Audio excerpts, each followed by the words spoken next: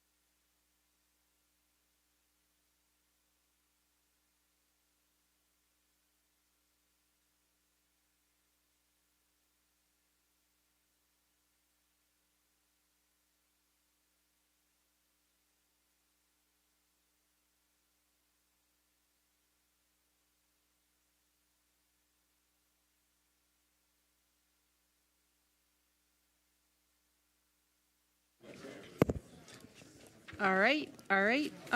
Good evening, everyone. We are going to start our meeting, the Pontiac Planning Commission meeting for Wednesday, November 6th. If everyone wants to take their seat, and we will get you in and out.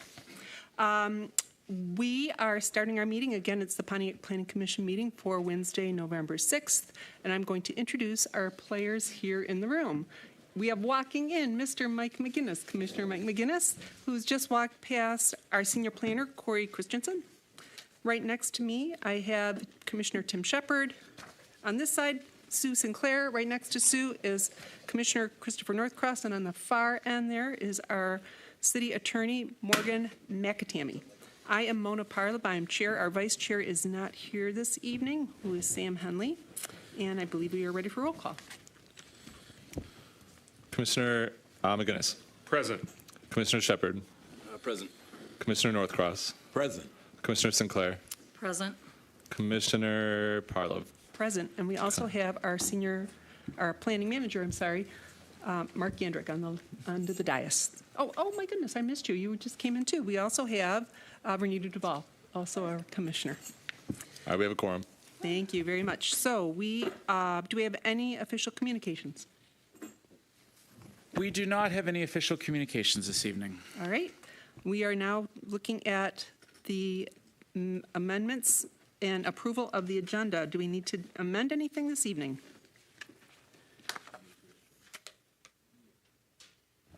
Typically, we move the site plan next to the special exception when they're paired. So if we could move 8A to go right after 7A. That sounds good to me. Do we need a motion?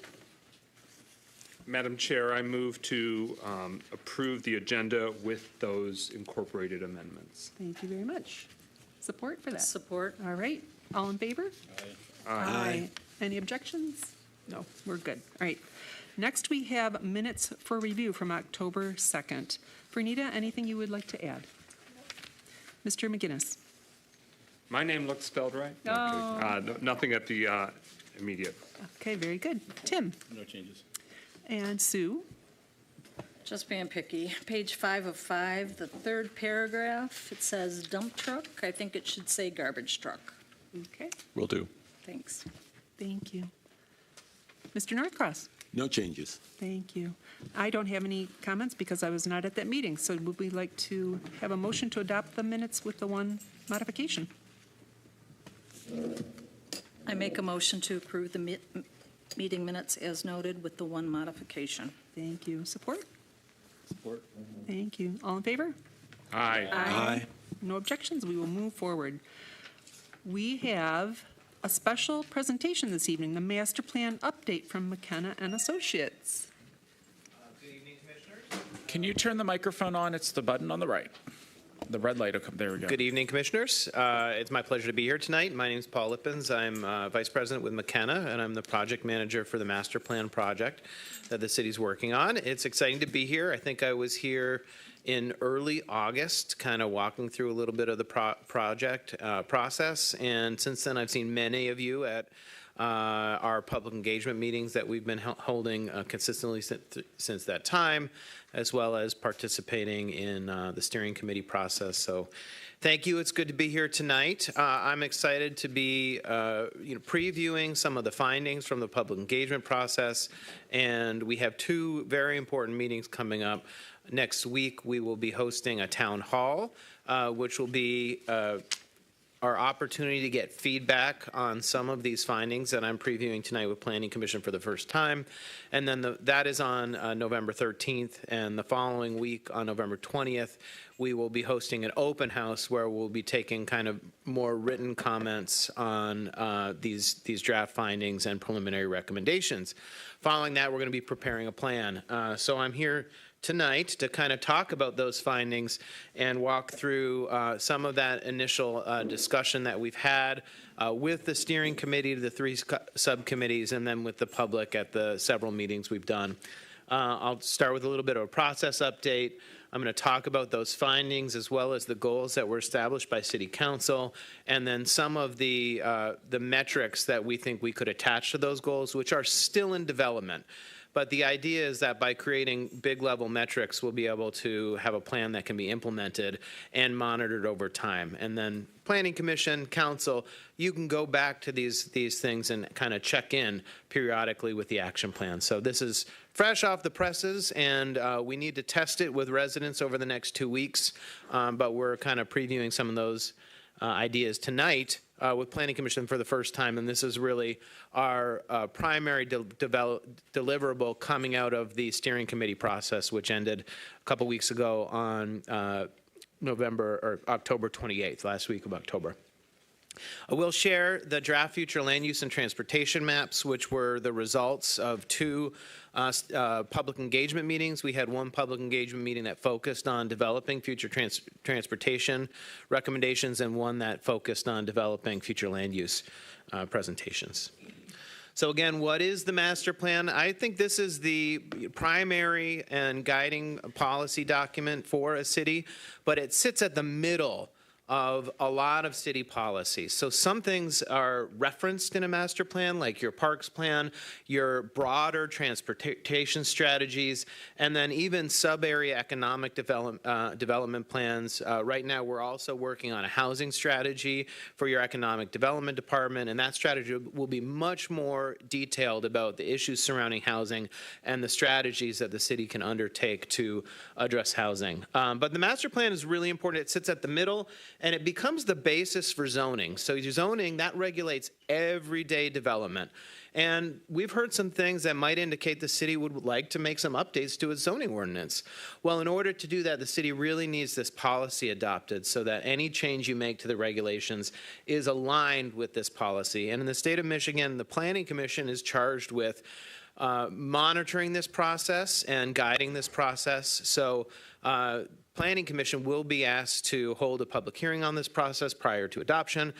You will also be the body that evaluates the draft plan and recommends it be released for the public approval process, which also council plays a part. But it all starts here, as it started here when we discussed this process with you way back in the summertime. So we have looked at community members to help us identify what the most important issues are in the city of Pontiac, and we are working to incorporate everything that we've heard into these preliminary recommendations, which really is a strategic action plan, along with some of the physical planning recommendations that you make in a master plan process, like the land use plan, citywide land use plan, transportation plan, and strategies for housing. These interactions that we've had are forming the basis of our recommendations, and we're working with city staff to provide a technical lens. We will be working with Planning Commission and Council to provide that policy lens, but it really starts with residents and what's needed. So this next couple months of drafting, iterating, and refining the preliminary recommendation to the point where we have a draft is really important. And there are more opportunities coming, two very important opportunities in the next coming weeks, as I mentioned. So I was making this slide. I think I presented something like this outlining the process back in July when we met, which our first meeting was, in August. So that's row 3, August, we see our first Planning Commission meeting. We have done a lot. This was an ambitious schedule, and we have met frequently, met consistently, and had many meaningful conversations around this. But as you see, there's still a ways to go. And sometimes I will refer to this as kind of a halfway point. We're a little more than halfway in terms of our engagement, but we're a little less than halfway in terms of the drafting. But we're right where we're supposed to be. And I'm excited kind of about the point in the process. Through this, we added a few pop-up workshops in October. There were a few community events that were happening. Also, we talked about reaching out at a local market. We went to Carnival Market for an afternoon and just had informal conversations with people at the market, and we were graciously welcomed by the owner. And city staff participated. Thank you again to city staff for all their involvement throughout the process. And we, looking forward, we are, recommending that our meetings that were scheduled, let me go back a slide here. You see the end of this was December, January, February.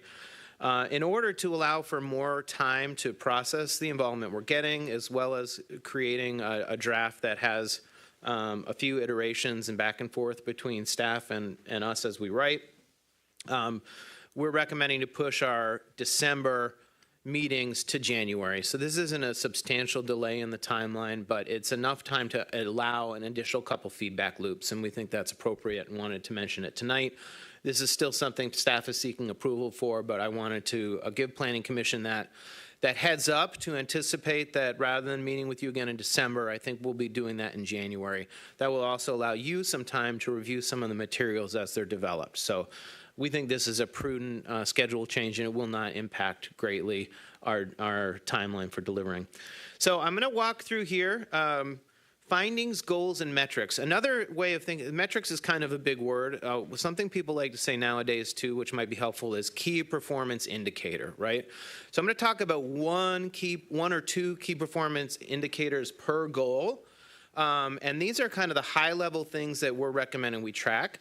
I also will say that these might change completely by the time we get to the draft form, but if you don't put an idea out there, you don't get started. So right now what we're doing is we're saying, and what I'm going to be presenting in the next several slides, is what the City Council's goals were. So City Council established the goal. We talked to community members, and I'm going to talk to you, this is what we heard. We think this is what we heard. And next week, I'm going to ask community members if we got it right. But right now, to give you a preview, this is what I think our key takeaway is from these conversations. And then I'm going to tell you what we think the key performance indicator will be to measure it. And we're going to be testing this over the next several weeks. And, tonight, hopefully we'll get some feedback from you. So this is synthesis. This is 7 big picture findings and metrics for success. We want this plan to be something the City of Pontiac can implement and that meaningfully addresses the things we've heard from residents.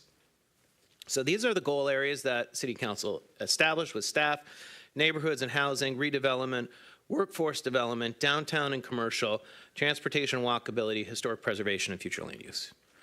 Again, this is kind of what that framework is. This is a strategic action framework, but this is how you create a vision, right? You have to break it up into actionable chunks. And if you do one thing at a time, you can get there. So that's what we're working on doing. And this is kind of the framework. Within this, we're suggesting that there's a key indicator, a key performance indicator that should go with each of these goals and can be tracked over time. So this is the goal for neighborhoods and housing. Maybe just by show of hands, do you guys want me to read the goal, or can I skip through it? All right, we're skipping some of you have probably heard me read them before. All right, so this is what we heard. For neighborhoods and housing, people in Pontiac do not just want affordable housing, they want great housing for all income levels. And I think this is an important takeaway. So very simple for a metric, we're going to say create 5,000 new homes or units across the city.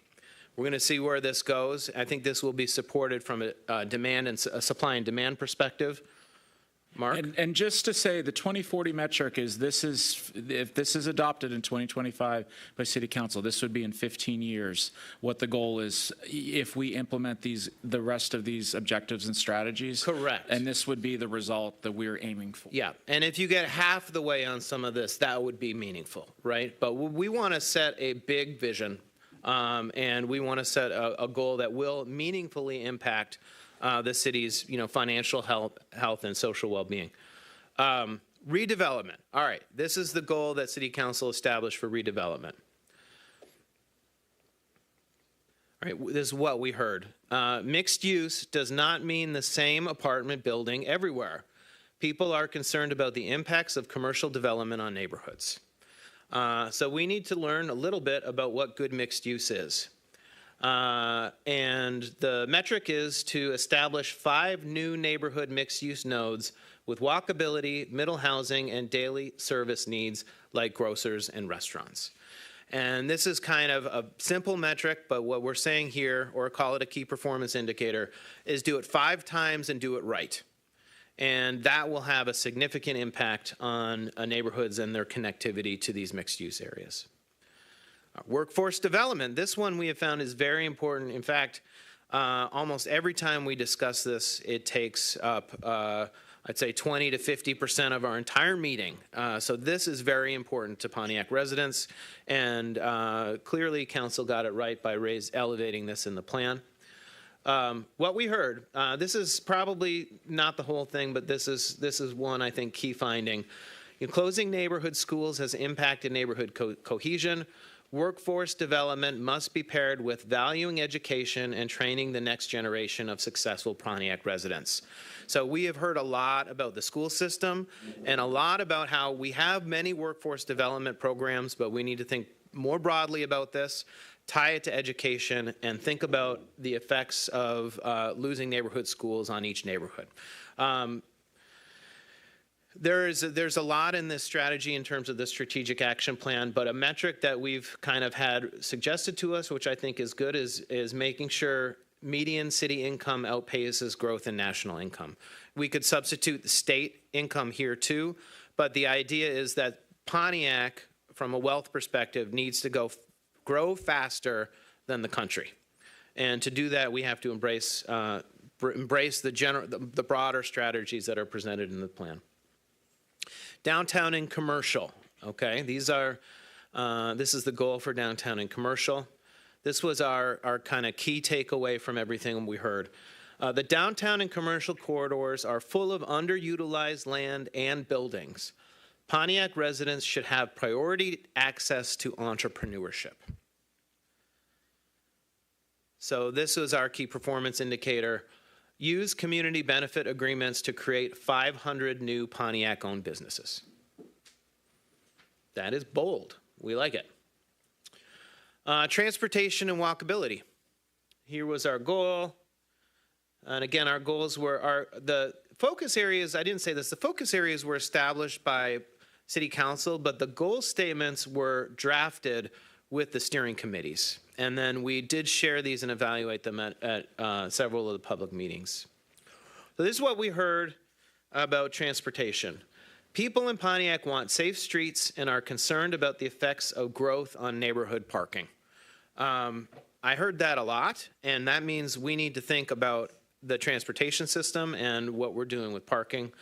And we would like to thank the city engineers and city staff for helping us think this through. One of the takeaways on transportation is we are in a system maintenance process, and we need to have metrics that are tied to the needs to maintain this system.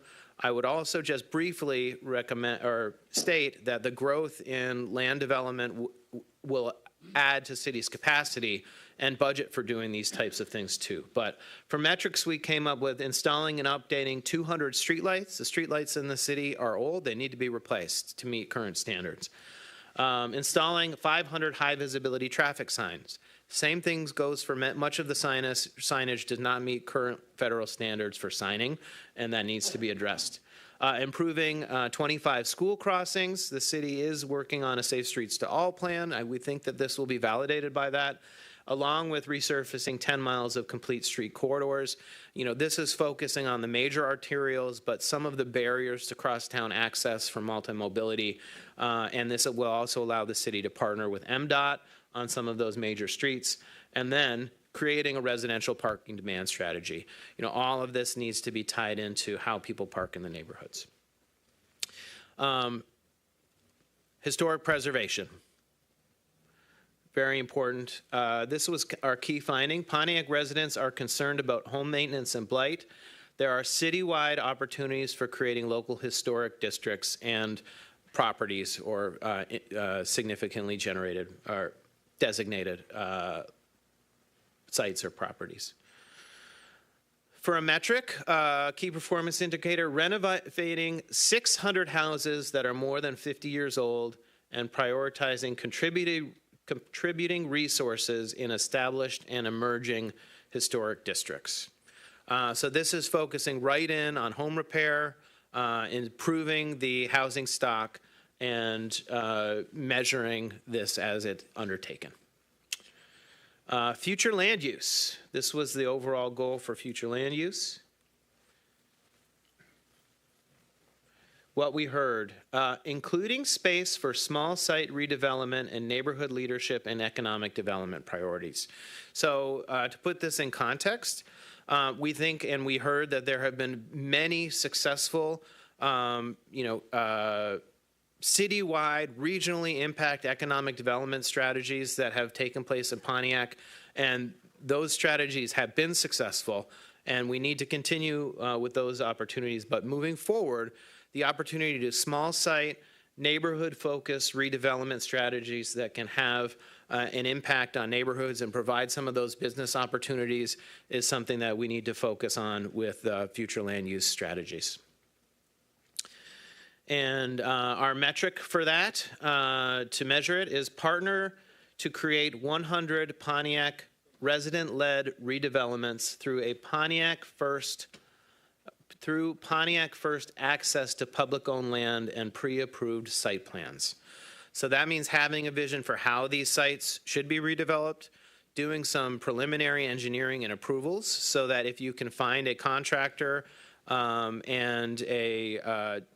and financing to do the construction, that the city is prepared from a redevelopment perspective, and that there is a leg up or access to the purchasing process for people who qualify for public-owned land approvals through a policy yet to be written, but a policy that does provide priority access to Pontiac residents, potentially Pontiac business owners. But this is something we discussed in some detail at the steering committee meeting.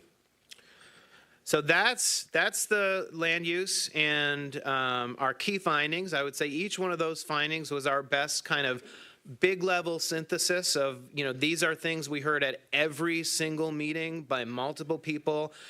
I heard it, Mark heard it, my staff heard it from multiple people, and we wanted to kind of say, hey, this message is something that we heard loud and clear. Our next step at the next town hall will be to ask those same people, who many of who will come back, maybe some of them are the first time, if this is what you came to say. Did we hear it, and then what else do we need to add to this? So the next meeting, the town hall on November 13th, is going to be a very important check-in, because we want to evaluate where we're at in the process and get some consensus to move forward to the next step. So I'm going to pause here. I have 10 more minutes, and I can do the last bit pretty quickly, but I do want to preview the future transportation plan, but I do want to also provide Planning Commission opportunity to comment on the metrics and the findings. Thank you. Do you have anything, Bernita? Questions right now? Yeah, I do have a question. And you represent the McKinney organization? Yes, McKenna we are a planning organization? and urban design company, and we, through the city's RFP process, we're hired to Okay. help with this Okay. process. I think about us as an extension of your planning staff. Like, I work for Mark. Right. And where have you, can you give me an idea of what you've done in other cities and what other cities you've been helpful to? Yeah, McKenna, our firm has been around for 40 years. We were founded in 1978. We work all over the Midwest, Okay. a lot in Southeast Michigan. Our headquarters is in Northville.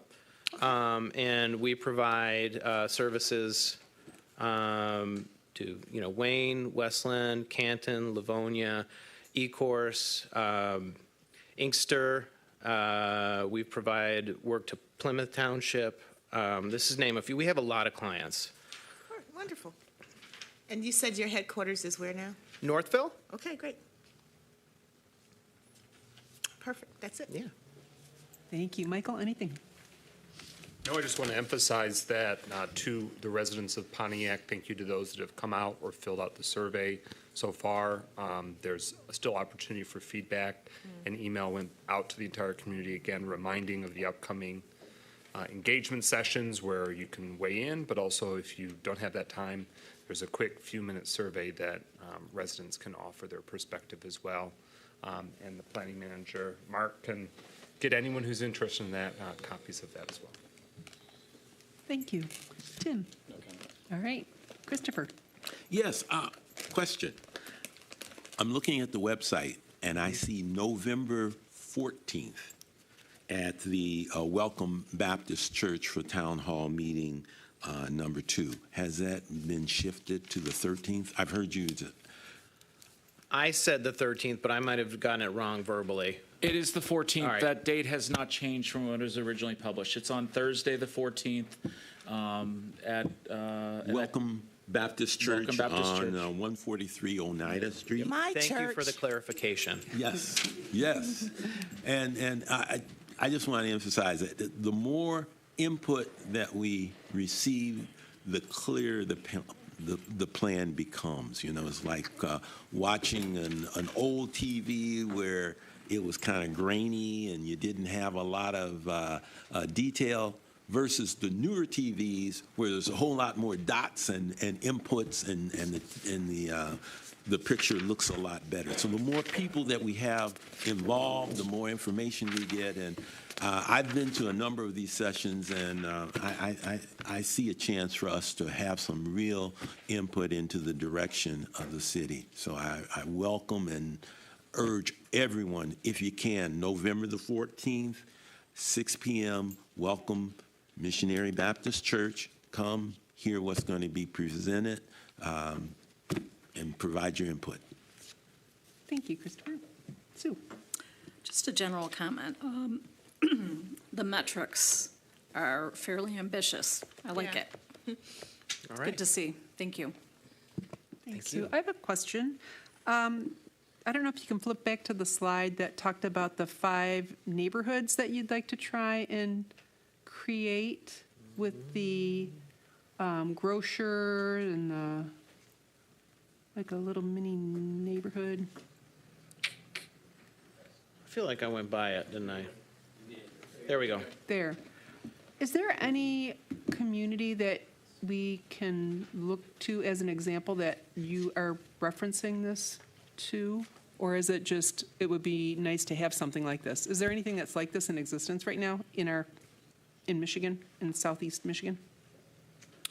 Yeah, there are mixed-use developments. Right now, the ones that are coming to mind are in Grand Rapids, so not southeast Michigan, but this type of neighborhood-level redevelopment at nodes that connecting to neighborhoods is, I think, a common development type. We shared some of them, and there are some pictures in the upcoming presentation of them. Okay. The other thing that we're working to do is develop, and I have a picture of one under development neighborhood node plan that's a part of this study that would be a model for potential developers to use, but what we want to show is the number of housing units, and the amount of square foot of retail, civic uses, park spaces, and then potentially taxable value that can be generated by reusing sites that currently do not have structures on them. Okay. And then the funding for this is maybe a kind of a combination of state, private. How does this get created financially? The most common way to fund mixed-use projects is through public and private partnerships. So utilizing some funding that is usually tax generated.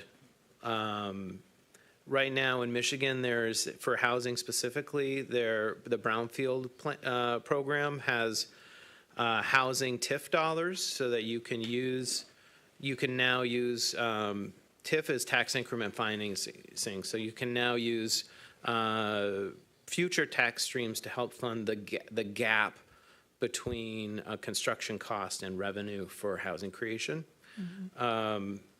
So I would say there certainly are conventional financing options, and many people do approach this development with conventional financing.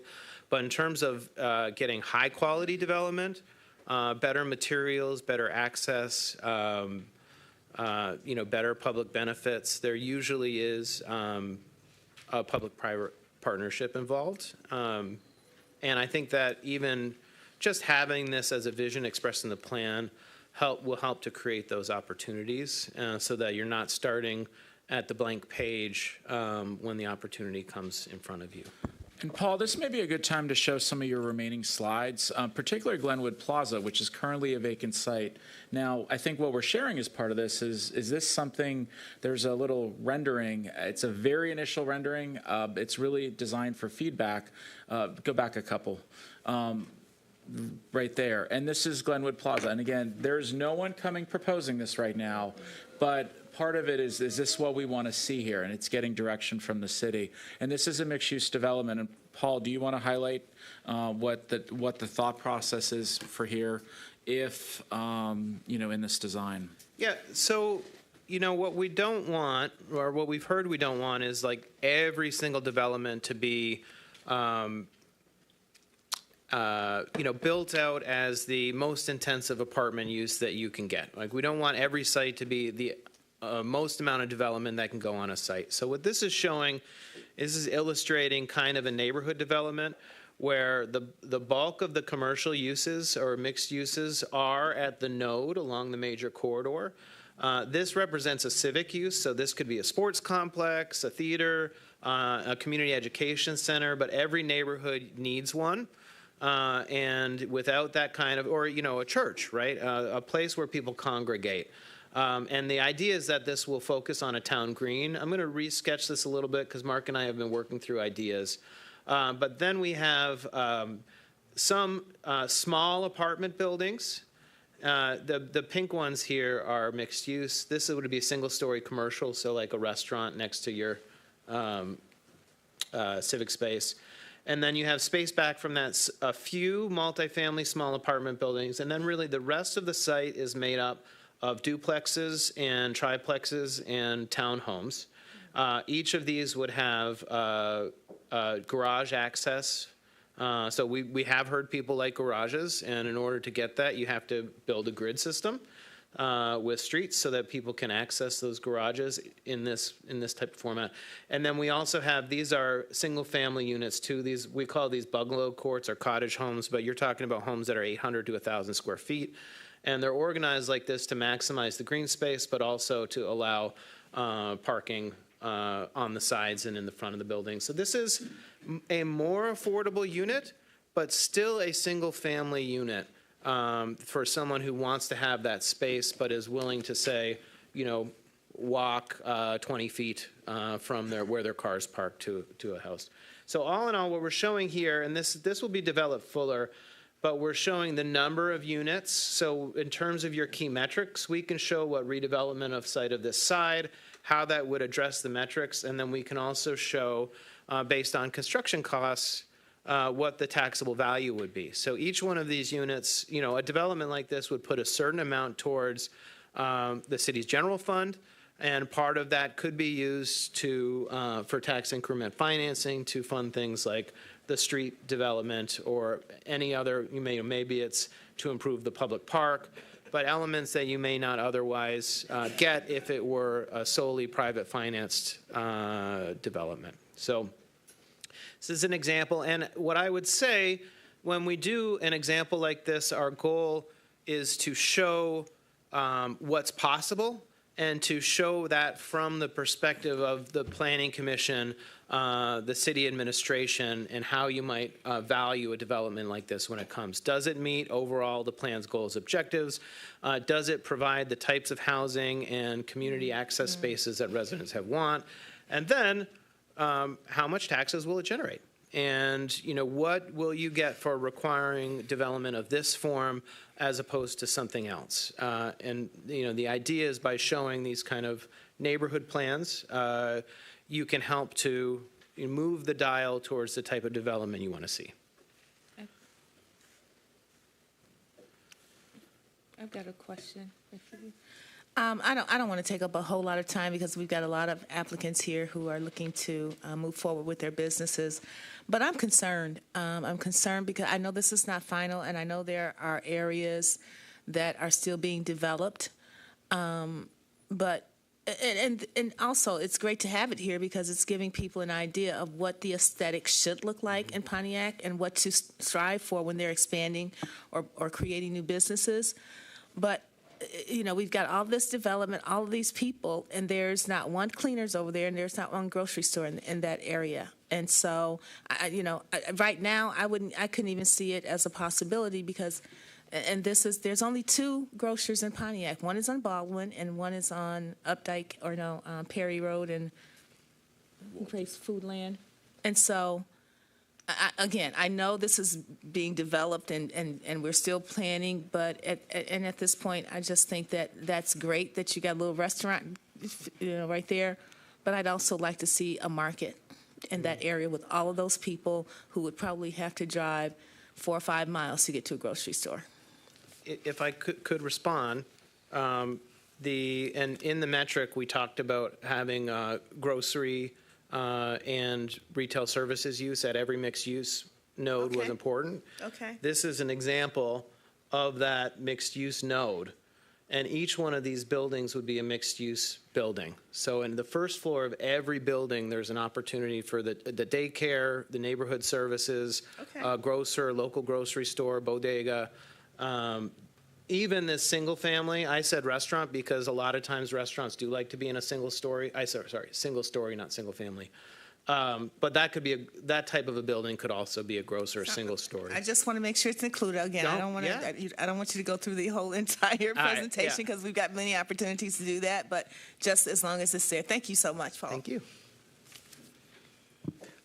Okay, continue. I'm at time, but I'm going to just go back. These are examples of what each of the future land use categories would be, and we did show these at a public meeting recently, and we will be showing these in more detail next week.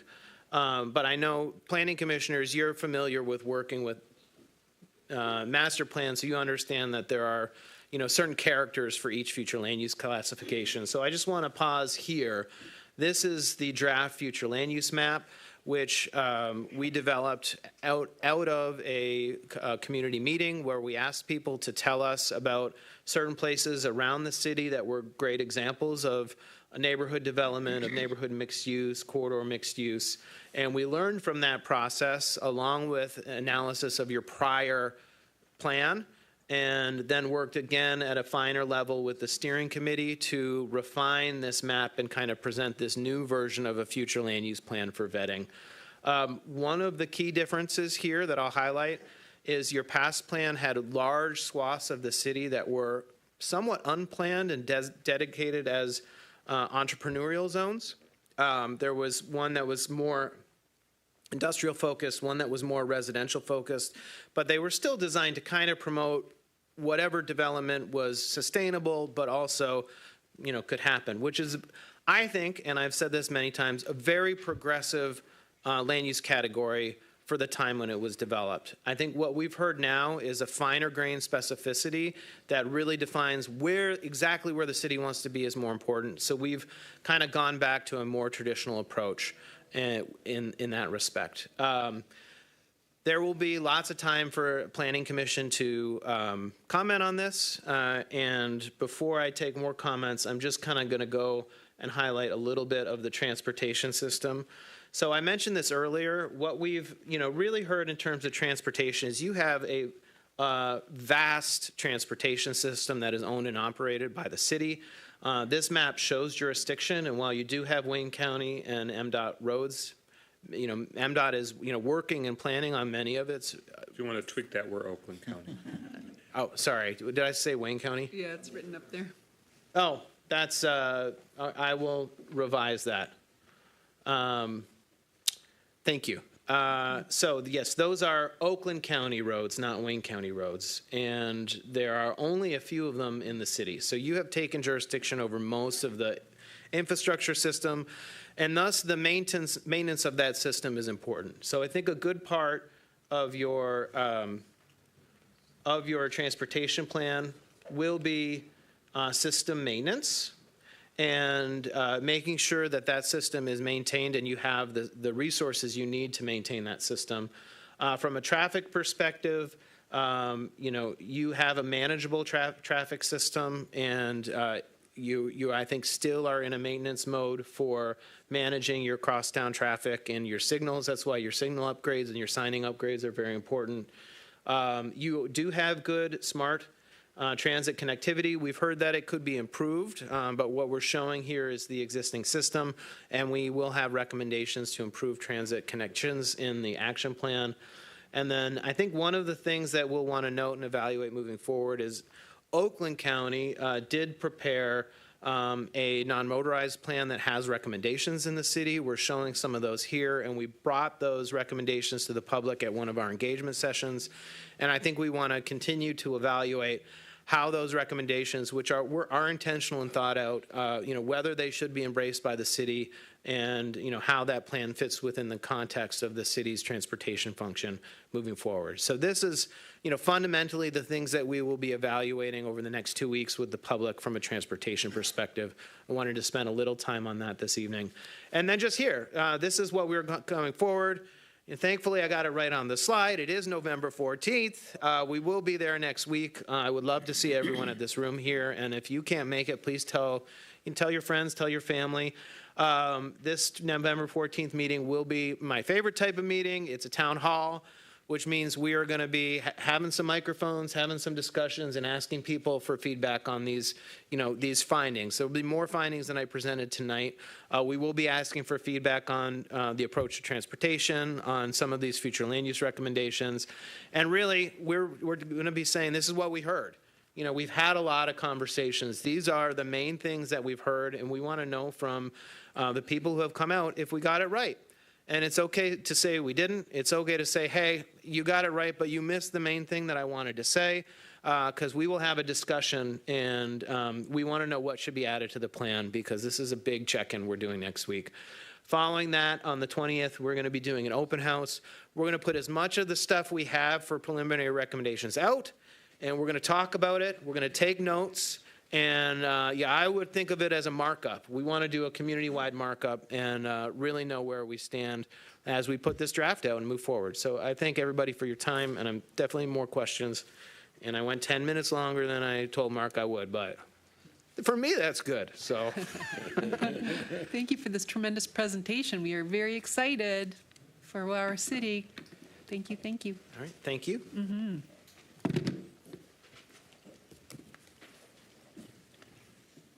All right, go ahead. So we are now going to move to our first public hearing for the evening. We have application number SEP 24-008. It's Stantec Architecture. It's a special exception application for 283 Baldwin Avenue. It's a community service facility. All right, so the applicant today is seeking approval for a community service facility, which is what our ordinance calls a shelter. The site is currently undeveloped. The applicant is proposing to build a new 3-story structure. Staff is recommending approval with 3 conditions.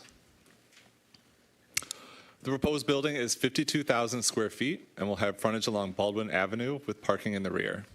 The proposed site for the facility is on the west side of Baldwin Avenue. The site is legally conforming regarding setbacks, building dimensions, lot size, and frontage requirements. The proposed shelter is proposed to house up to 100 clients. The goal is to cut down on recidivism. Clients leave early due to noise, chaos, and lack of privacy that comes with overcrowding. The applicant is seeking to construct a new facility that can better accommodate and serve the clients. The existing facility, which is located 1 block south, is going to be converted into administrative offices.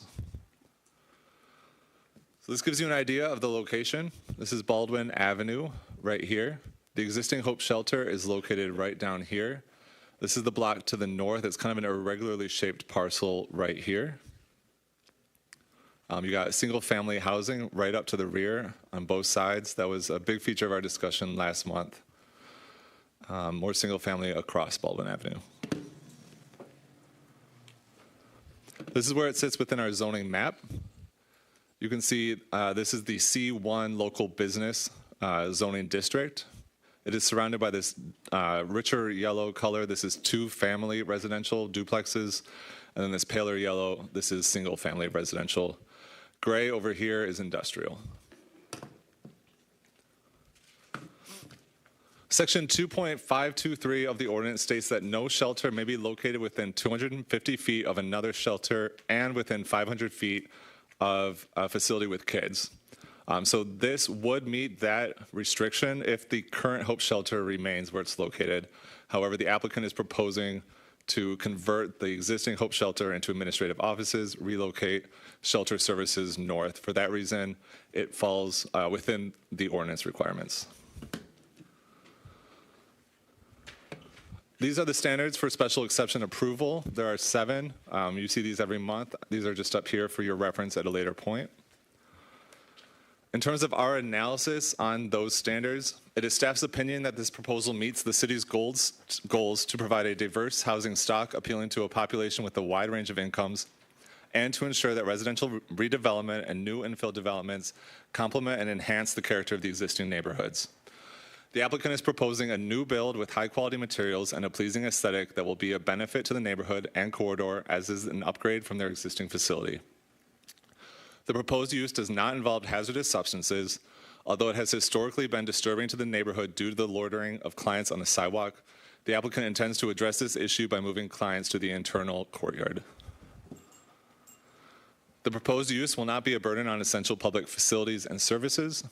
Residential facilities, including shelters, generally do not generate noise, glare, odors, or airborne emissions. The proposed facility is entirely enclosed within one building. The most likely impact this use will have is the stacking of clients outside. However, this has been addressed by the design of the facility with the interior courtyard. Hope Shelter is already operating on Avenue. Approval of this special exception should not result in a change to the essential character of the area. With that, Staff's recommendation is approval with 3 conditions. 1, the facility operator will not allow clients to line up outdoors anywhere within the right-of-way. 2, approval of the special exception and related site plan and building approval require the existing facility at 249 Baldwin Avenue to no longer operate as a community service facility due to buffer requirements set forth in the ordinance. And 3, all conditions of the associated site plan must be honored. And then per usual, I have sample motions for your use. Very good. Thank you. Thank you. Do we want to bring our applicant to the microphone? And if you would please state your name and address for the record. Good evening. Thank you for having us here this evening. I am Bernard Grant. I am from Stantec. We're located in Berkeley at 2338 Coolidge. And we have a small team here tonight for the presentation. We have our design architect. We also have the executive director of Hope Shelters here. He's going to begin by talking a little bit about Hope Shelters and its contributions to the community. And then we'll have Andrew run through the design itself, and we'll answer any questions anybody has. Wonderful. Take it away. Okay. I assume that you've heard some of this before. We are the only low-barrier homeless shelter for single adults in Oakland County. And we do actually take people and work with them where they are. Each year, more than 200 guests will exit our shelter to a place they can call home. We have a strong success record with those people staying housed. The people who measure that tell us that it's about a 90% success rate. The issue that sometimes people notice is the fact that we also see another couple of hundred guests who will churn through the system in just a few days. They may hang around the shelter, they may hang around the neighborhood, but the bottom line is they won't stay in the shelter long enough for us to work on a plan and develop an actual working plan for them. This shelter is going to give us a chance to work with these folks because they usually are going to leave the shelter because it's too crowded, it's loud, it's chaotic. This is going to give us a much more dignified experience. And when we resolve the homelessness for these folks, and we have open beds so that they don't have to wait outside, then we're going to be able to work with them more efficiently and give everybody a much more dignified experience. Both the shelter guest and the neighborhood should have a much more dignified experience as a result. More service providers will be able to meet inside the shelter. We will take our existing shelter and use it primarily for administrative offices. We can also utilize that for an additional place for guests to gather when they're, if they need to get out of the shelter. People are welcome to be there all day. The people that you see outside are the people who are desperate to get inside. They hang around because they know they can get help. They hang around because they've heard of other people who've had their homelessness resolved. And so their goal is to be the next person who gets in. We have decided to move the intake around to the back side to give them a more dignified experience, but it will also give the neighborhood a more dignified experience. And by going from 60 beds to 100 beds, we're hoping that that means that we are going to have available beds. The goal is to have empty beds. If we have empty beds, then I don't need to make you wait till 4 o'clock to get in. I can let you come in when you arrive. And again, no reason for you to stand in a line. So we're really trying to address issues as best we can. Also inside this will be a clinic for the use of the shelter guests, which will have behavioral health services easily accessible. This is going to be a place of healing. And it's going to help people to rebuild hope, and I think that it's going to make us much more effective, and I think that our relationship with the neighborhood is going to be improved greatly. Wonderful. Thank you for that information. But before you walk away, could you, even though it's at the end, could you please state your name and address? Oh, I'm sorry. My name is okay. Brian Wright. I'm the executive director at Hope Shelters. Great. Thank you very much. Hello, my name's Andrew Stewart. I'm architectural designer with Stantec, and I see many familiar faces, but I know there were some folks that were not here. I'm just curious, do we have any plans, or is this what we have graphically? Were there any plans of, did we provide them with any plans, do you know? Yep. So everything that was submitted was sent and put in their packet. So we have the most Okay, so recent you all drafts. can see. Okay, I was going to point some things out. I think one thing that's important to understand right off the jump is the concern for not having folks line up outside off Baldwin. So I've got a little laser pointer here. I'm trying to point things out here. So right along here is Baldwin, so the main thoroughfare, and then we have a north-south. I'm sorry? That's Rundell. Oh, Rundell, yep, and then Tacoma down below. So you can see in here this notch out of the building. So the building footprint essentially is like a C shape. And really, that is in service to the program requirement to have any new guests that need to be checked in have a place internally on the property to queue up and wait until they can be processed without hanging out front on the corner in front of Baldwin. So you see right here a sort of stretch of sidewalk. This is the entry for new guests where they'll go through processing. And then, of course, you can see the parking. This line along here, this isn't a landscape plan per se, but there'll be a buffer of plantings and a berm that was a request. Will be going in there as well to help provide some natural acoustic and visual barrier to the immediate neighbors. And there is going to be a courtyard here with a access required barrier so that folks can be outside without leaving the facility potentially. In the middle of the night, someone gets up, has a panic attack, wants to go outdoors, so they're not just walking out and wandering along Baldwin. They have a protected space there where they can safely go outdoors. With the idea being that in intake time, you have folks line up here to be let in, and then once that time is done, that they're asked to go elsewhere, that's not on the property.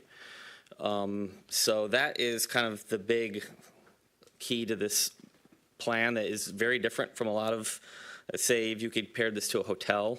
You don't necessarily have two entries per se that are of significance. So it's a little unique in that regard. But once you get beyond that, it really is in part and parcel very similar to a hotel in that each unit has its own toilet room, each unit has its own day lighting, has its own HVAC control specific to that unit. And there's a lot of design considerations that went in with post-COVID understandings, things that we know now that we didn't know then that make it a lot safer to be occupied in the event that you have another pandemic or people need to be isolated. So it's got a lot of modern considerations and upgrades that they're just not working with. I'll tell you, when I first saw where they're at now, I was like, I can't believe you guys do this much with this little. So I think giving them a fair shot to upgrade their services is going to show itself out in the quality of the outcomes. Because as Brian mentioned, they're not low barrier, no barrier. You can come in there with a drug problem. You can come in there being kicked out of every other shelter. So they'll give you a place to go that's not on somebody's front step or in the street in front of their house. But I don't know, do we have another floor plan that shows sort of the interior? Not in the PowerPoint form. Okay, so it'll be easy enough to explain this way. So essentially what the program breaks out as is you have, sorry about that, you have a wing that runs sort of east-west, another wing that runs east-west, and then you have the north-south pieces. This little guy right here is a kitchen. So they're going to have a full commercial kitchen, which is a huge step up from what they're dealing with now. So adjacent to that on level one, there'll be a large multi-purpose space, which will have, daylighting and visibility out to the street. And in large, aesthetically and material-wise, this is no different than we would approach designing a multifamily condo building in Royal Oak or, Bloomfield Hills. I mean, from a standpoint of, it's a little more value oriented materials, but not in a sacrificial sort of way, in a low maintenance way, so that they can focus their long-term goals on the outcomes of the people that come in there rather than maintenance for the exterior of the facility. So it's a lot of fire-resistant materials, and we've got some samples here. I don't know if those would be helpful. We can pass those around. Thank you for bringing those. We appreciate that. So he's going to bring some of that stuff up. But largely, it's all products that are going to be cementitious. So there's going to be siding, and you can see that in some of the images that we shared, which look just like your siding on a house might look. But rather than being wood, they're a cementitious fiber product. So they're flame retardant. They're lower maintenance than a regular painted wood or MDF, with a sort of a maintenance life of low end 12 to 15 years before you have to do anything to it. So I think the importance of that being that once you build it, it's not going to become an eyesore every 4 years. It needs to go be sanded and painted and sanded and painted. So there's some consideration to that.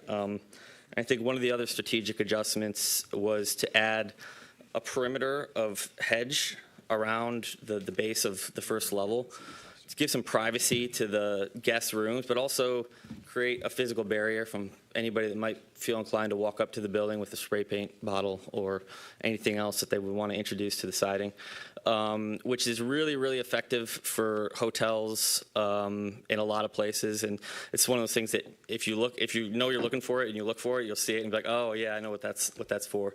But also, it's a way to do that beautifies the property and adds some character and some aesthetic appeal. Have a little landscape.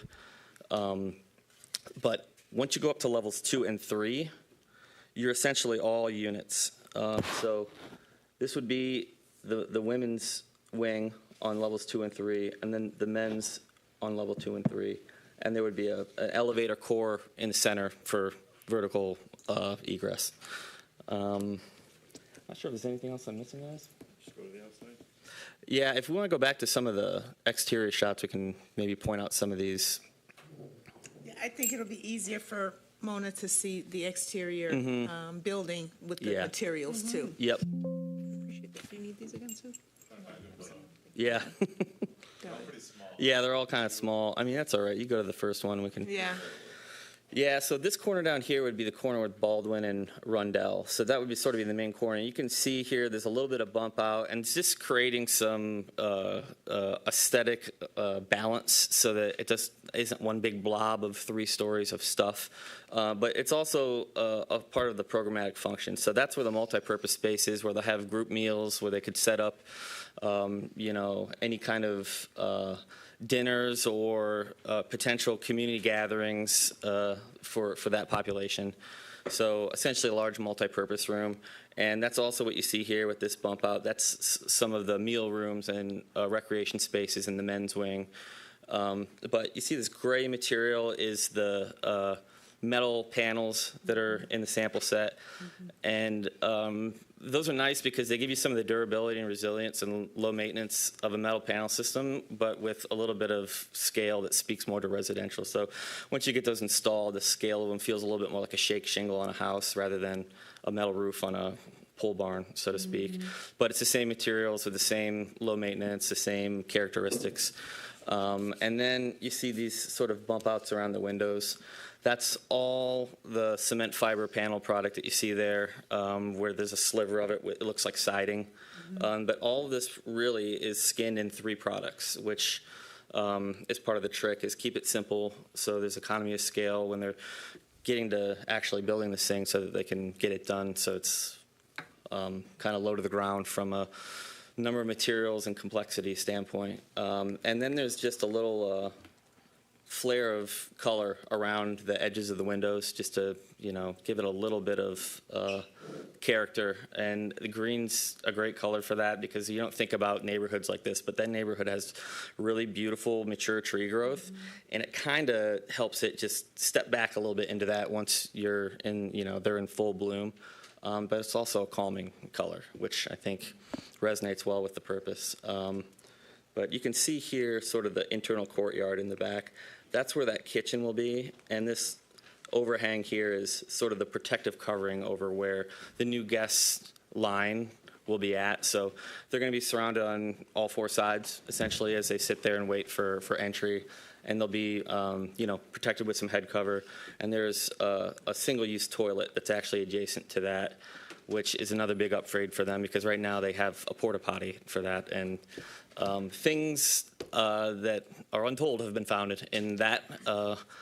So I think just in general, it's going to be a big step up for what they're doing, for the experience, but also for the quality of experience for them functioning in the neighborhood.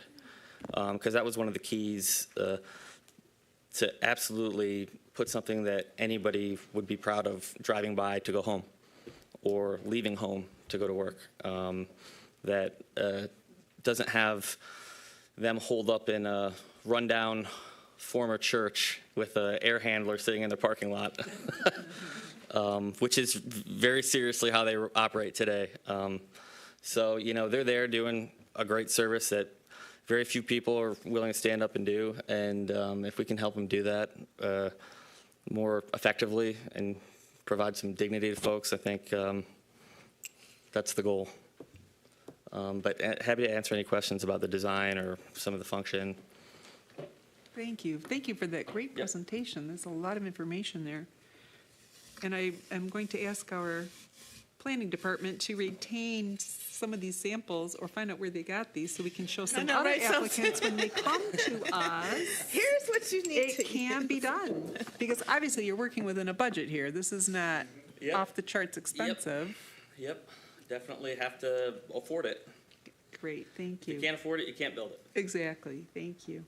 Vernita, any questions? I do, and it's so interesting because when I first saw this last month, I said, "Oh, it's so sterile," but it should be, and I'm taking it. I'm really gravitating toward it a lot better now. That's good. So That's good. thank you for that.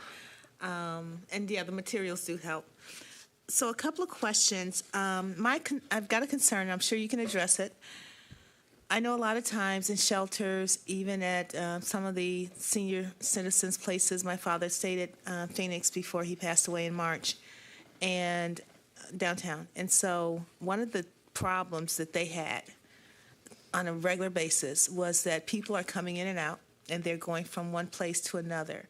And in their particular clothing, they're carrying everything from that place, and so I think you understand what I mean. And so how would you address that? Is there going to be opportunities for them to clean, get new clothing, wash? I don't, because some of that, Yeah, I can answer at a high level, and Brian, if you want to dig deeper. So part of the whole intake processing is a validation of everything that's coming in for purposes that you've just mentioned, but also just to make sure contraband isn't coming in so that they can ensure the safety of themselves and everyone staying there.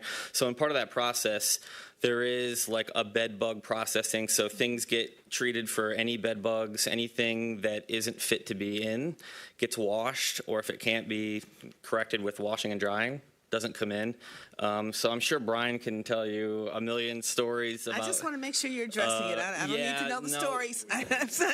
I'm a product of the stories. So see it firsthand. So it's basically going to have what amounts to its own housekeeping, like central housekeeping. So there's going to be a whole laundry, but they're also going to have, unique trash and recycling conditions for... it's been a very unique experience for me. Number one, proud to do anything of this volition versus developers condo building somewhere for money. It's a beautiful place. I just wanted to maintain because everything starts out really nice, and then after a while, it gets uncontrollable. And so I've had that experience, and I think part of what you were also referring to is people who perhaps are not sheltered who are carrying everything on their backs. That too. If you're in the shelter, you're guaranteed. You keep coming back. You stay here. You can leave some stuff in your room, so you don't have to carry everything with you. So that's a little bit of a difference. Okay, good. I have another. I know that last time you said that it's not a family. You're not supporting families in those one bedroom or bunk shelters. Is there a referral process that you're using? Because sometimes if there's a mother with a child, there's no way she's going to leave them somewhere else or whatever. So I just want to make sure that. Well, we have a very close partnership with Lighthouse. Okay. Lighthouse officially handles families Yeah. who are homeless, and we handle single adults. Okay. And so we have a close relationship, and we have the ability to refer as Okay. needed. Yeah. And then finally, I think you addressed it, I think we talked about the loitering last week and the possibility for that. But I think if you keep this going, and I'm sure that you will, I was going to ask about a waiting list. I'm sure you're going to have more business than you can imagine, so. Well, part of what slows us down sometimes is the fact that, people have been traumatized so much. And the way our shelter operates right now, we got 60 people in one big room. I mean, if you can imagine that. If I were to say, we're all in this room together, it's time for bed. Change for bed now. It's not a very dignified experience. Now, I'm just saying, you hear people sleeping. I don't know about you, but I have a tough time sleeping if I think somebody's staring at me. If you're in a room by yourself, you have a chance to truly relax and sleep well. And when our guests start being able to really experience some healing from their experience I just got emotional in that right here. room. Thank you. So the reality is that if we have to work on things like vital documents, you got to get a birth certificate, then a social security card, then an state ID. This is time consuming. It can take 3 months to do that. When we look at the number of people that we're actually helping, it's not unusual for them to be with us 3 to 6 months. 3 to 6 months sleeping in one room with 60 other people, that's hard to deal with. So when people start healing and being able to think better, I believe we'll be able to get them through our system a lot faster and Transition a lot yes, faster, and a too. much more dignified experience as well. So Appreciate that, and I think if everybody feels like I do, I'm feeling a lot more blessed today than I was earlier. So thank you for the humbling experience. Appreciate it. Thank you, Renita. Michael. Thank you very much for the application. We've benefited from you essentially having an informational preview last month at our previous Planning Commission meeting to delve into this and help us anticipate the question. And I'm grateful that a lot of community members may have come out, including if you're neighbors, you'll have an opportunity in a moment to speak out, to share what your concerns are, your questions are. So we are being asked now, do we, the people of Pontiac, consent, do we agree to this exception, this special opportunity for there to be this community service facility, specifically a homeless shelter, and it's in close proximity, obviously, to an existing homeless shelter of the existing operation.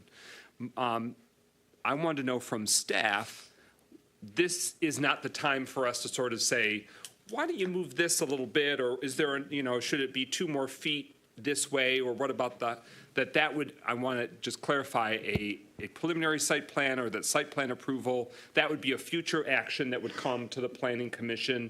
Is that correct, or is that handled by staff? Preliminary will be handled by Planning Commission at this meeting tonight.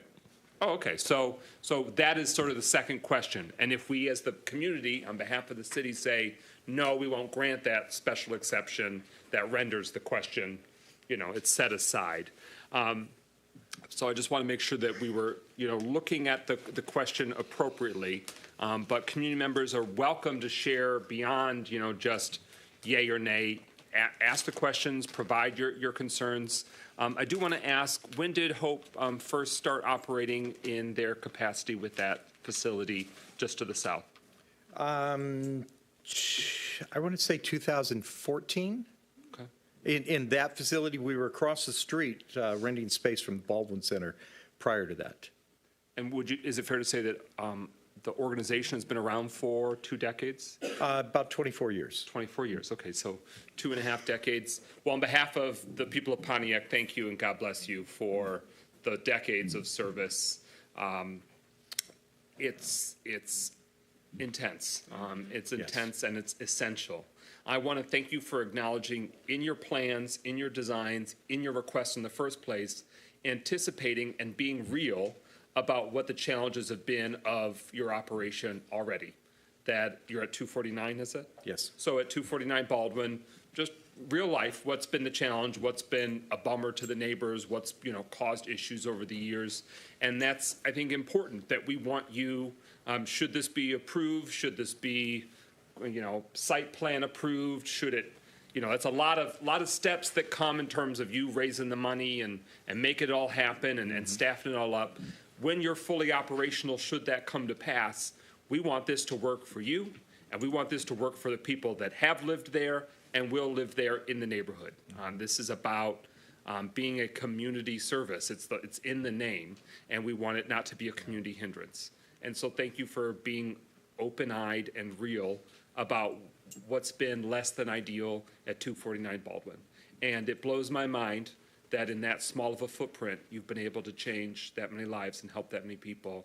And you're really providing an essential service to the city, because we all know, I'm somebody that lives a few blocks away. I have a lot of, people that are on the street or chilling, loitering, during daylight hours and then sometimes at night.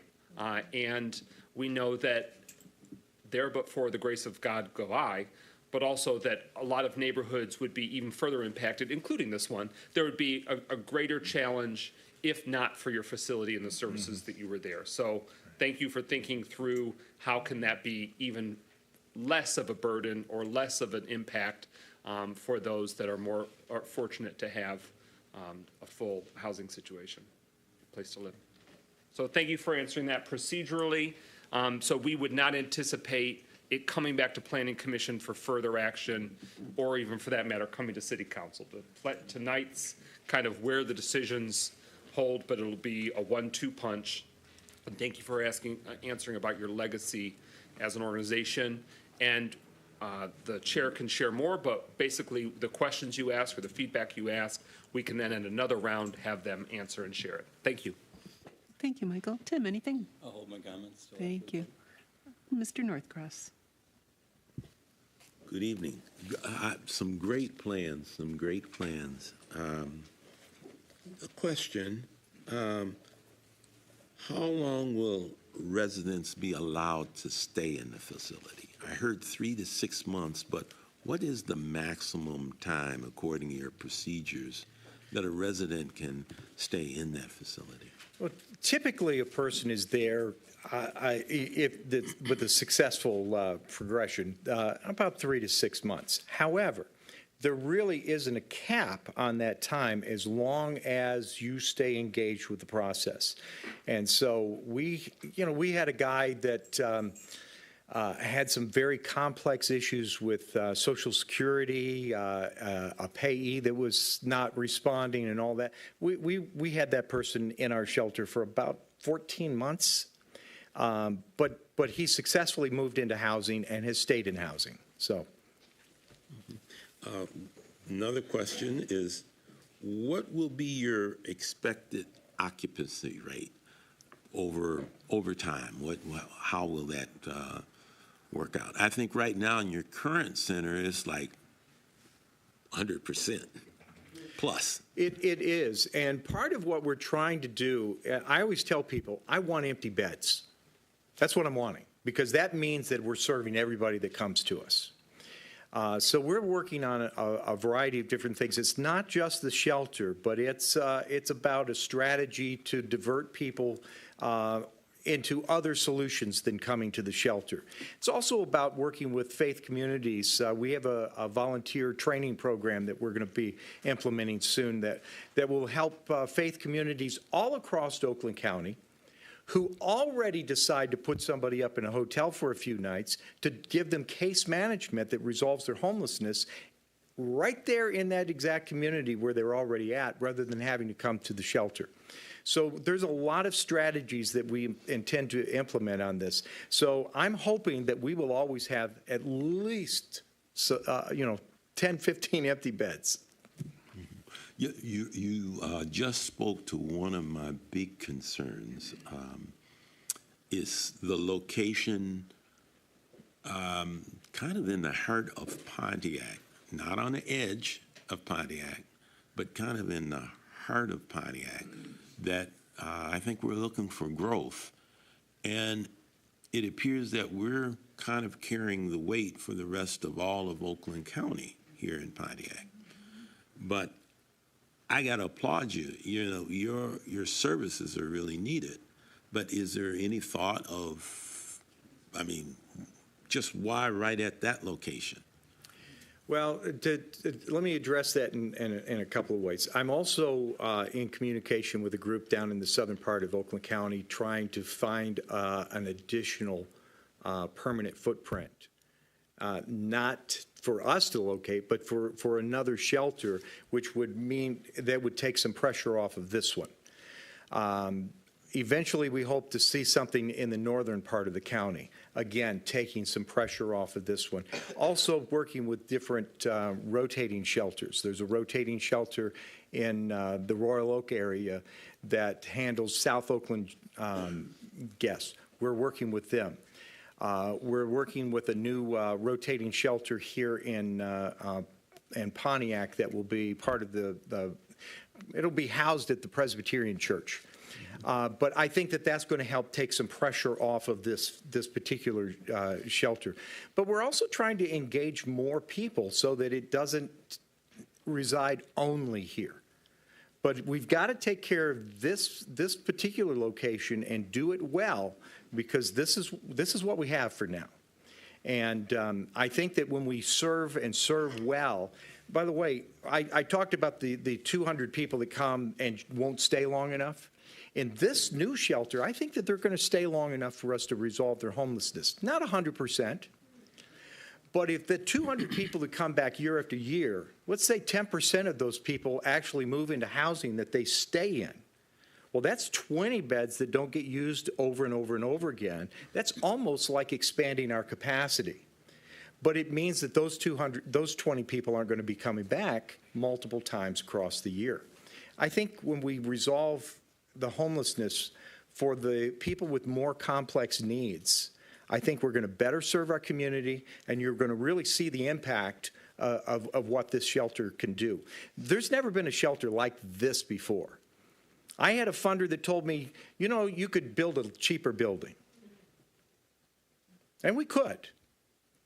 But it would not address the needs the way this one will. I had another funder who heard that, and he said, please tell me that you will not consider changing this building. He says, I believe in this. And so that's... Thank you for that. Thank you for that. You certainly are, you know, I have to applaud what's happened at Hope Center. There's another board that I sit on where many of the clients that we have there have come through or will come through Hope Center. That's the J Shop. But just looking totally at, as we start to move and as we start to grow as a city, I'm just, well, let me say it. I'll sit back and I'll listen to the comments. I think you've had a chance to engage the surrounding residents, and so I'll listen. Yeah. Homelessness, unfortunately, is found in every single city. Yeah. And so, you know, it's here. We have guests that have need. And so I think that one of the things that we have is the opportunity to lead the way and say, this is how you do it correctly. And I think that there will be other cities that will be looking at us and trying to copy us. And we can lead the way. Thank you for that. Sue, questions? I have a question. You talked about your guest intake. What about your guest discharge in the morning? What time is that? Are you suggesting that we have a time in which people must leave? Because we don't. Okay. I was under that understanding from last time. That's a standard thing in sheltering, and I do believe that at one point we did have that kind of a situation, but we don't currently operate with that. Guests can stay in the shelter, but I will tell you that a lot of people have appointments, they have jobs, they have, you know, they don't want to be cooped up all day. But this shelter, I think, is going to be a more comfortable place for people to be. Plus, I'm anticipating utilizing some of the existing shelter as another place for them to dwell during the day, just to kind of, maybe recreation or something like that. Okay, those are my only comments for right now. Thank you. Thank you, Sue. This is really surprising in a wonderful way. And so many people will say, well, I don't want this in my backyard, and I'm not going to, I don't want to step on anyone's comments or anything. But for not wanting to have something like this, but we know as a nation we need things like this, how are you able to kind of break through what other communities have not been able to do to come up with something like this?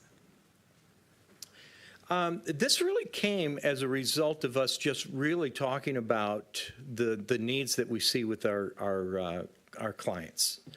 And there was a funding opportunity for ARPA funds coming into the county to build a non-congregate shelter. Now, I will tell you that the forces behind that are focused only on the spread of viruses. They want to protect people from viruses because during the last pandemic, we spent a lot of money on motels and feeding people at motels and trying to do case management at motels, and it was a headache. And they don't think that we're going to have access to that kind of funding for the next one, so they want us to build a place where they can isolate in place. What they aren't thinking about is how that impacts people's behavioral health.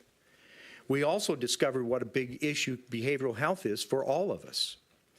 And when we started talking about this shelter, we started reaching out to different architectural firms. And when we reached out to Stantec, they came back and they said, by the way, one of the people on your team is this guy who is a behavioral health expert in behavioral health design. I don't know about you, but I didn't know such a thing existed. And I said, that is perfect. I applauded the fact that they even knew we needed that. I went back to the other architectural firms and I said, what do you have to compare to that? And they all said to me, oh, you don't need that, which just tells me they don't have it. Right, right. I have been thrilled at some of our meetings to hear this other architect talk about some of the things that, well, we need to angle this wall because we need to work on sound deadening in this area.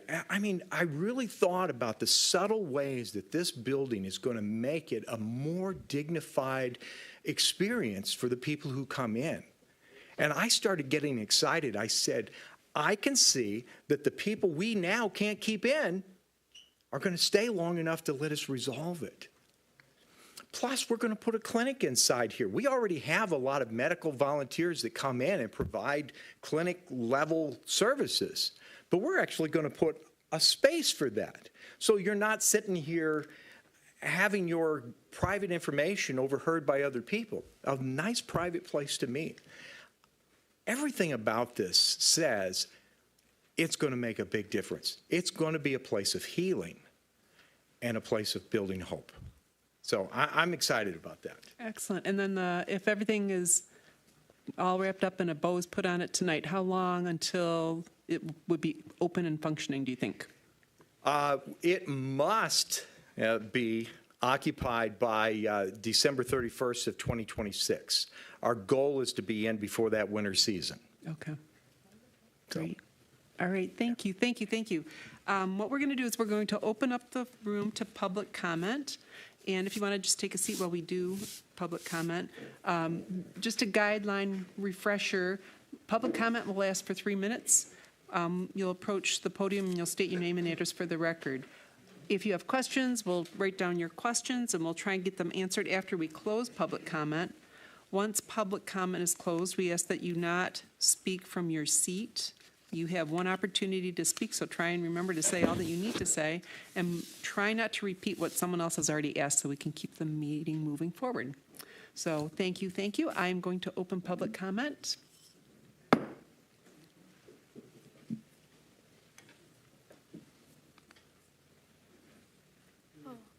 Hello, I'm Rosalba. I live really close to there, and I think it's an amazing idea. And also, like, maybe just about the trees in the front. It's kind of dangerous, like, in general, just now, just trying to cross the road. Because, like, I always go through Rundle, that road, and, like, to get to Baldwin, it's, like, a little bit hard to see through with the fences and stuff. So I feel like the front trees maybe will be a little bit more harder to see, like, to cross the road. But everything else is perfect, and yeah. Oh, thank you for that. It's good to know those things. You see things that other people don't see when you're moving around like that.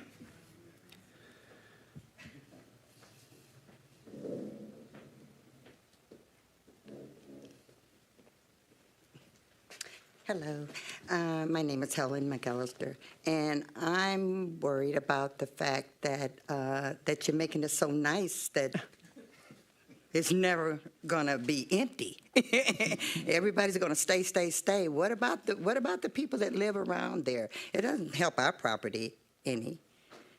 I mean, I think it's a good program. I feel for anybody that's homeless, you know, but it's not great to have in your neighborhood, and you know what we see all over in the front. The fire department, ambulance is there every day, you know. What's going to stop that? You know, it's just, it's not a great thing to have in your neighborhood. It's a good thing to have, but not in your neighborhood. According to what I'm seeing, what's going in there, it's scary. Thank you. Mm-hmm. No, she didn't.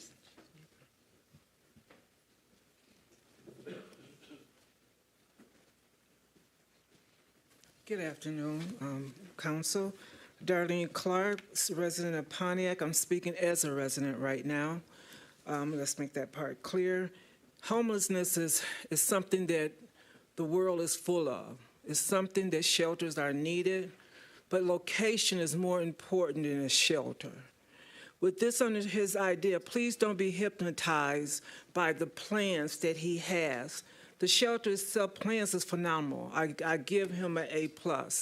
The location itself, it brings very good high concern. Baldwin is not a wide street. It's just a two-way lane, one going one way, the other one going the other. The street, the neighborhood that it's in, is just a small neighborhood as well. With the traffic being high, especially around between 2 and 6 at the evening time, trying to get to Baldwin toward the Great Lake Crossing area, is congesting the whole area. That's the narrow part of Baldwin. Baldwin tends to widen out as you get across Walton. So with that being said, please, please don't be hypnotized. This shelter will be the hub for all other cities to have the homelessness come in. But you're bringing it into a neighborhood that's already existing. You're bringing the heavy traffic. It doesn't have gated locks, so these people will be able to come in and out as choosing. But that in and out will disturb the small neighborhood that is existing right now. Again, I'm not saying that I'm hypnotized by what he wants as well, but the reality of living in that environment is not a very good one. He has big plans for a small area. That type of area needs to be in a medical facility area. It needs to be where traffic is high, where the trucks, cars, and everything have the free and flow of a traffic light. There's no traffic light at the area that he's locating this at, which is going to be a bigger problem. You have so many long-term problems going to hit you. You have prostitutes at nights walking up and down that street. Now, the people that's going to be residing in these areas have some may have mental problems, some may have physical problems, but you're going to have all kinds of issues with this without having a permanent medical facility on site. You cannot control people. There's no way you can do it no matter what kind of facility you have. And you have my deepest sympathy for your father who was at the Phoenix Center. But let me tell you about the Phoenix Center. Not only bed bugs, rats, rodents, and everything else, it come along with the package of homelessness. Now, with all that being said, don't be hypnotized by his idea. Look at the reality of the location. Thank you.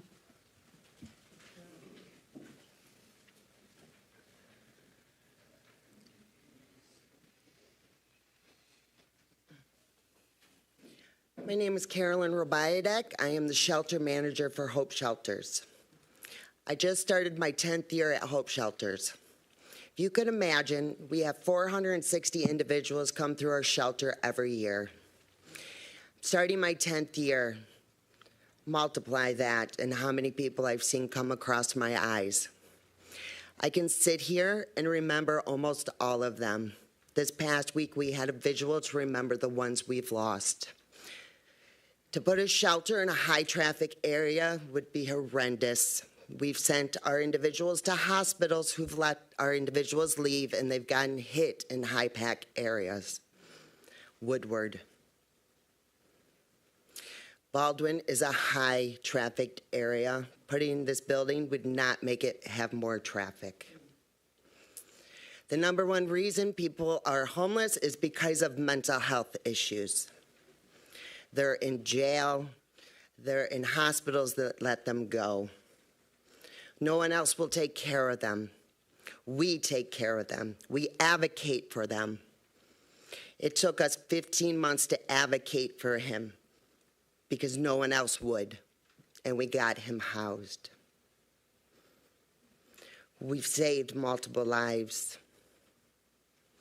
We fight every day to save multiple lives. And we want to continue to do that. We see people come to us from Flint, from Detroit, from out of state, because they don't like their shelters. They come to us from out of Detroit because they don't get case management like they get case management with my team. We get recommendations from the LGBTQ community because we accept them and we bring them in. I ask you to approve this proposal so that we can continue to support your community, to continue to take individuals off the street and provide them a safe place to call home. Thank you. Thank you.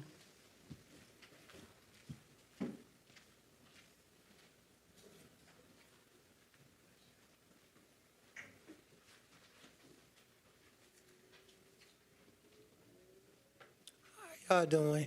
I come from both sides. I stay on Kennedy. Could you give us your name and address for the record, My please? name is Shanika. You need my last name too, ma'am? Yes, please. Jeremy. Okay. And I stay right on Kennedy, right off of Baldwin, like 3 houses away from the light. I see their vision and I love it because when you come down that street in the morning time on my way to work, or even to drop my children off at school, you see them people out there and they are very lost. They stand at the gas stations and everything, and they just looking for people to help them. But at the same time, as the young lady stated on her side, the bad side of it is that some of those mental health, you don't know what they're going to do to you when you're out there and you're trying to help them. They don't know how to react to you because they're not used to people that's willing to help. They're used to being abused and pushed away. So they do react to you in certain ways that you do feel like scared for your safety. And especially when your kids walking back and forth to the stores and things like that. With my children, I tell them every day we can be in their position at any time. Just one paycheck, we can be out there just like them.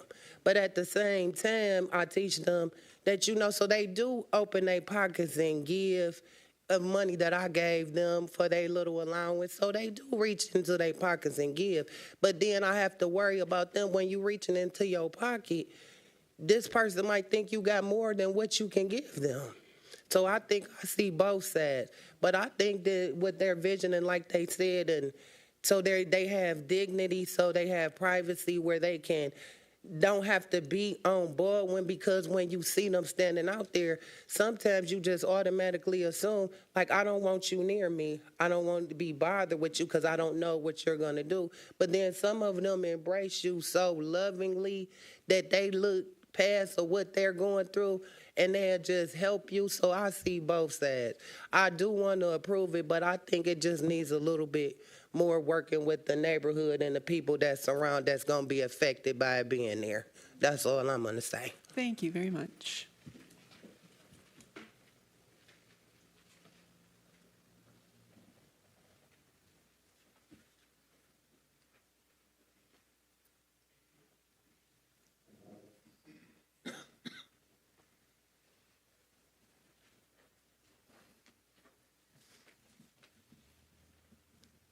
Hi, everyone. My name is Stacy Burns.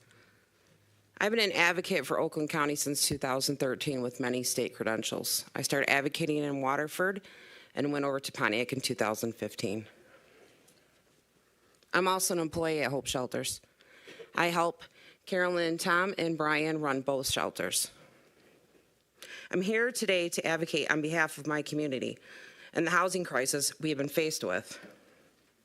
This new facility will help homelessness go from a liability to an asset.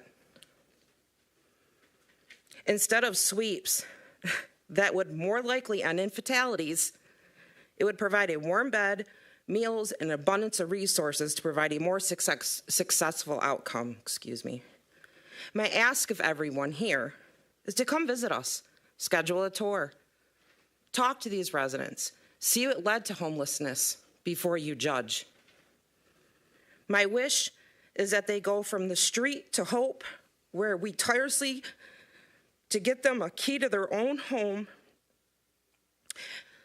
a door, and a seat to their own table. Imagine not having a place to host any holidays, birthdays, or paying it forward to the next person. Every day I go to work and I hear so many stories. I've been in this industry for over 10 years. Never in my wildest dreams did I imagine I'd see what I see today. Veterans, people from all walks of life. There's nothing about geographics. There's nothing about where they came from, what happened. I myself was what we call a Section 8 baby. Unfortunately, my mother didn't do the right things, and I came home from school multiple times with our stuff in the yard. And this is the first time I publicly share that to protect my mother. But I will say this, the resources we have now that we have instilled today may have prevented me from becoming a 4-time felon drug addict because I had no resources then. At 14, I got tired of being evicted because I didn't know why my mother wasn't paying the rent, and I went off and did my own thing.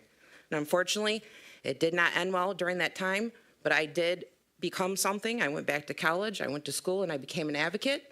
And this is what I'm doing now to help other people because I didn't get that opportunity when I grew up as a child. Thank you for your time. Thank you. Thank you for sharing all that.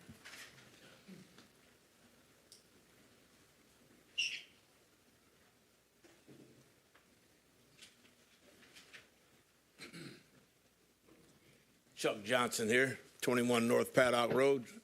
And as always, I come to the meeting so I can hear and see what's going on. First of all, I'd like to say that in a lot of cases on Baldwin Road, you're going to find prostitution, you're going to find drug addicts, you're going to find the homeless, you're going to find whatever and whoever. But that's not the point here. The point here is to try and do something to help this situation. And we will not help this situation since Oakland County closed off our hospitals that was able to take these people in. If we don't do something now, going forward, to help this developer with this plan, we will never rid our city of the homelessness. You'll never rid our city of those who sleep out in the cold or whatever the case may be. I watched 2 young kids and a mother freeze to death last year because there was nobody to give her help. And it just sickened me. And I'm hoping that this commission not only approves this development, but the developer has an opportunity not only to build this beautiful thing, but there's other vacant property where he could probably even expand more on that strip. Now, we approved a drugstore, an old building there, just a week or so ago for a guy to house people in his building. Well, we need this facility, and I'm hoping that you commissioners vote this in and approve it, because we need it. And a lot of people, if you have a problem with someone sticking you up, as you say, or whatever the case may be, the first thing you have to do is be mindful of your surroundings. You got to know where you're at and what you're doing. You got to know who's around you. These people are not 100% responsible for their actions. They do whatever that moment tells them to do. Walk up to you, ask for a cigarette, candy bar. They don't really mean any harm, but they scare the hell out of you. So please, take this into strong consideration.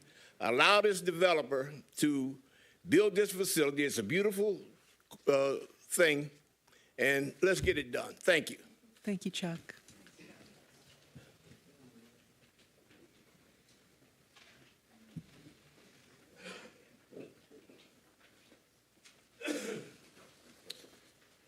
My name is Tom Baker. I'm one of the head case managers at Hope Shelters. I just wanted to thank you guys for this opportunity to speak, and I want to share a little bit about my experiences. I've been with Hope now over 4 years. I've been working in the Pontiac community well near 15 years now. I started at Oakland County Children's Village. Some of those individuals that I counseled, that I helped at Children's Village, I'm now seeing them on the streets. I'm seeing that come full circle. And one thing that I urge is, yes, this is a beautiful building. The materials, the sound, everything we can talk about, it makes sense. You know, you look at the whole plan, but that's just a building. It doesn't mean anything unless we have the community behind it. I understand there's a lot of issues that a shelter can bring. Driving down Baldwin every single day, there's some challenging drives, not just because I know those people, I know their struggles, but I understand what that must be to live and have that right there in your community. But burying your head in the sand and just pretending like that's not a problem, that is not a solution. The only way we're going to solve this and address this problem with homelessness in the community is by coming together as one, pooling our resources and doing everything possible to give human beings a chance to pull themselves out of this situation that they find themselves in and start that healing process. In my 4 years, I have never met an individual that wants to live in a homeless shelter. Going to that door, standing there with the busy traffic buzzing by you at Baldwin, that is the most humiliating experience for some of these individuals. I've talked to people that have lived for years in their vehicles because they're afraid of that stigma of standing at that door and asking for help. We're addressing some of those things. Will it be perfect? Nothing's perfect. But with the community, everybody working together, we have an opportunity to do something very special, something that I'm personally proud of, the team that I work with is proud of. I encourage people to ask questions, to come, like Stacy said, come and tour. Come and volunteer, get to know these individuals, because you're right, some of them, we're one paycheck away, one bad decision away from being there, needing that help. And if we can be that model of how to address homelessness, and we can show that when a community works together and it actually works to try to find solutions, that it can work, then yes, you're gonna start to see a reduction in this overall need. You know, very few people will stand up here and tell you that my career goal, I'm going to fail. I want to end homelessness. I want to know that there's a day where no one is going to be without a home, without a place to lay their head at night. But I know that no matter how hard I work, no matter how fantastic my team is, there's always going to be someone in need. And so that's what I thank you guys for this opportunity to share this, to hear it. I want to work with this community. I love it so much, and so thank you. Thank you very much. Thank you for all who have spoken tonight. This is very moving to hear. Thank you for bringing it to us.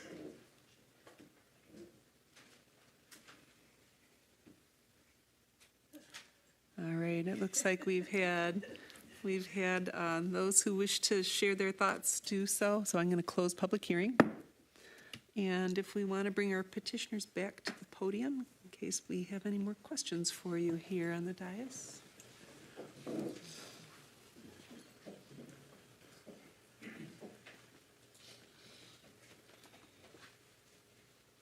And if staff had, do you have any questions, or does our petitioners have any answers for some of the questions that were asked?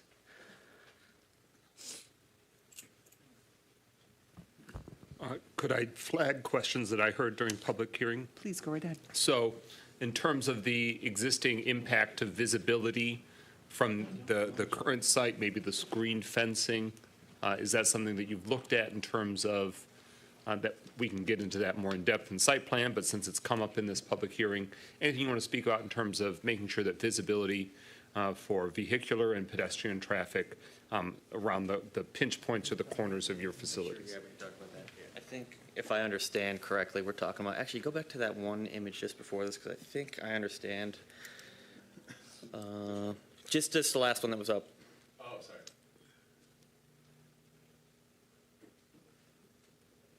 I think we're talking about these trees. Did I hear that right? No, the ones that are involved with. Okay, so are you talking about like right there? Yeah, like right, like when you're gonna make a left turn or like a right turn, like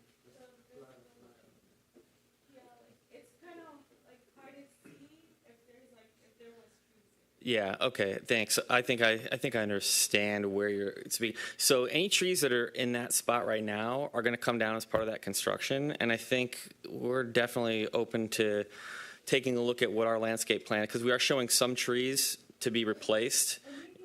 Bushes, yeah. Yeah. I think all that is definitely open to adjust and consider some of the feedback we're hearing, because the idea would just be to give it some screening for the building itself from the street, but we can do that strategically. I mean, that makes a lot of sense. I mean, there is a setback requirement from that corner that we're obviously following, but I think, hearing firsthand perspective from folks that live there, that's kind of an issue. That's the kind of stuff that will drive a plan change just like that. So I think, that's definitely an easy thing for us to accommodate if we want to back off some of the trees at that corner, and maybe that makes sense at the other corner if that's just a condition that feels problematic. If I could jump in real quick. So some of those trees are actually required by the zoning ordinance, but the Planning Commission has the authority to waive any of those requirements. So if we are going to switch to bushes or something else, please make sure it is a condition. Thank you.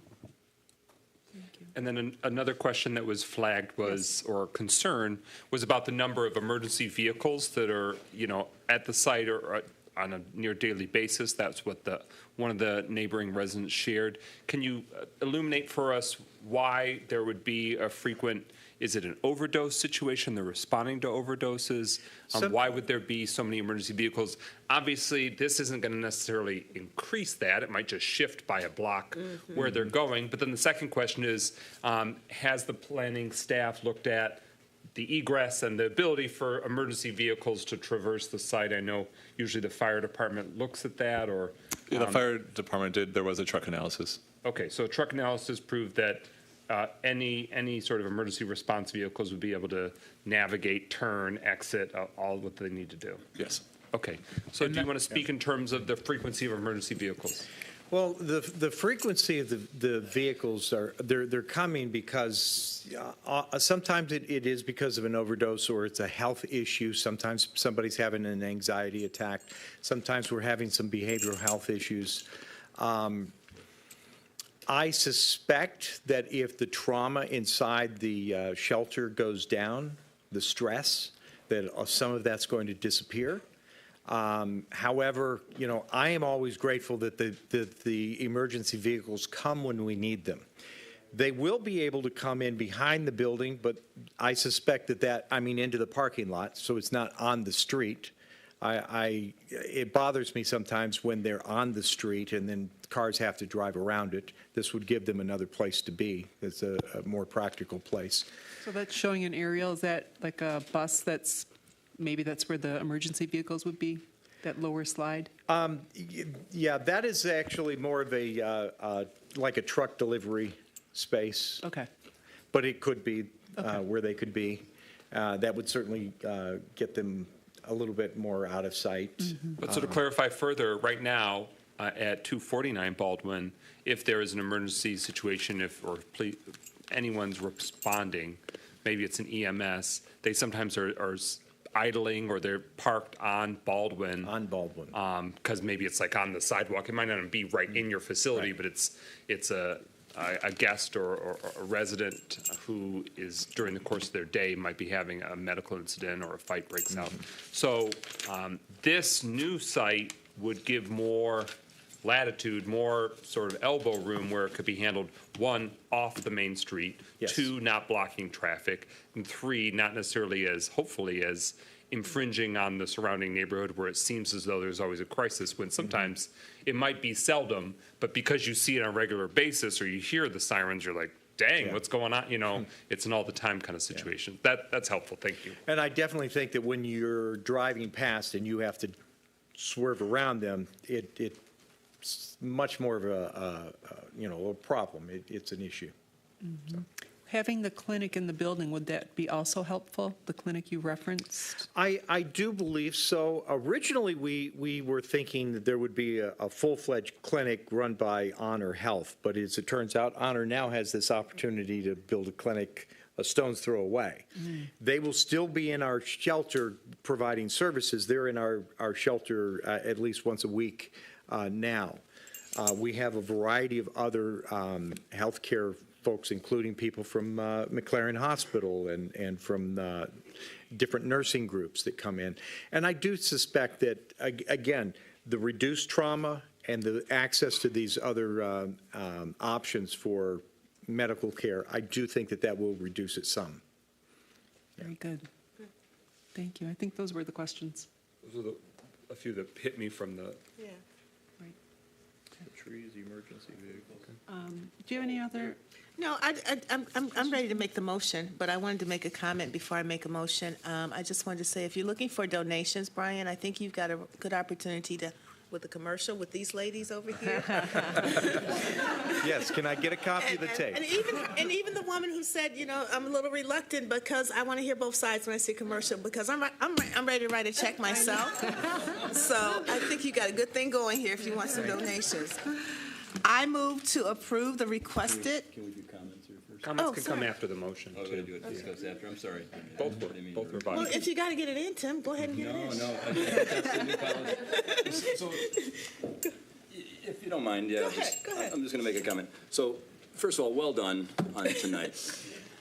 Last time, I wasn't a fan. I'm still not 100% a fan. But I guess how I look at it is, you're existing with 60 people right now. And don't take offense, but it's not a nice sight. I go by and I see it's a disaster. There's people sleeping outside. I wouldn't walk down there, and I've had lots of housing in Pontiac, but it's not a nice area right there.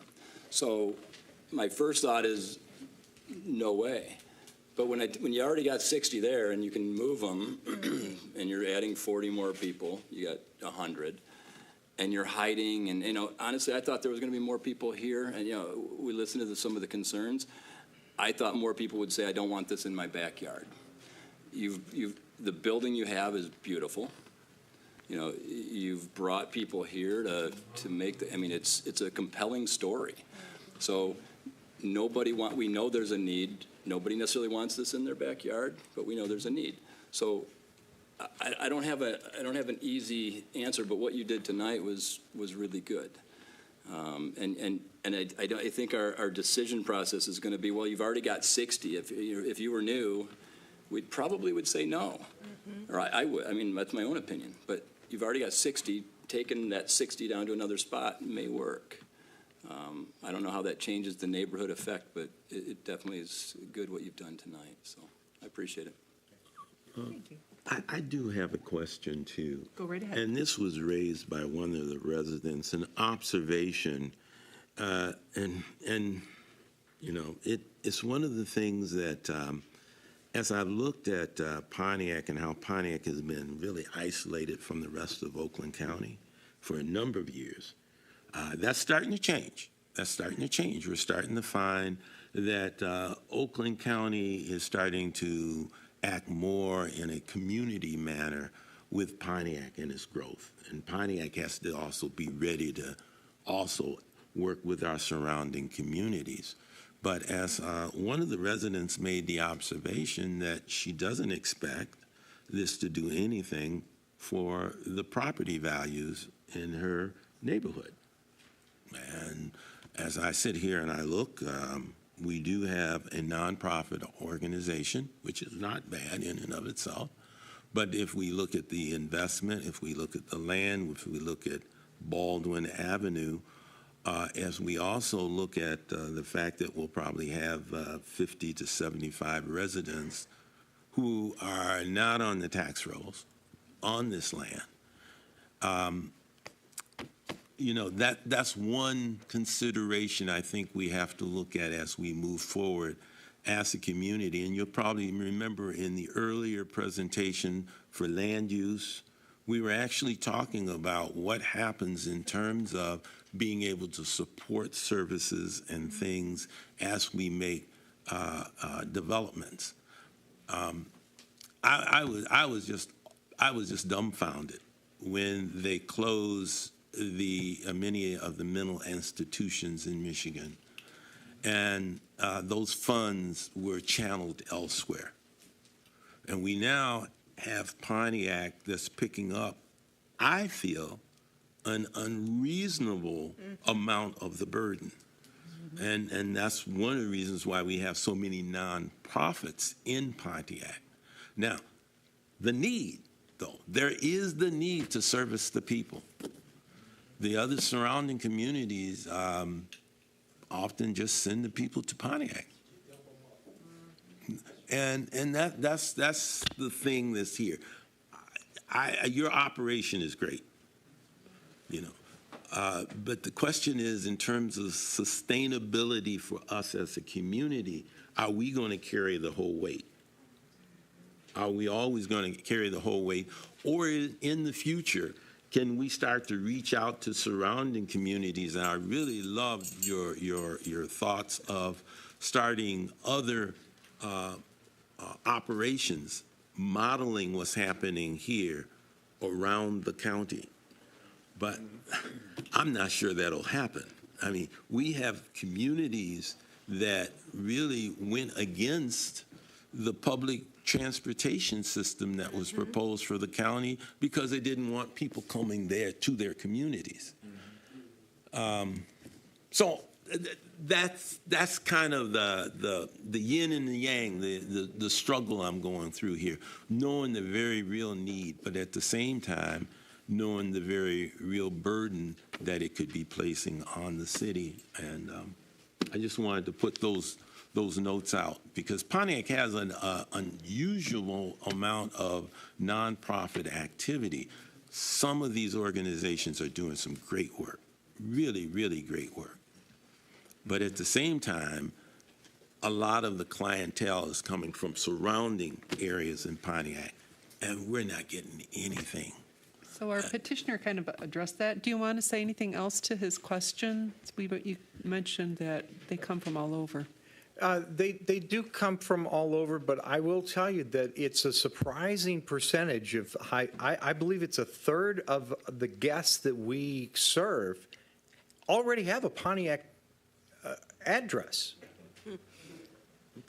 They're already residents of Pontiac. And I also say this, if we can move them into housing, they move from being non-taxpayers, hopefully, to becoming taxpayers. One of the big things that we really want to push, a lot of people don't know that you can take a Section 8 voucher and support a mortgage with that. Almost nobody does that. Right.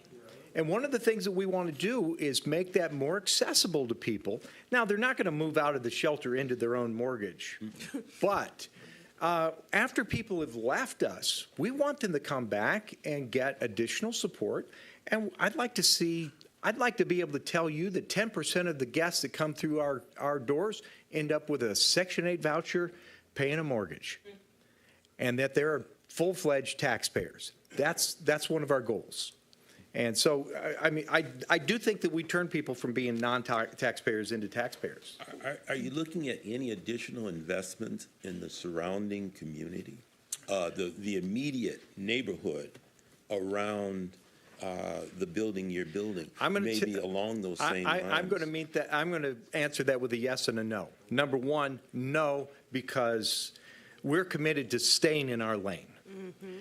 But what we do better than most shelters is we collaborate with everybody. And I'm determined to get some partners who will put those services in those neighborhoods. We want to see some home ownership, not just landlords. And we've got a lot of landlords in this neighborhood. Mm-hmm. And I think if we can switch that over to home ownership, it changes a lot of things. You know, most of us, if we're a homeowner and you run into a crisis, you can tap into your home equity to get you out of a crisis. If you're a renter living paycheck to paycheck, what do? You end up at our shelter. Mm-hmm. And from experience, renters, especially if they're staying somewhere for less than a year or two, don't tend to vote. Mm-hmm. Whereas homeowners do. Yeah. And we have like 60% of our residential property right now in Pontiac is rental property. Yeah. Totally different conversations. Anyway, those are my comments, and thank you for allowing me to make those comments. Can we go back to the motion? Let's do a motion. I move to approve the requested special exception permit for a community service facility at 283 Baldwin Avenue based on the findings of fact identified in the staff report and with the two conditions outlined in the staff report. Sorry. And maybe three. There are three now. Three, including the bush, the trees, and that's a site plan. No, it was a typo. It's 3 conditions. Okay, 3. Okay, scratch that. And in the staff report and with the 3 conditions outlined in the staff report. Thank you. Does anyone want to do anything additional at this moment as a support, or do you want to do a comment? Does anybody want to? It needs a second. Would you like to be the second? Yeah, if no one else does. All right, Second. Thank you. All right. Please, what's your comment? I have comments. I'm struggling with this one. You came to us last month and you showed us an absolutely beautiful building. And you are servicing definitely a need that has to be fulfilled. And I think Pontiac takes a good brunt of that when it comes in Oakland County. I have a friend that works at Pontiac General. She does patient intake for the psychiatric wing there. So I know the struggles. I know the struggles that she goes through just accepting patients and whatnot. So we've got this big, beautiful building that's servicing a need for your clients. But you also have to take into consideration the people that live around there. And to keep emotion out of it, to drive down Baldwin and see the bus stops completely full with people and garbage and people loitering in the front of your building that you have, your existing facility now, how are you going to change that? How can you ensure to the residents around there, whether they're renters or homeowners, that that's going to be any different? I wasn't sure if I was answering questions at this point. Part of the reason why you have people in front of that building, including in the bus stop, is because they can't get in the building. There's just not enough capacity. I do believe that we're going to be able to serve many more, and that will eliminate the need for them to loiter at the bus stop. We do try to be vigilant about cleaning up the area. We certainly can do better. It ebbs and flows. Sometimes we do a better job.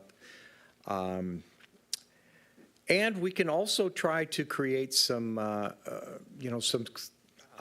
would say perhaps some neighborhood meetings so that people have a chance to tell us what they're thinking about it.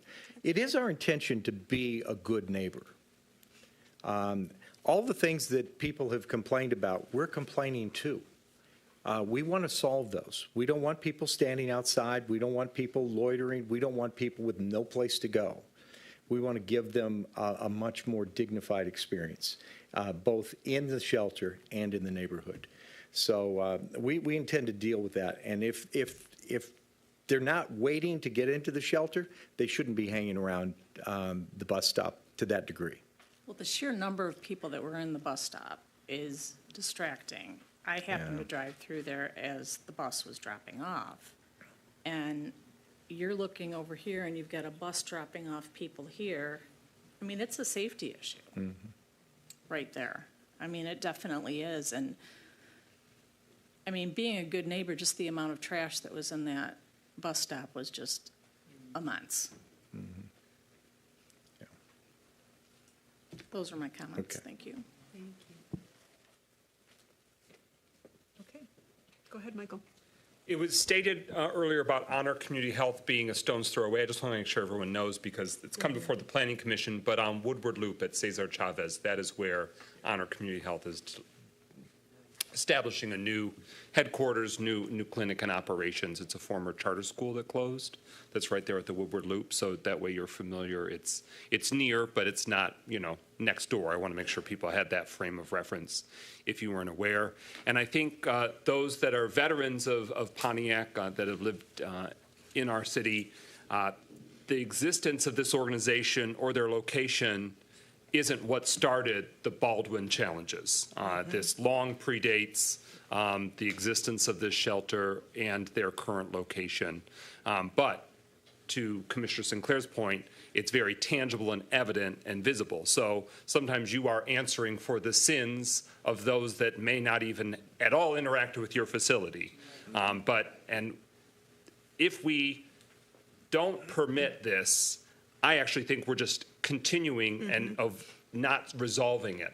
This is a viable path forward to a solution. Right. But I think it's a clear message, and I've tried to use the terminology to make it clear that we recognize the challenges that have existed, and we recognize that no matter if you have the world's best funded or most beautiful facility, we anticipate that you work towards being a good neighbor even more so. That just by the law of averages, if there were 60 now bursting at the seams, let's say you have 80 comfortable and well-spaced and well-apportioned and screened and just there's Processed. Yeah, well put, processed, to be able to sort of be processed in there's still going to be those that are on the margins of society that may be on the margins of your operations. They might not ever step foot in your facility, but there is that greater burden and visibility because of that long, struggling corridor.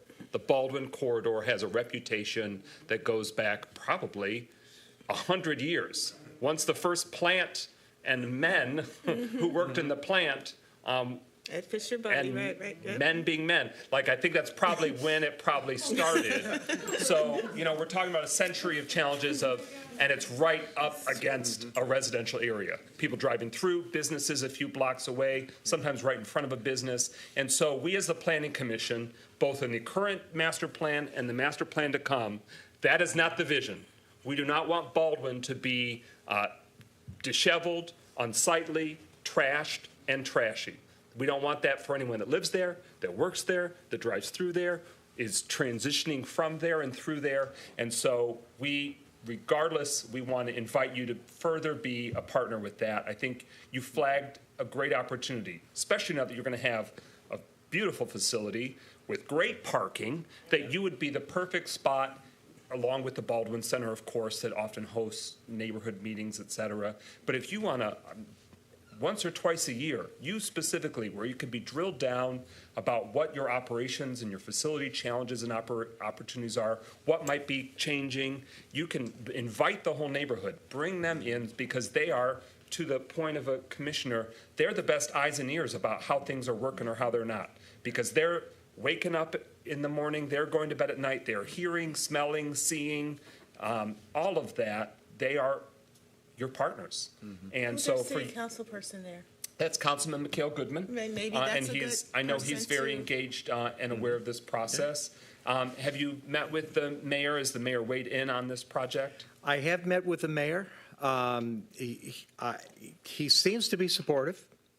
I've also asked the mayor to help me partner with me in trying to meet with neighborhood or surrounding mayors and different city government to try to ask them to be supporters of our shelter.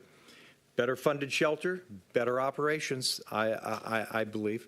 And so I'm hoping that we'll start doing some things like that as a partnership, because we do. We want to shift some of that burden to our surrounding communities, who can certainly who are benefiting from it. So, but he has seemed to approve of that. Yeah. Well, and I'm glad that you're going to leverage the mayor to try and engage with surrounding municipalities, so that way this is a shared opportunity, a shared burden. I can say, as somebody that sits on the city council, that I know of residents firsthand who previously utilized your services, and they are now residents of Pontiac, meaning that they have their own, I don't know their business on if they own it or rent it, but that they are residents of Pontiac. So you mentioned those that currently live in Pontiac, they end up needing to use your services. And I can tell you on the other side of it that sometimes residents remain, that they become a fabric of our community, taxpaying, helping stabilize neighborhoods. And I will just say this, it's not directly applicable, but since we've been sharing tonight, my father was a patient at the Clinton Valley Center. He suffers from mental illness.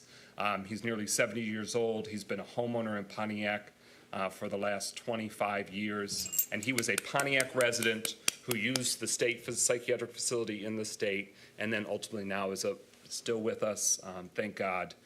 But so just as to provide full context, that there are many current and future residents of Pontiac that benefit from this facility being accessible, but also being top-notch. All of your clients deserve a top-notch facility, and I think we recognize that it's bursting at the seams right now at 249, and that bursting at the seams has been impacting the surrounding neighborhood and the corridor negatively, but that is not the only reason that's been impacting the Baldwin corridor negatively. It definitely predates, and we want to, on a multi-pronged approach, improve Baldwin, its cleanliness, its presentability, its a thriving hub, so that way the neighborhoods that are nearby benefit too. Thank you for that. I would like to do a vote, please. All right. Commissioner Duval. Yes to approve. Commissioner Northcross. No. Commissioner Shepard. Yes to approve. Commissioner Sinclair. Yes to approve. Commissioner McGinnis. Yes to approve. Commissioner Parlov. Yes to approve. Motion passes. Congratulations. Congratulations. And now we're going to segue into our site plan review. Do we need to take a moment? The site plan for Hope Shelters is next. Yes. Okay. Do you guys need to break or anything? Can we just move into it? Okay. 2 seconds. Okay. And before we lose any neighborhood nearby residents, so next up, we're going to finesse and finalize what's the layout, what's the site plan. But I just want to say, if you find anything in your neighborhood that doesn't sit right with you, doesn't look right, doesn't look like it's being handled well, in or around the area, please contact, if you have trouble finding it, your city councilman's Mikhail Goodman. I'm Mike McGinnis. I can help you connect with them. But code enforcement. Sounds like we got a lot of code enforcement issues. SMART is, in fact, supposed to be keeping their bus shelters regularly checked and maintained, and they have a whole system, an adopt a shelter, where they're trying to tackle that. They've added heaters. They have added, so they're actually, not all of them, but I know they pioneered on Baldwin, a number of them are heated. That's part of the reason why you're seeing that clustering there, because if it's cold, it's actually heated. But we want to make sure that those investments they've made to make those bus shelters better are well maintained, because people use that regardless of those trying to get warm. People are using those bus shelters. We want them to be presentable. We want them to be useful. But so that and other issues, if you're finding dumping, littering, loitering, we can address those to the best of our abilities, because it isn't solely on one facility who may or may not even have a direct interaction. Baldwin deserves better. Those that live nearby Baldwin deserve better. And I'm also just saying that in part to buy us time if we're ready for the next one. Thank you, Michael. I appreciate your great soliloquy. Just ask me. You want to just go ahead and start? Yep. Please do. All right, so the second part of our case tonight is for the site plan review. The request is a site plan approval for a 3-story shelter. The site is currently vacant, and the applicant is proposing a new building. They want to utilize it for shelter, office, medical facility. I won't repeat too much. We are recommending approval with 5 conditions. Again, we've been over it several times. It's a inverted C-shaped building, parking in the rear, courtyard to provide discrete place for people to stack and access their services. The parking lot is designed to be maneuverable for trucks. There's an existing house at the northwest corner that will be utilized for office space. This isn't the landscaping plan, but they are proposing a buffer landscaping here to provide some screening for the residences to the west. Highlighted here is the courtyard that we've been discussing. Here's the proposed facade, which we have been over. So in terms of actual zoning ordinance compliance issues, the first is with the minimum parking required. Per the ordinance, 39 spaces are required. The applicant is requesting a waiver because they're proposing 30. So they're requesting a waiver of 9 spaces. Staff feels that this request is reasonable due to the nature of the use as a shelter, which means that most clients do not have a vehicle. Striping requirements, it is unclear from the plans what color the parking lot will be striped in. The ordinance requires yellow or white. Buffering, the buffer proposed for the west property line needs to have a berm no shorter than 3 feet. I did hear a reference today that we're proposing a berm, so it sounds like that's handled. Intensity for exterior lighting. The photometric plan shows several areas where the light intensity is greater than 10 foot candles. This needs to be addressed prior to issuance of any final site plan approval. That's to protect neighbors from having any sort of light bleeding onto their property. In terms of staff's analysis of the standards of approval for circulation, the proposed layout provides adequate circulation for both vehicles and pedestrians. Barrier-free spaces are provided close to the primary entrance, and sidewalks provide safe pedestrian navigation. For buildings, the buildings and structures proposed to be located upon the premises are so situated as to minimize adverse effects upon owners and occupants of adjacent properties. It is known that clients for this operation often line up outdoors. The site has been designed with this in mind. Natural features, there are no natural features on site requiring protection. For site layout and screening, it is known that clients for this operation often line up outdoors. I won't repeat myself. And then lastly, compliance with the zoning ordinance. The site plans will need to be revised at the final site plan level to address the compliance issues I outlined previously. In summary, in staff's review of the site plan, the structure and layout of the site appear to be suitable for the proposed use, and there are no major risks to the public health, safety, and welfare. However, there are some issues that need to be addressed. Furthermore, the Planning Commission will need to determine whether a 9-space parking waiver is reasonable. With that, staff's recommendation is to approve the proposed preliminary site plans with 5 conditions. 1, a berm no shorter than 3 feet must be provided within the buffer strip. 2, a waiver of 9 spaces is approved to allow for 30 parking spaces. 3, the site plan shall be revised to indicate the striping color. 4, the photometric plan shall be revised to remove any foot candles greater than 10. And lastly, the conditions of the associated special exception shall be honored. And then, as always, I have sample motions for your use. Okay, thank you very much. Vernita, do you have any questions right now? I know we've got our petitioners close by. No questions. Michael? Many of the questions I would have asked you addressed, sort of in your initial presentation before the public hearing. So thank you for that information. So we could do a 6th additional condition that could say maybe cutting off a waiver on two of the trees and allow for substitution of shrubbery. I'm just thinking, like allowing the line of sight to go in a bit. I'm open to staff's feedback on how that's best phrased. If you don't want to be over prescriptive, you can also make a motion that the applicant will work with staff to make sure there's no plants within the clear vision triangle. Okay. All right. Thank you. Nothing further. You're welcome. Great, thank you. Anything for you, Tim? Questions? No, I think I'm okay. All right. Christopher, any questions on the site plan? No questions on the site plan per se, but just a question about being able, one of our goals is workforce development. So as this construction is operating, are there some plans to incorporate folks to do something in terms of workforce development with this facility as it goes up? Great plans, by the way. Great plans. Honestly, no. There really isn't something to create a workforce development there. We are under a really tight timeline because of the ARPA funding that's associated with this. So unfortunately, I don't think it's practical. No further questions. All right, thank you. Sue, any questions? Two comments. The courtyard at the rear of the building, you've got that fenced in and you've got a gate. Looks a little institutional. Be nice if you kind of softened it with maybe some decorative grasses. Yeah. It's hard to see the size of those renderings. Can you go to the podium? So we've got people watching. They can't hear you when you're away from the microphone.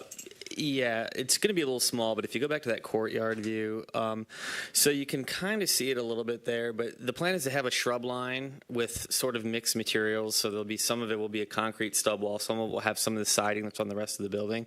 So it'll performatively be exactly what it is, which is a barrier, but from an experience standpoint, feel maybe a little bit like what you might see. This is really common in dense urban areas where they'll have a forecourt before an apartment or condo building where they have high concern for safety for people coming into the building.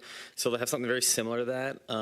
And I could share some reference images if that would be of any interest, but I think the thought is that is exactly what we don't want to. I mean, you're thinking the same way we're thinking. Is we know it needs to be there. It needs to do its job, but it's not going to be chain link with razor wire, certainly. Okay, just something to keep in mind.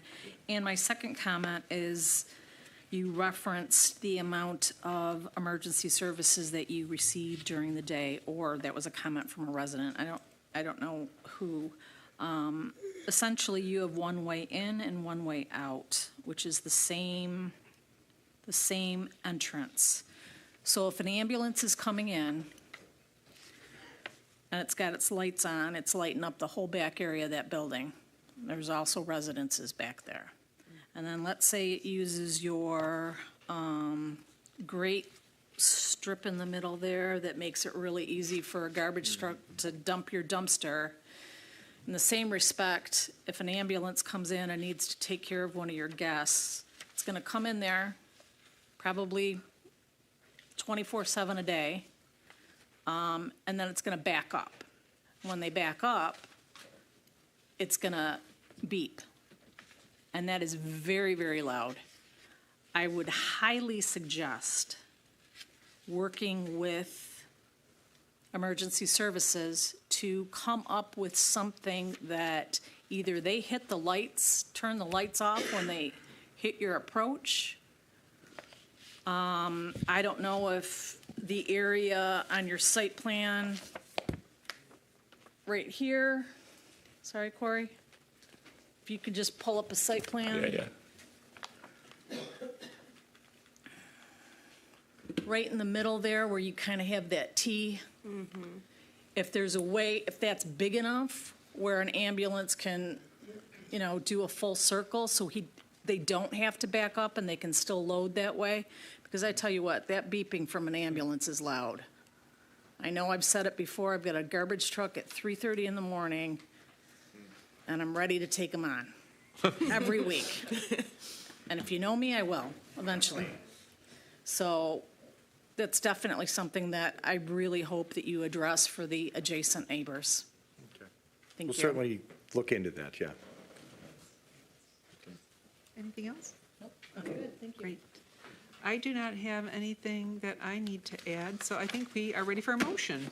I do have a follow-up question. I'm so Please, sorry. please, go ahead. It's been shared with nearby residents, of course, and commissioners about trash accumulation. I don't know that it needs to be represented in this site plan, but please consider, external refuse bins, trash bins that would be more sidewalk or, just consider that because obviously it will be something that would need to be emptied, but it would be to your benefit versus getting picked up, swirled up, blown around, accumulating.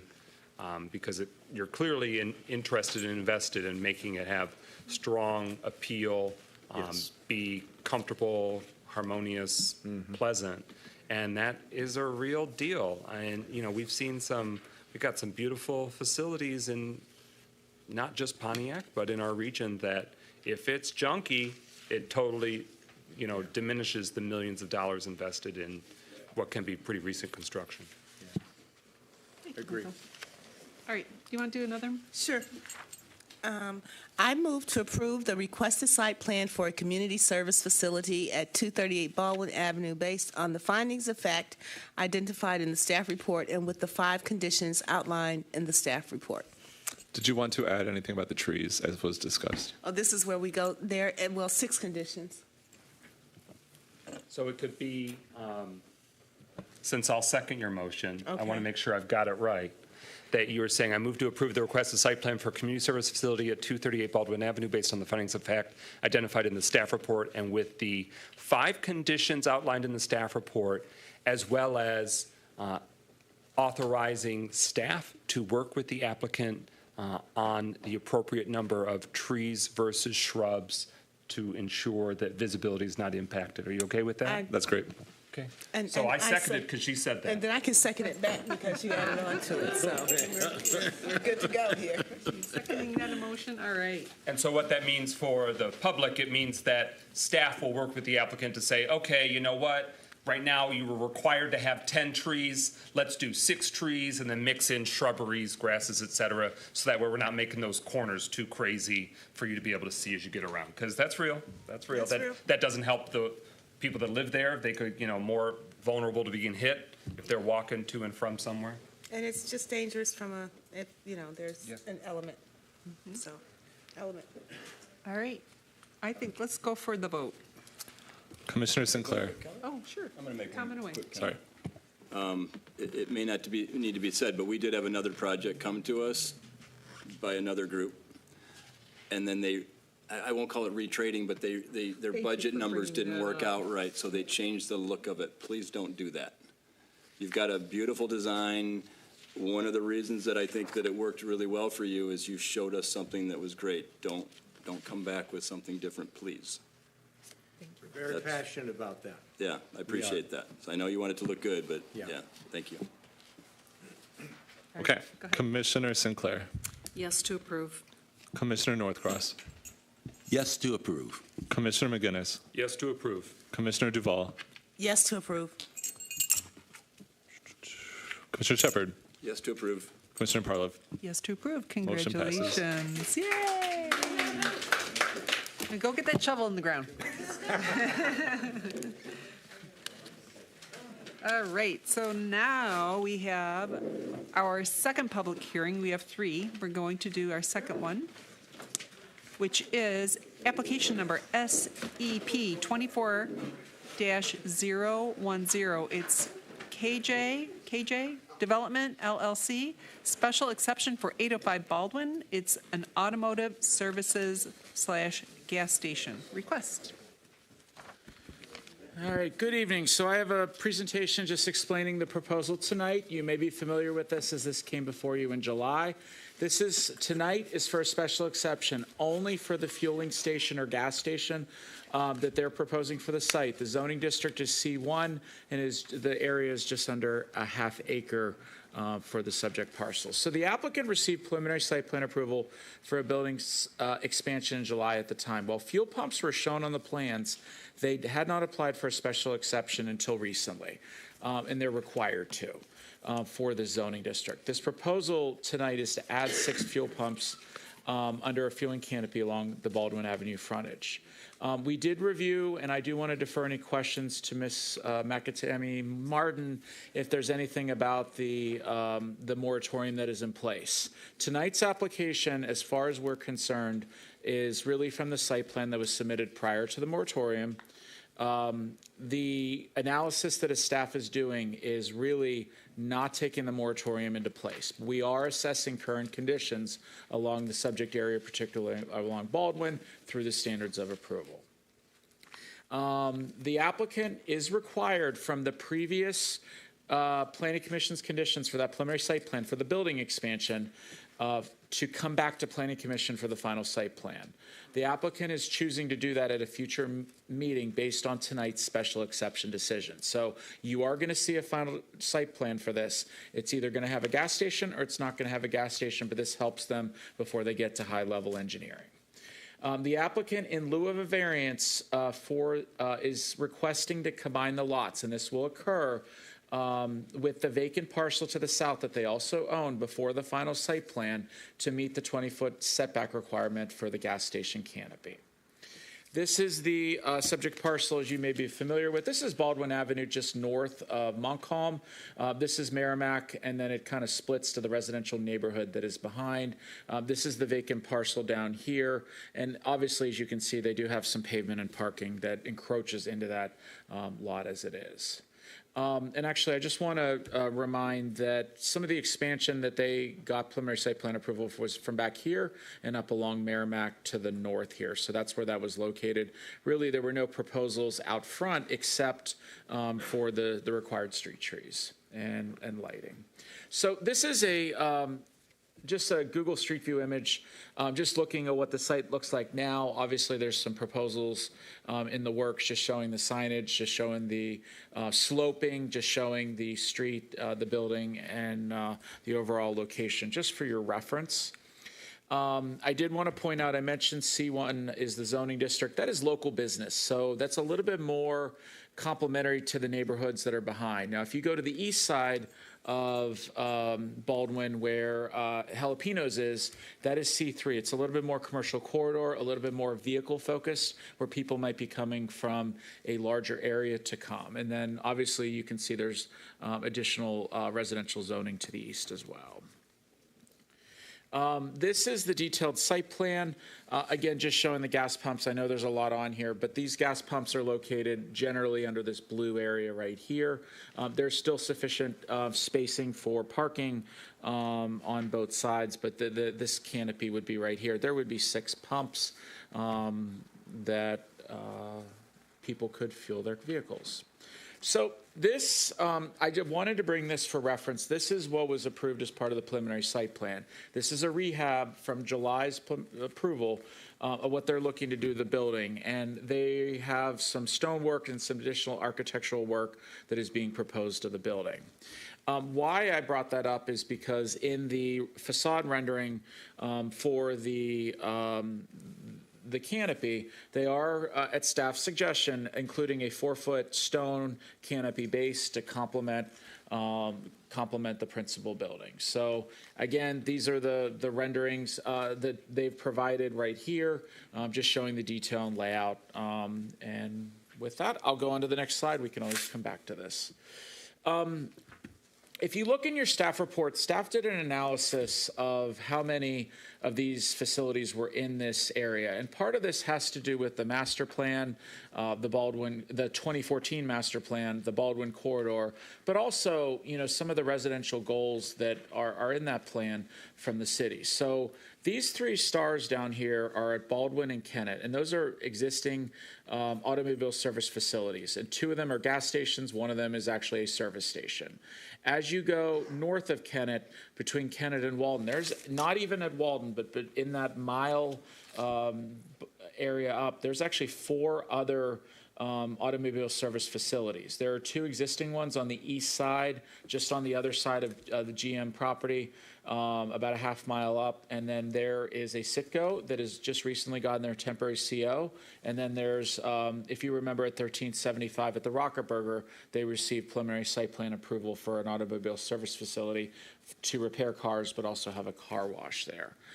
So there's 7 of these within a mile of each other on one corridor, and that's just part of the analysis. Is that enough for the character of Baldwin? There was recently a special exception for a pawn shop. Now, pawn shop is a different land use than automobile service facility, but does that impact the Baldwin corridor when you want to cater these neighborhood businesses of the C1 zoning district to that help to accompany the adjacent residential uses? Everyone does need gas, but is this the best location for it is the question that staff raised. There are 7 standards of approval for special exceptions of the city. I know Corey went through this, but just is it harmonious with the master plan? The use and appearance shall be harmonious with existing intended character of the vicinity. The proposed use shall not change the essential character. The proposed use shall not be hazardous or disturbing to existing or future land uses in the same general vicinity or the community as a whole. It should be served adequately by essential public facilities. 6, not involve uses, activities that will be detrimental to any person, property, or general welfare as a result of producing excess traffic noise, smoke, fumes, glare, and odors out of proportion that is normally prevailing in that particular district. And 7, maintain the proposed structures as readily accessible for fire and police protection. Now, I'm going to highlight 3 items on here and kind of read through them, but the full analysis is in the staff report. But staff believes that an automobile filling station does not align with the neighborhood economic development strategy outlined in the master plan for Baldwin corridor, such as facilities may be an unwanted land use adjacent to residential properties along this corridor.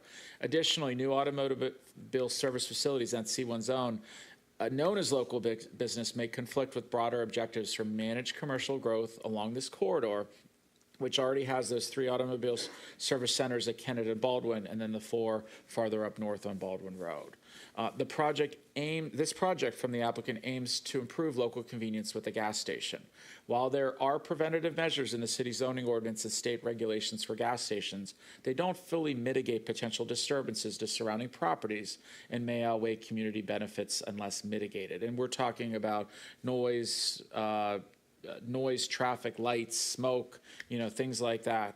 And so without mitigation, the gas station risks exceeding acceptable levels of those things in the C1 district, as there are frequent visitors to the site who often visit for no less than 5 minutes. Conditions requiring pollution control, spill prevention, and runoff treatment must be met to prevent detrimental effects on local residents. And as I mentioned with the last bullet point down there, these standards were considered not in consideration of the moratorium that is currently in place. So staff in its recommendation to Planning Commission is recommending denial of the special exception based on 1, 2, 3, 4, and 6. As we typically do, if Planning Commission does seek approval of this application, there are 3 standards of approval, that are pretty they're pretty standard recommendations that we would hope the Planning Commission would make. So the applicant is here to address the crowd. I do want to just say something before I finish up for maintenance. So the applicant has provided a bunch of support letters. I believe they're on each of your desks. I don't know the exact number, but it feels like there's like 50. 61. 61, okay, nice. But I also wanted to say we did have someone who was unable to come to the meeting tonight and has provided a letter to Planning Commission as well, addressing his concern. His name is Doji Abdijay, and I hope I'm pronouncing it correctly, but that should also be on your desk as well, and it's just a 2-page letter. Thank you, thank you. If our applicant is here, if you would please approach the podium and state your name and address for the record.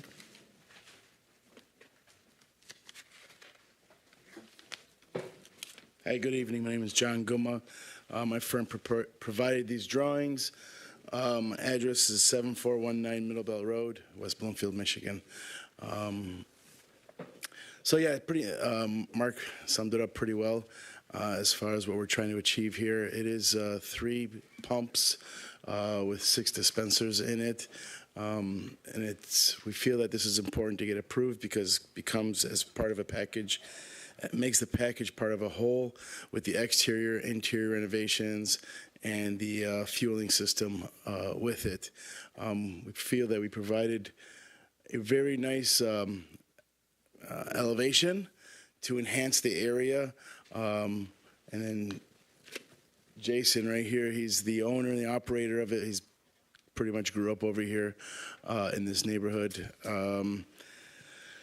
So if you have any architectural questions or, architectural features, we'd be happy to answer them. Thank you. Thank you for that information. Go ahead, Vernita. I'll let you start. So are you going to expand your area right now for these gas pumps, or it's going to be just as it is right now with gas pumps? So we are going to do an exterior and an interior renovation of the existing building. We are adding minimal square feet, a little bit to the north. It's not a big lot right now. Yeah, we're just squaring the building off. And if I may, just for organization of this, so they have gotten approvals from the ZBA for setbacks, and they've gotten preliminary site plan of the building just to do some small additions. And there are several, and I believe that most of them are about 100 square feet. So it's not a massive addition, but that they have already gotten preliminary site plan approval from Planning Commission. For the gas pumps? No, for the building additions.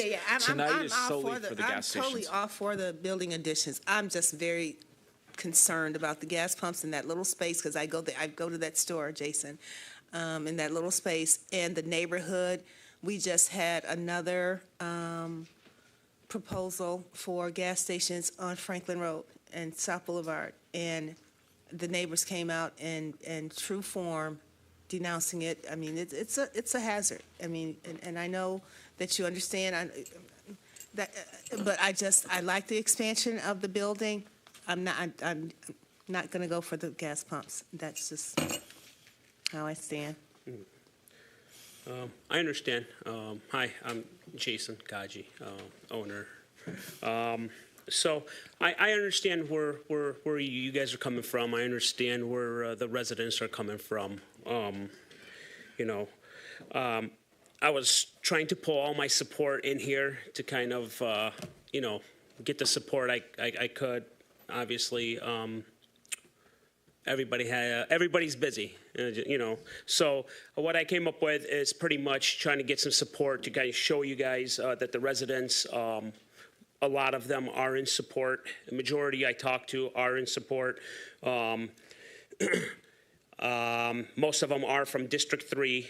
A few of them live, obviously, you see the addresses. A few of them live right behind the store.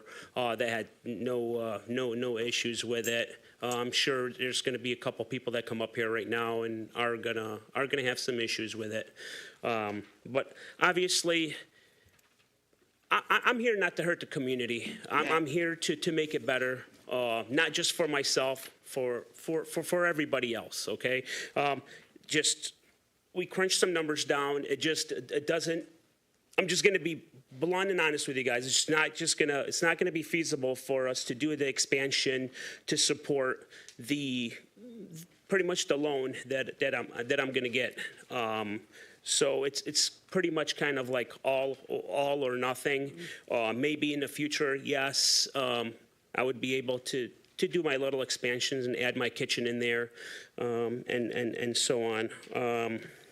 Yeah, I'm just, and I understand what you're saying, but and there's a gas station right across the street, and it's a gas station. It's not a store and a gas. I understand exactly what you're saying, but I was trying to do something to separate myself from all the other liquor stores, from all the other gas stations. I was trying to kind of do this a little different here. The gas stations you go out and see in the suburbs, that's what I want to bring. It's not just, with food, with groceries, with, and et cetera. What is it? One stop. It's I feel like there's room off of Baldwin.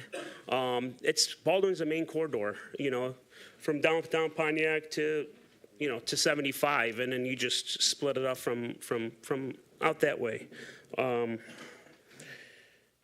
So I'm not a good public speaker, so I'm just okay, trying you're to doing fine. drain it all in. Okay, Those are I'm just my sorry. concerns, and I know that you probably. Also, I don't know if this will help or not, but I did have a meeting with Councilman Goodman, and I explained to him exactly what I wanted to do, how I wanted to do it, showed him some examples, and he didn't deny it. He did show some support. So I kind of want to throw that out there. That's pretty much all I have for you guys. It's in black and white, so. Yeah, I love the expansion of the store. I think it's necessary. I'm just not a big fan of having a gas station right there in that local neighborhood. My nephew lives right in that street behind there. So I know the area very well. I love that you're expanding. I just can't support gas station pumps right there. Not me. I just can't. I mean, we'll see how this turns out with the rest of the board. But I'm so sorry because I know that you're trying to do well. You're a great community partner, but the gas pumps, I'm just not a big fan. Not right there. Not. And that it's a small. I appreciate your input. Yeah. Yeah. Thank you, Vernita. Michael, anything? Thank you very much. Good to see you again. Thank you for the previous application that you came before this planning commission before. I want to acknowledge that you engaged with the community members, engaged with your customers and your clientele. That's very helpful because when we make decisions, we want to get a sense of where the surrounding impacted property owners and residents are. So that's really helpful. So looking at it, looks like the parcel that we're talking about is just under half an acre. You own the land to the south, but that's not necessarily impacted tonight, except that there's a little bit of an edge that's paved, correct? Yeah. So no development is actually proposed as part of tonight's application, except that they either need to get a variance or they need to combine the lots for a final site plan, but other than that, there's no actual pavement or development proposed on that southern parcel. So should they, as the existing property owners, should they find that they need additional customer parking, what steps would they need, or are they pretty, clear runway if they needed to expand or add a few spots on their sort of second parcel? Presuming they either get a variance or they combine, that they combine the parcels. Yeah. So if they combine the parcels, it's actually rather simple. If they're paving the entire lot, that would come to Planning Commission. But if they're adding, 7 to 8 spaces, that's something we can handle administratively, and that would not need to come back to Planning Commission. Okay. And sir, is there legal parking? And I'm sorry, I don't have this committed to memory, but like on Merrimack there, just to your north, do cars park on the side of there? Are they allowed to? No. I just want to make sure that that if this happens, you're obviously going to want to have adequate parking because you want your customers to be able to come, be able to spend money. Correct. I just was curious because obviously a lot of people, when they pull into a pump, they're getting gas, or they sometimes even just park there if it's like not busy. They're going to park there, then come in, do their business, and they're off. I don't want to, for your sake, but the neighborhood's sake, I don't want to have the cannibalized spots, even though they could still be used for parking, to impact. I totally understand that. I've talked to Corey kind of actually about it a couple different times about expanding the parking if needed, to the property that's adjacent. And like Mark said, that if it was on a small scale, they'd be working with me on that. But the options are there, yes, as far as, expanding the parking lot to make it not an issue. I think that obviously Baldwin can handle the traffic. It would probably be very comparable to the existing traffic or very minimal change. It's a thoroughfare that can handle that. Yes.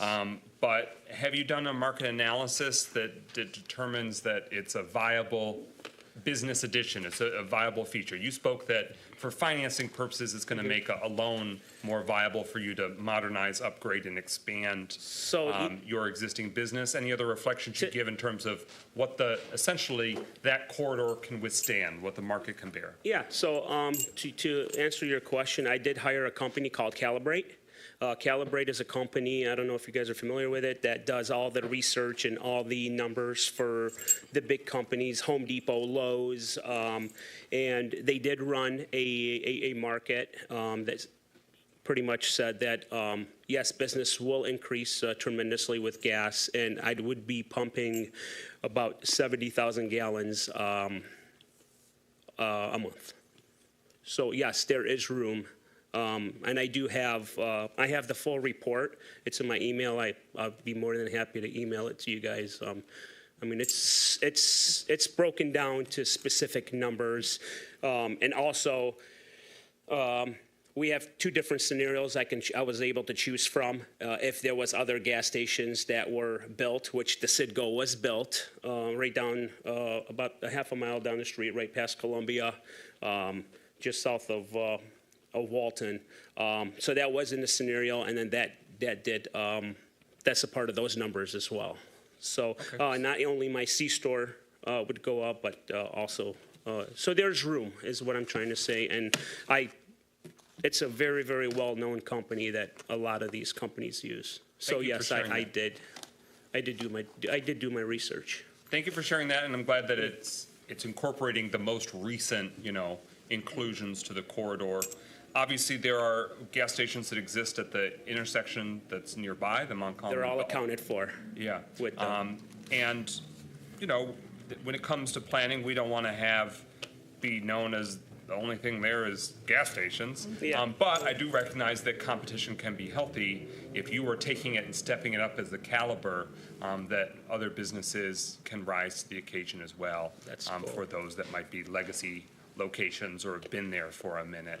I can remember one of those gas stations, they were just gas, and they wanted to add beer and wine sales, because they need more, more and more Americans are looking for convenience with a capital C and all bolded.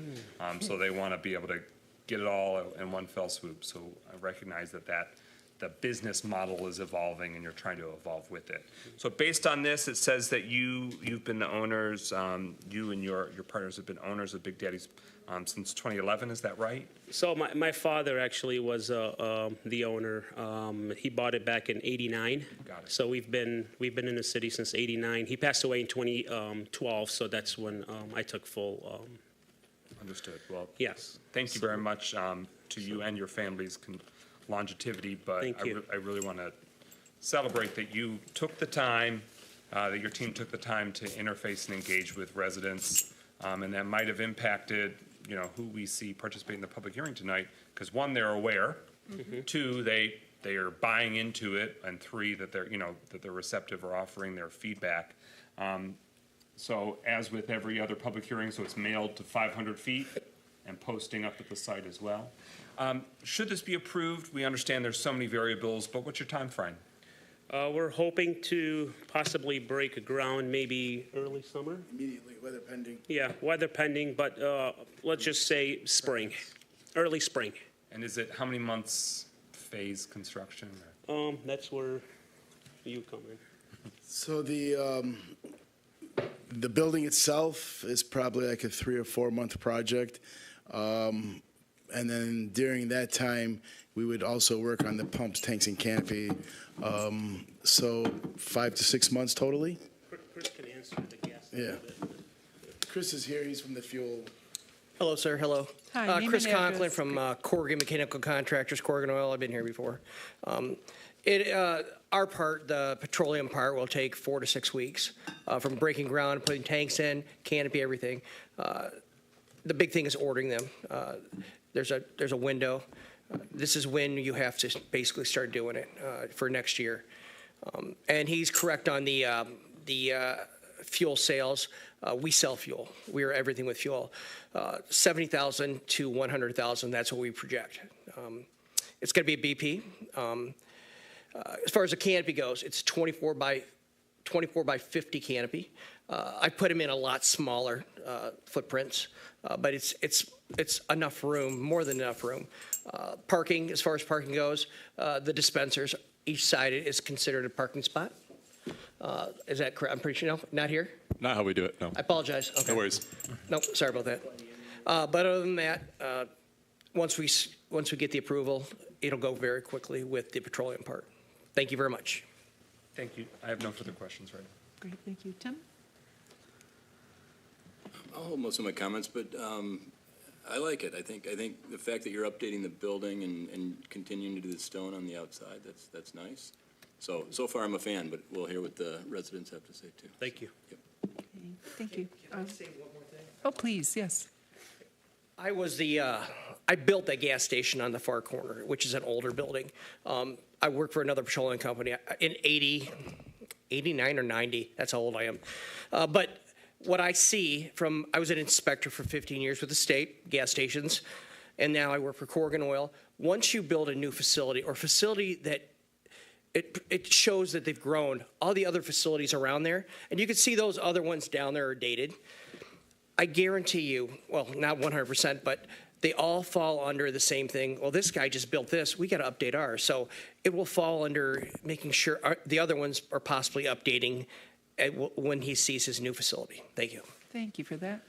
Can I add one more Yes, thing? please. I'm sorry. Yes. A part of the plan, I'm not sure if Corey put it or it was stated, but our goal here is pretty much to also add EVO stations, electric charging stations as well on the property, which would be probably, I think, the first gas station in Pontiac with them. You should have said that first, Jason. Okay. I told you when I'm up here, I just draw a blank. I have notes here I didn't even go off of. And they can have So just- so that's the plan, is to add 2 charging stations. And green. that is not up for approval tonight. He could go forward with that because it doesn't fall under the fueling station guidelines. Thank So, you. yes. Okay, we are on to Christopher. Good evening. And hey, I've gone by Big Daddy's for a number of years. Always see a lot of cars there and coming in and out.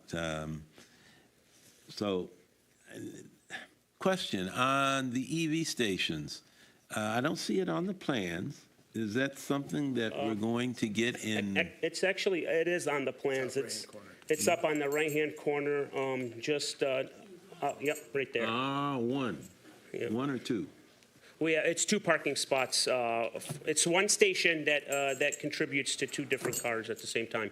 Mm-hmm. Mm-hmm. And what's the schedule for that going in? That would be around the same time as the fueling station. Yeah.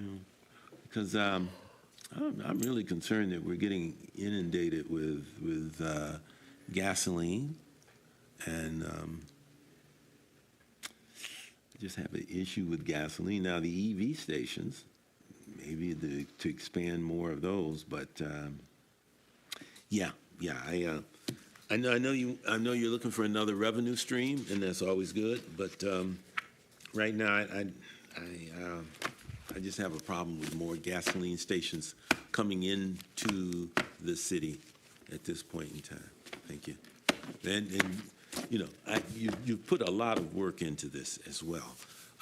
Very excited about your building, the building plans that you brought in earlier. I thought those were excellent and could really provide a boost for the community, for convenience stores and shopping. And but those gas stations, that's a lot of people pulling in and out and in. What is it? Probably about 20 gallons per average, Philip? 13? In that area, it's a little less for that area. Okay. 5 to 13. I think I read the report. A lot of cars coming in and out of that small space. It's happening now, so it's not. I don't think it's going to honestly change the aspect of the traffic. Or the traffic we have that comes in and out of that location is I mean, it's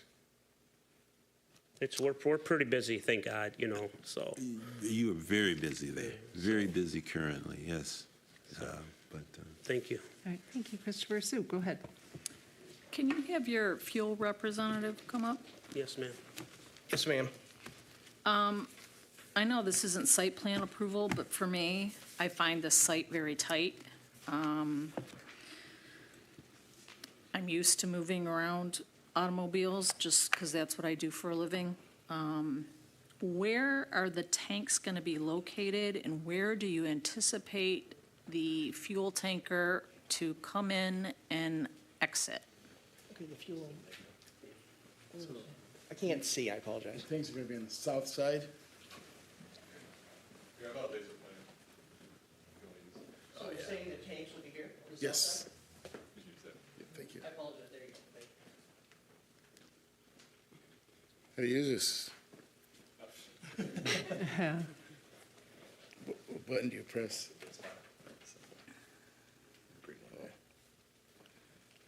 Okay.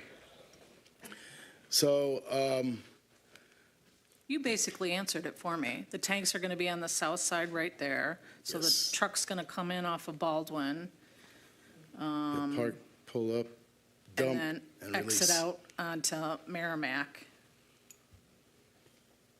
No, he's, Our goal- this is Baldwin.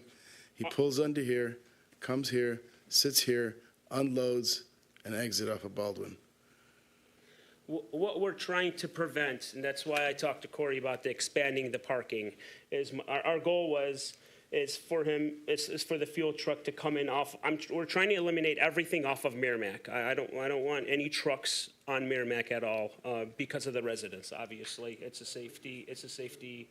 So, our goal would be is for the fuel truck to come in, make additional parking spot for him to kind of turn around and exit back off, exit back out of Baldwin, and that's something I would have to obviously coordinate with Mark.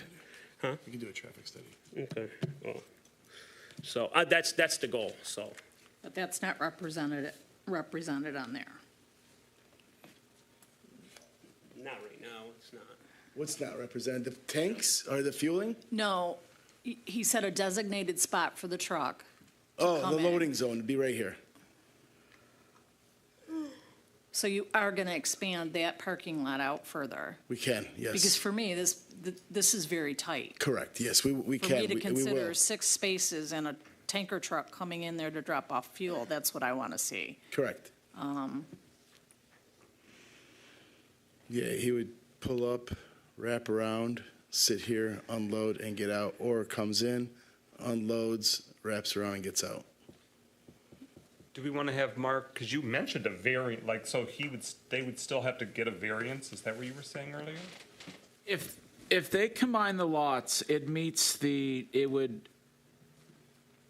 would prevent they need a variance currently because the southern lot doesn't count for that. That parking on that pavement on the southern lot doesn't count. But if they combine the lots, they would not need a variance because there is a 20-foot requirement from the canopy to the property line. And where does that variance get decided? ZBA. Okay. I've already submitted to combine both lots, so we would not have to go through the variance. And I think I've approved it, but it's still pending at the county. Okay, thank you. What is your intent for the southern property, if you're combining that? Future development, as far as maybe another small little retail user here. Possible attachment to this building and add some leasable spaces. You've got some elevation change there, don't you? Big time. Yeah. Yeah. Yeah, You can't it's like a just walkout. push it out.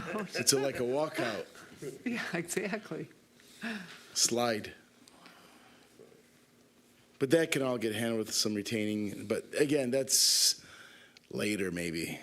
But so you've actively applied, it's been approved at the municipal level for the combination of the parcels, so you can utilize the existing footprint of parking. The county signs off for parcel combinations, lot combinations, and then they would be in a position to be able to use that, not have to get a variance for parking. Well, But is there, Go ahead. Sorry, the variance, if I understood correctly, was for the setback from the pumps. Because currently they're required 30 feet, and with the property line where it's at, it's only 20 feet. So they either need a variance from that setback or combine. They've chosen to combine. With the combination, it also makes it easier to expand the parking lot. Thank you, Corey. I think I misspoke, so thank you, Corey. No worries. Yeah. Would they have to, and I'm sorry, Sue, I know these are questions that I want to make sure we get you answered. So what step of the process, do they have enough parking right now for what their use is? Because you were saying these pump spots don't count for parking in Pontiac at least? Right. I can't answer that question right now because I haven't conducted that analysis. Okay.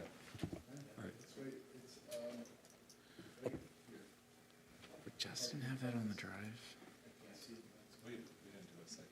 I'll 15 spaces. turn it back to Commissioner Sinclair to keep going.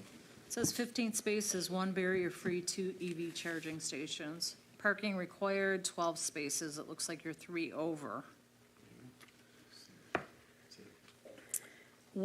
If you took your parking spaces on Baldwin and you rotated them down 90 degrees where you want to put that parking spot for your tanker truck, would that be an option? Are you saying right here, 90 them here? Yeah. Yeah, absolutely. Because that's away from the grade change, so yes, we can do that. I would like to see that only because that gives you enough maneuverability in there. If you've got a tanker truck in there. Sure. I just don't see that radius on the north side working. Even if the tanker pulls up and parks here, I can make that designated loading zone for the tanker, and he can, release his fuel here. Then he'll wrap around and get out. So he'll be away from all the activity. It's a better And option. they come early morning, right, Chris? Yes, or late night. It's prescribed by the owner on how the needs is going. And to clarify, we're asking right now about special exception. I want to ask staff, when would we see would the site plan be in tandem with this? Right We're after? seeing it for final site plan. Yeah, it's not on here. So a final site plan will still come in future? Absolutely. Okay, Yeah. that's helpful. So And we don't have to, okay, good. Go ahead, Mark. I believe from when this came at preliminary in July, I believe it met the parking requirements. There is a process that staff does this. We flag anything that needs a waiver or something like that. But you will get the applicant needs this decision tonight to determine what their final site plan, does it include the gas station or not? So you'll be seeing that either, probably at the January meeting, if not sooner. Hopefully. I just want to clarify, we're only seeing it for final site plan approval based on comments and conditions on the preliminary site plan approval. And the special exception tonight. Okay. Thank you, Mark, for You're welcome. clarifying. I'm good, thank you. Okay. I just have a quick question. I'm looking at the aerial here. I don't know when Google did this for us, the almighty Google. There's a tent in the parking lot. Do you remember what that was all about? That was just for fireworks sales. Oh, okay. Yes. All right. Obviously, that won't be. That wouldn't be happening anymore. All right, and then in the back, there's a lot of stuff back there. There is a trailer or a portable storage container that I drove by yesterday and saw. It looks like it's in this photograph. Is Yeah, there so- something that's going on back there? No. I mean, a the storage? trailer was just probably there because we have snowmobiles, so we unload and load, and then sometimes we leave, our storage is close by, so we just leave our trailer there for a day or two. But the container, we try to keep the store as clean as possible, so we do take all of our empties and leave them in the container, just so they're away from everything. Gotcha. Okay. And I think that based on what we've approved, that space will be cannibalized, right? Correct. Where they currently have a storage, With the it won't be able to extension. be there anymore because of what Correct. their expansion does. Yes. And there's still a lot of broken concrete on the southern part of that parcel, behind where it says tax giant. Is there a tax thing in there too? Do you have a tax? Yeah, there's a tax office there Okay. too. All right. that doesn't change unless you decided you're going to clean all that up on your own. Okay, so, but back to the question at hand. We're public hearing. So let's open public hearing. Let's see if anybody has anything to say, and then we can finish our comments and take a vote. Madam Chair, are we sure Commissioner Shepard doesn't have any questions for the applicant? I'm kidding. I wish he would. All right, I'm going to open public hearing. And again, you have 3 minutes to state your thoughts. Please put your name and address out there for us for the record. Yes, my name is Raimundo Cedillo. I live at 29 South Merrimack. I live right in back of Big Daddy's. When I first found out about the variance they were trying to get, I did come and voice my opinion about a few of the issues that I were having concerning the building as it sits. I was just aware of the gas station, and I did stop pursuing and coming because I thought we kind of worked out things, but I wasn't aware of the gas station, which also brings more alarm to me because I live right behind it, as well as the elevation you're aware of. If anything gets spilled, it's coming towards me. If we go from where they're planning on, from your understanding of how to get the gas vehicles in and out, then that gives open wind from the top of that hill. Any wind going down while they're unloading is going to go right onto my house. And also, I did understand and look at all the gas stations that we have in the area. We did just also open one down the street. But if you do, I did kind of just like a Google blowout, but from Baldwin to Joslin up to Macon, we got about 11 different gas stations. And that's not including the McNeil's Auto Repair, the Jimenez, you know. So we have all these things for different repairs. So I don't really see how that's going to suit us at all. I do understand the being excited about having some kind of plug-in car stuff because we might not have them. But I don't know if how many Teslas have we seen driving around? Not saying that these ain't ones that are going to be coming, right? But they might be just things that are just sitting there that are just good because that's what's hot right now. My understanding, too, with any of this development, I don't know what they got approved for, but some of my problems were before was restroom availabilities. As far as we know, there ain't one gas station, I think, in Pontiac that we can use the restroom at. And right now, as it sits, I see plenty of stuff that I shouldn't be seeing from my front doors from people using the side of the party store that is there right now, which I brought up in the previous time that I was here with my 3 minutes, and really hasn't been addressed. They didn't open up a bathroom. But what I mean by that is we got a food truck that's there. Now, they did do some expansion with their driveway and open up some lots and stuff. But now I got where their people are sitting there to eat food basically facing my house. There's no blockage or whatever. So I'm on front display for anybody being there. So more stuff that keeps on getting added. Was there bathrooms added to the other proposal? Because if we're adding bathrooms, it's more people. There's more things that I'm not wanting to see. And I just don't believe that Pontiac, for one, do we even have enough people that have licenses in that area that even need a gas station to be able to fill their cars? These are just my questions. I have no concern. I don't know how much this helps. And I do represent Merrimack Homeowners Association. And we do not want our properties to decrease by a gas station being put in next door to us. Thank you. Thank you for your thoughts.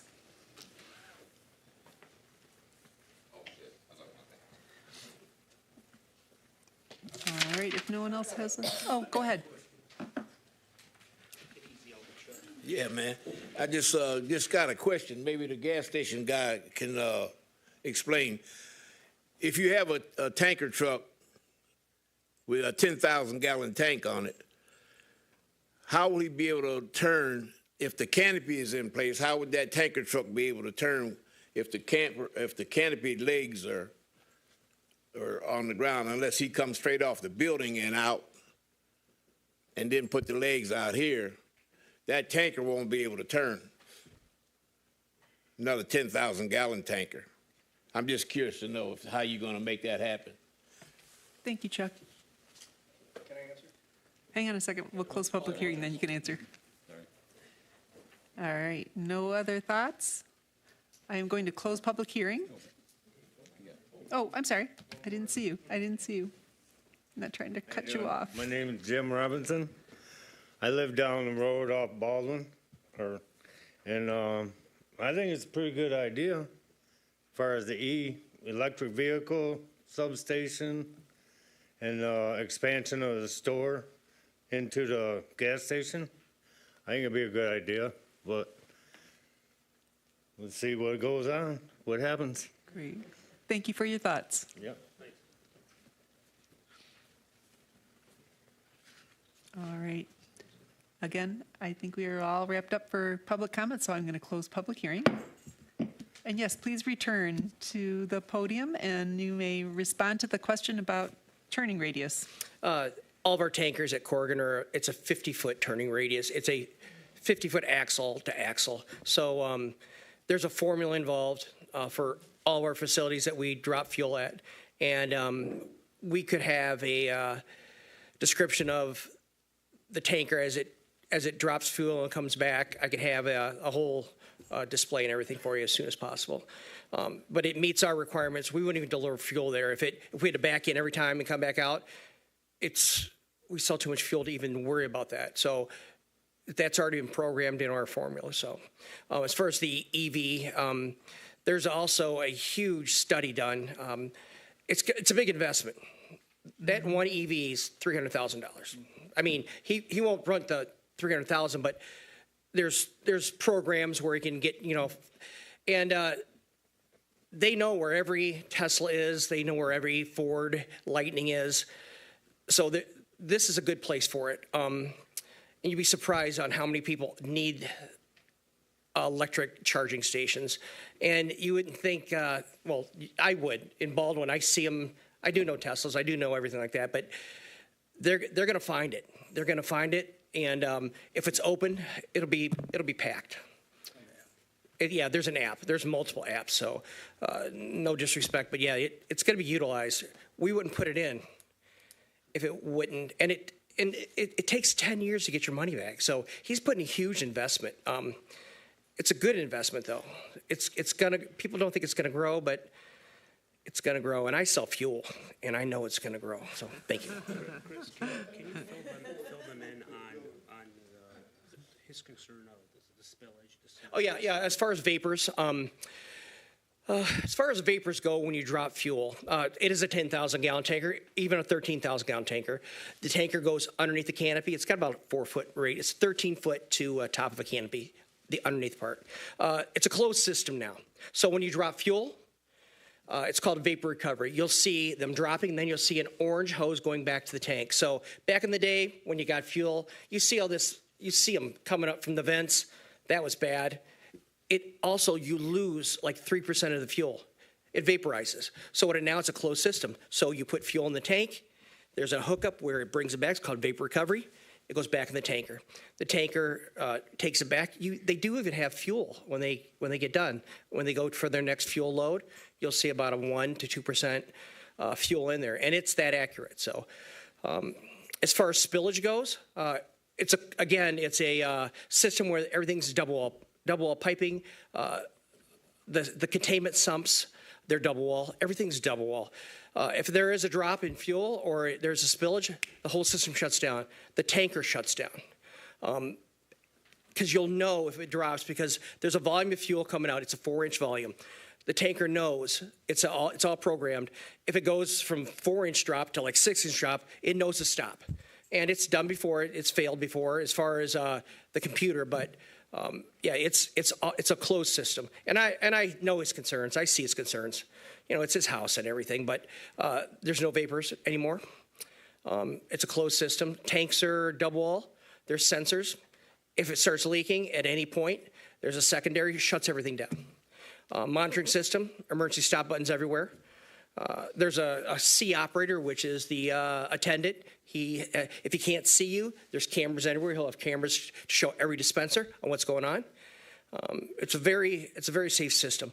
And the state of Michigan has every quarter now. They get inspected every 3 years, but every quarter they hire us to come in as a second party or third party to check everything out, make sure it's not leaking, and they have to fix it. So it's not that we make money, but it's helping. Back in the day, every 3 years you came, I was an inspector, and it was a total wreck. But now every quarter, it gets inspected, report goes to the inspector, and if there's anything wrong, that's why you always see somebody working on a dispenser or tanks now, because they're always fixing things. So. Thank you. Good information. Yes, ma'am. All right.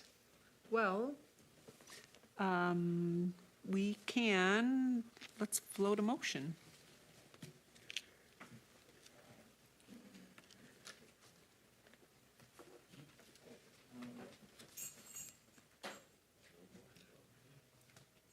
Go ahead. Okay, I was going to make a motion to deny, so if we can go back to that screen. It's right there. Okay. Okay. I move to deny the requested special exception permit for automotive service facilities at 805 Baldwin Avenue based on the finding of fact. Right there. And do I need to read the staff recommendations? Based on You need to standards. give findings of fact. Okay. Findings of fact. That would be a special exception application based on standards 1, 2, 3, 4, and 6. Is that sufficient, Morgan? Okay. Otherwise, Yes. I could read the. Okay. Do we have a support?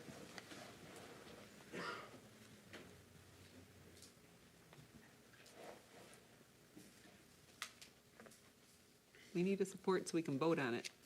I can make another motion.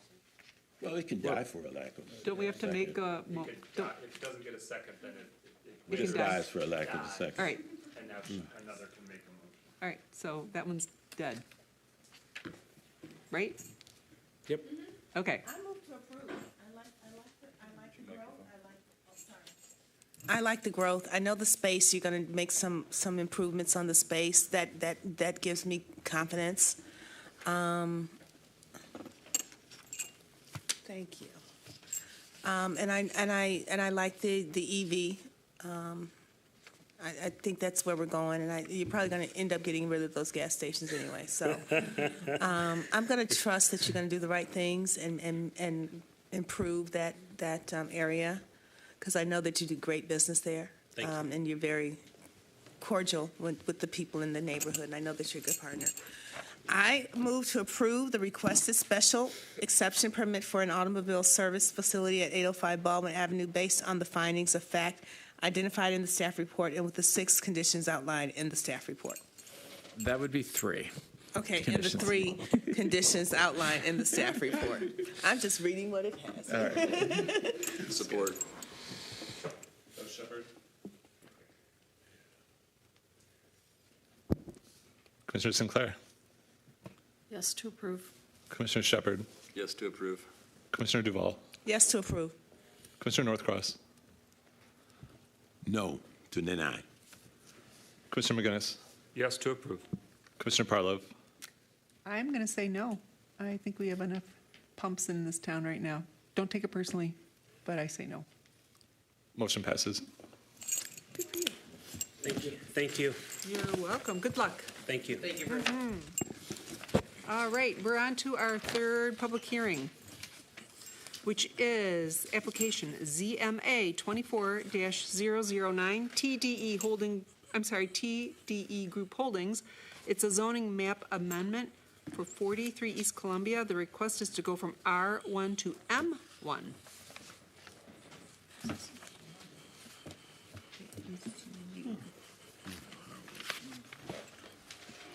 All right, so our third case is for a rezoning of 43 East Columbia, R1, single-family residential to M1, light manufacturing.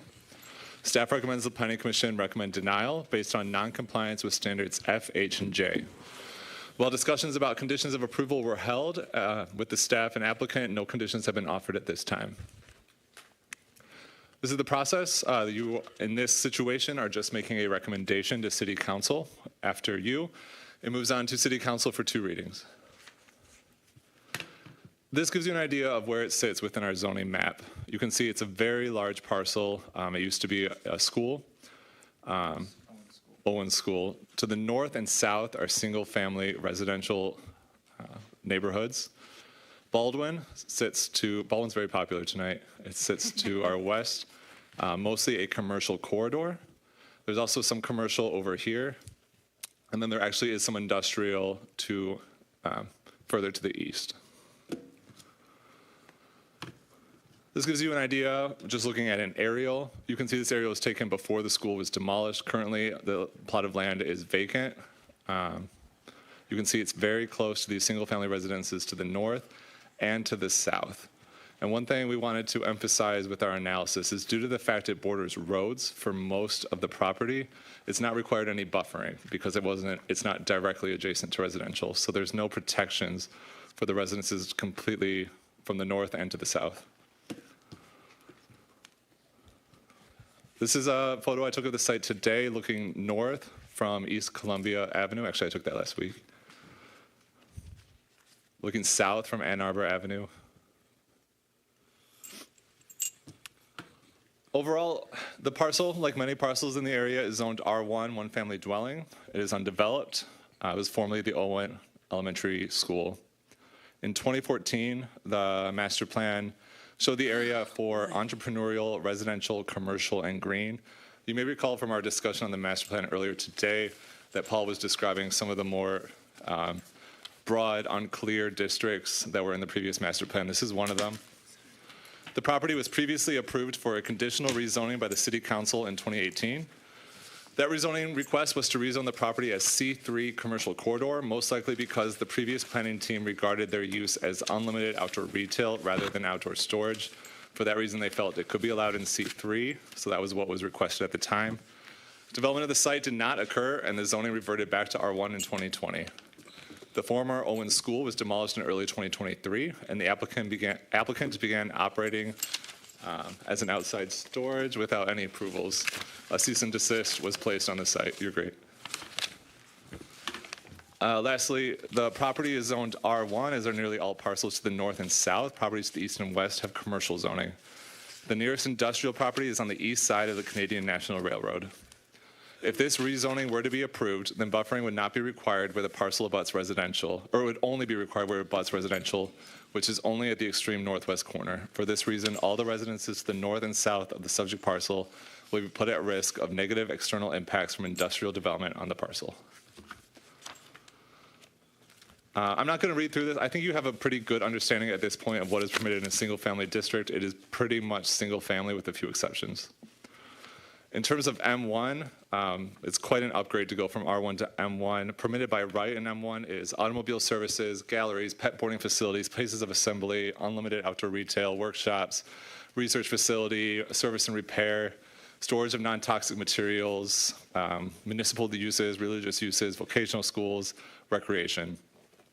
By special exception, sexually oriented businesses, heliports, general manufacturing, major outdoor storage, toxic material storage, recycling centers, and cemeteries.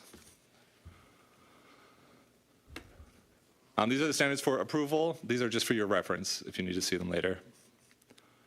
And then in terms of analysis, the future land use map classifies this parcel as entrepreneurial, residential, commercial, and green. We feel that this zoning classification is intended to encourage the positive reuse of vacant or underutilized property in strategic locations around the city. The property does not have any known natural features that require protection. It is primarily an open field that is suitable for redevelopment. The current zoning designation would only permit a single-family home by right and some community uses by special exception. The applicant could choose to subdivide the parcel and develop a block of single-family homes without needing any rezoning at all. The M1 zoning classification contains many uses that may present a risk to the adjacent single-family home neighborhood. The M1 district permits industrial-scale automobile services, light manufacturing, mini warehouses, freight terminals, non-toxic storage just by right. I'm not going to read these all again, but you get the idea. The city engineer has reviewed the requested rezoning and has not identified any issues in terms of utility services. The M1 district is the least intense district that permits the proposed outdoor storage use. However, it is staff's opinion that this rezoning request is not appropriate because the proposed use is not appropriate for this location with the residential neighborhoods to the north and south of the property. The proposed rezoning is appropriate in terms of parcel size, and a structure can be built on the site in compliance with the setbacks for M1 properties. Every other parcel in the immediate area is zoned for R1, one-family dwelling, or is commercially zoned. There is a residential area with a residential character, without any guarantees on what will or will not be built there. The introduction of high-intensity manufacturing uses adjacent to residential areas is inappropriate, and we have not received any conditions. With that, staff's recommendation is denial based on noncompliance with standards F, H, and J. And then we have standard motions for your use. Okay. And Chair, if I could add on just a couple Yes, things here. please. So once the cease and desist was in order, I've met with the business, and it's, I believe, Brightview Landscaping, who is currently at several locations in the city, including just to the east of this property, I think 125 Columbia. And obviously, they have a desire to expand their use here. What's different about this is that there's no conditions with this rezoning where there was in 2018. That is number one concern. The number two concern is having to do with what is permitted for requirements for this use for the M1 zoning district. And Corey, I don't think it's in the presentation, but if an M1 zoning district is here and this use was proposed in a site plan, what is their requirements for screening to the north and south to the residential neighborhoods and Ann Arbor and Columbia? There will be nothing except the standard requirements for front yards. So whatever trees are required in the front yard, that would be it in terms of buffering or screening, because of the fact that it doesn't directly abut a residential property. Yeah. And then the last point is just having to do with, we understand that there is industrial uses in the city in different locations, but we just did not want, in our analysis, we didn't think with the 2014 master plan and with where the direction the future master plan is going, we did not think that, we thought that this would negatively impact those neighborhoods, and that was a significant issue. So with that, and we again had a deadline for conditions, but the applicant said that they thought that there was a chance. They feel that they have some community support, but just with community support, at least at a staff level, we want to make sure that this is a long-term positive for the city, whatever's developed on the site, and we want to make sure this doesn't do a detriment to the adjacent residential neighborhoods. Thank you for that additional information. Is our applicant here? Please come to the podium, please. State your name and address for the record.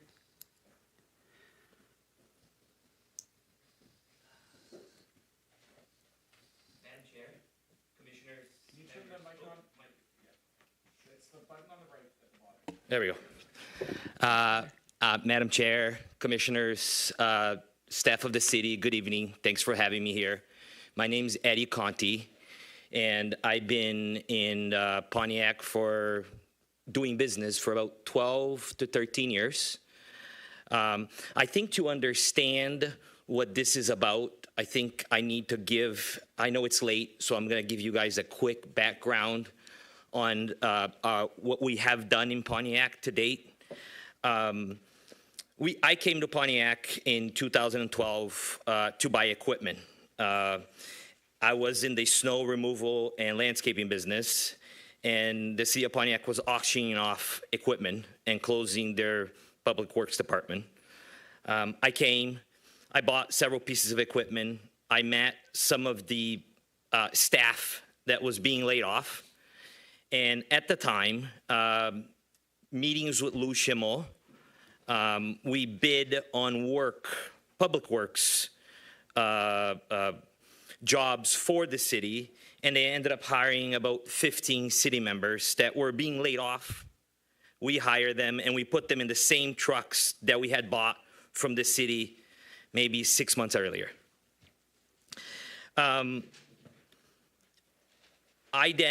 Once we were awarded the contract, I made the decision to purchase a property at 125 East Columbia, which is adjacent to the school. The owner was leaving Pontiac and said, I will only sell it to you if you buy the school with it. I then made the decision to buy the school. I didn't know what I was going to do with the school, but it made sense to have that property next to a property already owned and operated in Pontiac. We listed that school for sale and for development for roughly 3 to 4 years. And it was hard. It was tough. I spent a lot of money in marketing. I hired several brokers. And for several years, there was no interest parties. So in 2018, we made the decision to tear the school down. It's very costly to demolish buildings like that. There was asbestos that needed to be removed. There was remediation that needed to be done. You're talking $300,000 to $400,000 just to take it down. The school was a problem. There was multiple fires. There was intense drug use. The neighbors hated it. They would come knocking on our doors. We boarded the school. People would take the boards down. They live in the school. It was the epitome of, it was crime, prostitution, drugs. It needed to come down. So we came to City Council in 2018 and got an approval for, I think at the time it was C3. That was the recommendation they gave us in order to do what we needed to do. COVID hit. Now we're 2019, and now plans are being put to hold. I don't even know if I was going to have a business after COVID. So I decided to, at the time, put that on hold and not continue development until I, figured out what was next. 2020, 2021 came around, and we were still doing well. We did all the roads in Pontiac for MDOT. So we used to do Woodward, Baldwin, and about 75 miles of internal state-managed roads in Pontiac. Brightview came to me in about 2019, 2020 and said, Eddie, you run a good business. You do business all over the state. You keep taking business away from us. Are you for sale? And I said to them, well, if the price is right, yes, I'm for sale. There's always a price. I met with them, and they decided to buy my business. They bought the business, and I kept the buildings. They made a commitment to me that they were going to keep all the employees. Most of our employees all live in Pontiac. I've made some fantastic relationships with some of those folks that came to work for us back in 2012. In 2020, they came back to the city, and now they drive plow trucks for the city. So we kind of fit that, that time period where there wasn't enough work for them, and we hired them, and then when they decided, they came back. Brightview approached me in about 2021, 2022, said, Eddie, we have offices all over the place. We wanted to condense. Would you do something for us at the school? And I said to them, yeah, absolutely. I'd love to do something for you at the school. Matter of fact, I'm just waiting for the demo company to get back to me so we can take the school down, get the permits and take the school down. We already been rezoned. I hired the demo company. I tell all the neighbors he's demoing. They threw a barbecue for us because they were so excited that the school was gonna finally come down. For me, it made complete business sense to spend $300,000 or $400,000 to take the school down, because now I'm redeveloping it and I'm leasing it to Brightview. So to me, it was a no-brainer. We take the school down. We started to put fences up. The city goes, hey, stop. You can't do this. Why not? Well, because you don't have approval. Well, I do. So I send, the city the agreements. The city's like, no. There was an expiration date with this, and it expired. So you got to start the process all over again. How come did it expired, Eddie? You have to start the process all over again. No problem. I hired an architectural firm who did some renderings, which I didn't see on our presentation. So I brought some of the renderings for you guys to see. Although I submitted, I'm not sure why they're not there. But It's not in the presentation, but it's in the, I believe it's in their packet, yeah. okay.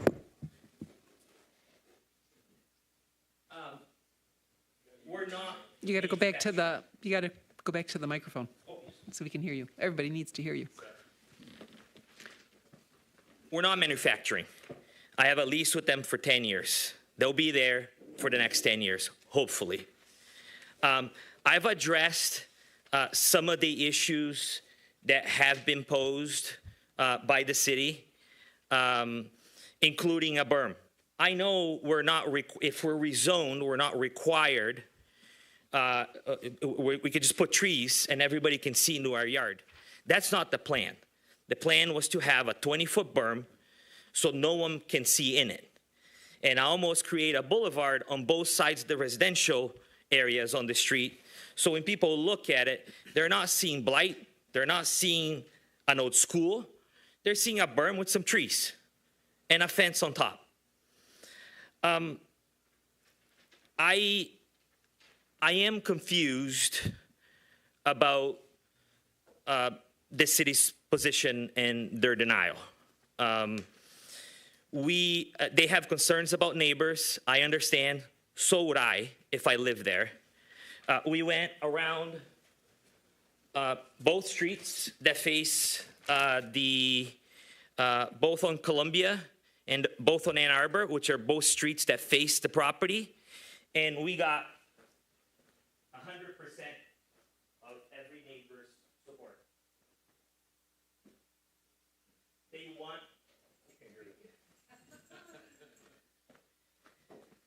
they want us to pre up the site. They want us to put the berm. Alternatively, that's just going to become empty land. And I've been coming to Pontiac, like I said earlier, for 12 years. I don't want to see more empty land. They are literally next door to where we operate. And although I believe Mark made a comment about the zoning, I think that Dollarama picture that you were showing earlier, can you flip back to that Dollarama picture? Or the aerial picture you had? Yeah. Keep going back. Oh. Is that M1 on the corner? No, I'm sorry about the labels. Those are wrong. The yellow is R1, the pink is C1, and the deeper red is C3. Okay. Okay. So that's just a spelling mistake. And then on the conditions for the denial, or the denial conditions, you mentioned a few items. Can you go, if you don't mind, going back to that last slide where you mentioned F, H, and J?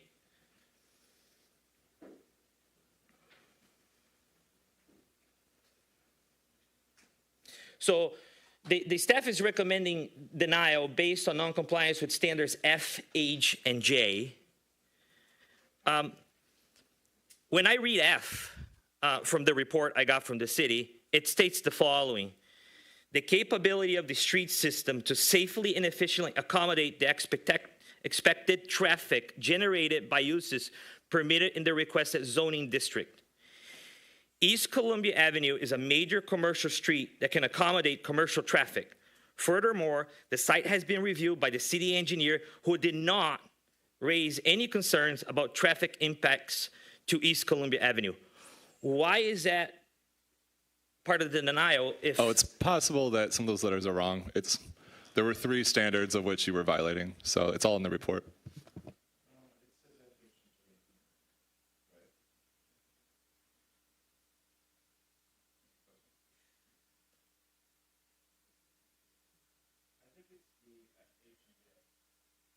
D, H, and J. Go with that. Okay, so more confusion. So it's not F, it's not traffic related then, like you guys mentioned on your recommendation denial. And then J, it says the requested rezoning will not create an isolated or incompatible zone in the neighborhood. Is that another? Because it says it's not going to create an isolated or incompatible zone in the neighborhood. Is it a yes or a no? Is this a back and forth? I thought you were presenting. No. It's a question, because when I got the denial, I had to go to the denial reasons and understand why the city was denying, so that I could explain to the commissioners the reasons why maybe they should support. So here we go. First one, the current zoning designation would only permit a single-family home by right and some community uses. The applicant could choose to subdivide the parcel and develop a block of single-family homes. For that reason, you're not meeting that standard because you could use the property for a permitted use. The next one, the M1 zoning classification contains many uses that may present a risk to the adjacent single-family home neighborhood. It's all listed there. All right, moving on. Do you mind going through that actually, please? All right, the M1 district permits industrial scale, automobile services, light manufacturing, mini warehouses, freight terminals, and non-toxic storage by right. There are some even higher intensity uses such as general manufacturing and toxic storage that are permitted by special exception land use. These uses may present a risk to adjacent properties. Next one, the M1 district is the least intense district that permits the proposed outdoor storage use. However, it is staff's opinion that this rezoning request is not appropriate because the proposed use is not appropriate for this location. Let's see. And then every other parcel in the immediate area is zoned R1, one-family dwelling, or is commercially zoned. This is a residential area with a residential character without any guarantees on what will or will not be there. The introduction of high-intensity manufacturing uses adjacent to residential areas is inappropriate. To be clear, every single one of these bullet points lines up to one of the standards. They are my replies to those standards. So I just read to you all the standards in which staff feels you are not meeting the requirement. Okay. What we're proposing in that property is a continuation of what we already have next door.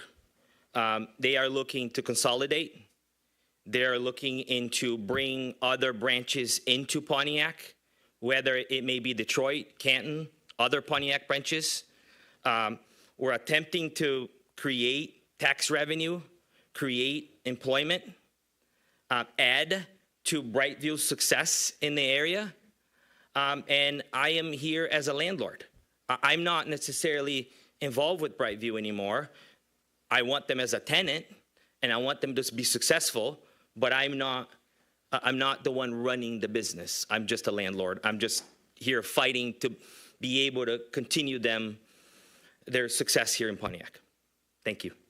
Thank you for that information. Can I have a point of information with the applicant, Yes, if I may, please. Chair? Yeah. So one of the things that you've just described this evening, thank you for your testimony, but even though this is proposal for Brightview, this is a permanent rezoning change. Any of those land uses that Corey mentioned can go here by right, and that is a concern that staff had from the city. Now, but what I want to focus on is that if there's a proposal to add a berm, to put in trees, that you're showing tonight for a rezoning, you can volunteer that as a condition with your application that guarantees the use of the site and what you're planning to doing to protect the residential buffers. The reason you do that is we as a city cannot apply conditions of rezoning. However, if you offer that, that is the only thing that guarantees that condition. You may say as part of this rezoning, we're going to put in a 20, 25-foot berm, but we are not obligated to require that when it gets to the site plan process, which will happen after the rezoning. And so, and I've had several discussions with you. I'm sorry that maybe we've been misconnecting, but it is extremely important for rezoning of this nature to take out the risk for Planning Commission, City Council, and frankly, the residents of that surrounding area by adding these conditions to say either what land use is going to be there or what protections are going to be in there. And it's if you're already offering them, I would encourage you to consider formally volunteering those conditions as part of this rezoning process.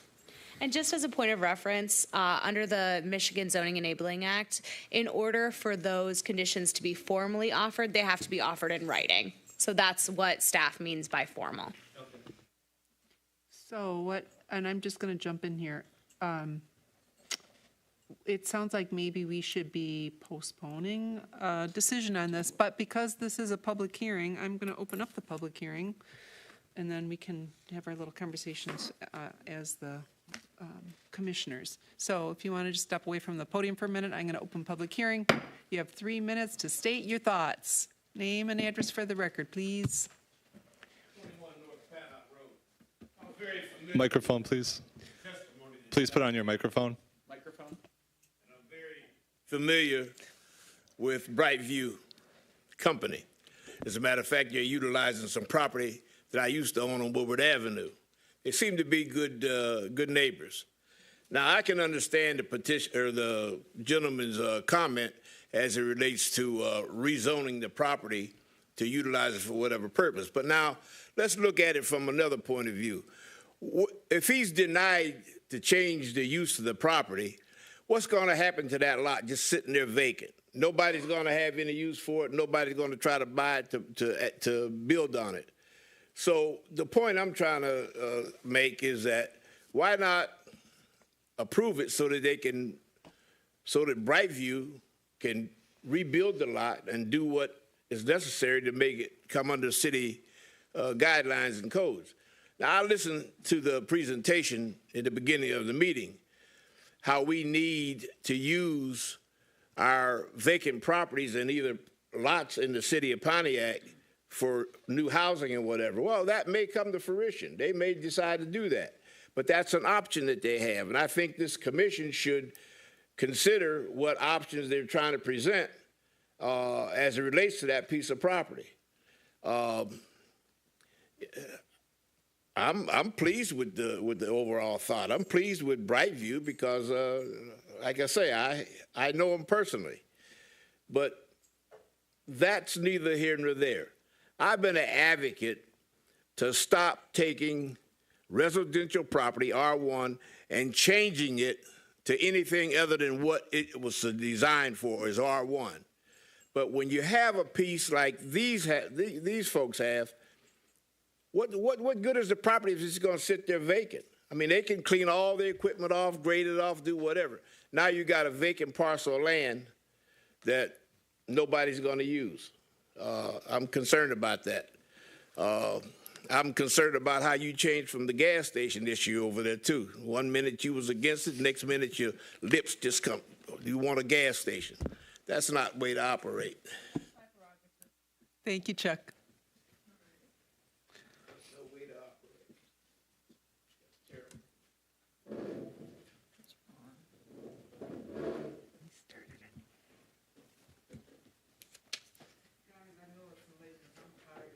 Microphone, please. Microphone, please. Okay. So with this being said, you know, Mr. Norcross made a very good, valid point. The businesses that come before City Council, please understand this as a resident. Oh, yes, and I am speaking as a resident. Let's make that clear. As residents, we're being pushed out. We're being pushed out with good ideas from investors. Your ideas is good. Hey, business is business. But in the meantime, the building that you want, I'm not against your project and your idea. I'm always against the location because across the street there's homes. The street is narrow. Pontiac is not very big. Traffic going in and out is going to disturb the few people that's there.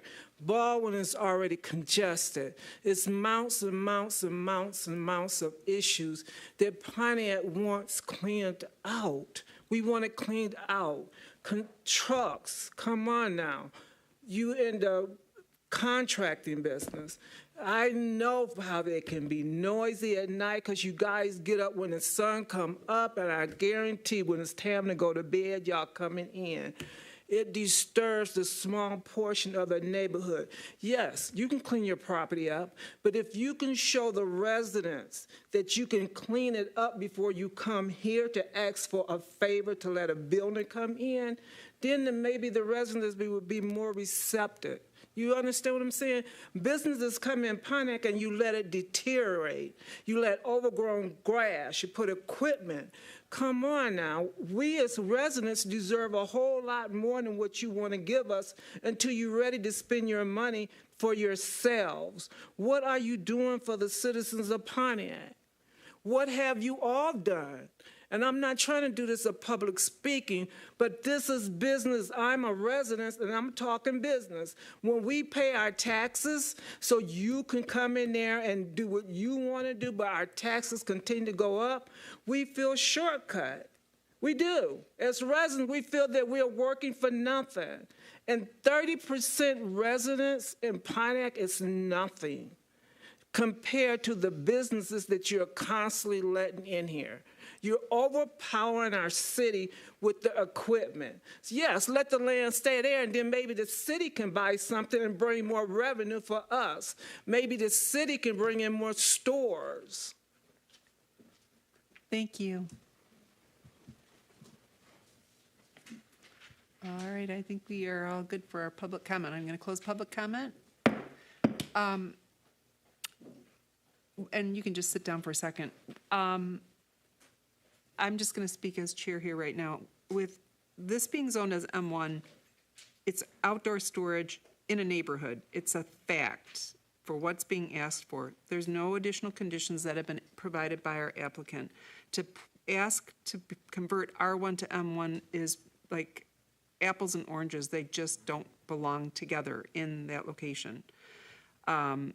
So with that being said, if the fellow commissioners feel like they would like to postpone and let this gentleman think about whether he wants to add conditions, that's an option, or let's just take a motion because it's late. Yes, what's your thought? I'm a little confused here. You know, I was on the Planning Commission originally when this proposal came through. I guess it really came through the city council. But I was also part of the Pontiac School Board at the time that we had to close down schools. I mean, we had one time I think we had about 10,000 students and about 22,000 seats. So we had to reduce the number of schools that we had. We just did not have the students at the time. And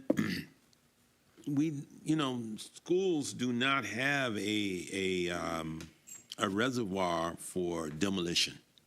I mean, if we could pass a bond, and which we were unable to, we just didn't have a way of bringing some of these schools down.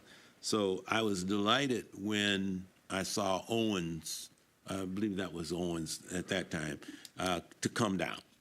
And I thought that was a real benefit to the community. I was looking forward to development to occur on that land. What I'm reading in my package today, though, is a request for rezoning, and there's some issues with the M1. I think we've discussed that already. There's also some issues with how the residents surrounding the property could be affected. And in the requests that we have in writing, that's it. There's nothing speaking to that. So I think the president here is saying, well, let's make sure that everyone understands that we're communicating properly what your vision is, what you see as being the project that will be seen by the residents and how it's going to be presented to them, and can communicate that to us. Because right now, I don't see the communication occurring. Sure, you can go back up, but let's stay focused here.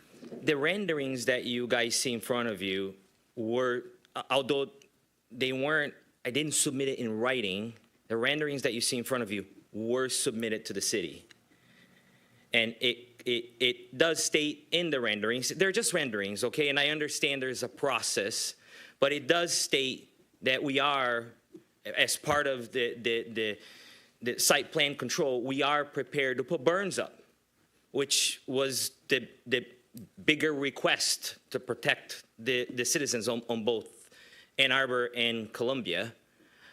So although I haven't spent the money in architectural drawings and so on, I was trying to almost in a way test the waters. It's a large property. It's 3.5 acres. And to be zone residential, I don't know what I can do residential in 3.4 acres. So the natural part of this was to assist Brightview into expanding their business into next door. Okay, which we understand that. However, with all that being said, thank you for your additional thoughts about this whole approach to your parcel. You're saying, look this is really nice. I'm going to put this on this property. Isn't this nice? It looks really good. It's great you can say that to us, but we need to go on something that's in writing. We can't just look at a picture and you saying, we're going to put this on my property. So what we're saying is we need something more from you if you are willing to provide that. We can't make a decision based on what we have, which was a picture that you said, this looks like what I would like to do. If we make that decision, you're probably not going to like the answer you get. So if we postpone this, then you can convene again with the department, and then you guys can come up with a plan and we'll revisit. And it's not because we're mean. State law requires conditions to come from you. And I So had we this can't engineer that for you. In Mark's defense, I had this conversation with him, but I've never actually developed anything in Pontiac. So when Mark said conditions, I said, what conditions? What do you think we require? And we didn't continue that conversation. Okay, well, now we all know. Now we're all on the same page. What would you like to say, Sue? This is your property, this is your investment. Before I could even vote in a positive manner to you, I highly suggest that you go out to, 47950 Woodward, and look at the Brightview location there, specifically on Turk Street. Because I tell you what, I wouldn't want to look at that. I wouldn't want to look at snow blades, salt buckets, the grass debris on the north side of Turk Street is terrible. The dirt on the road.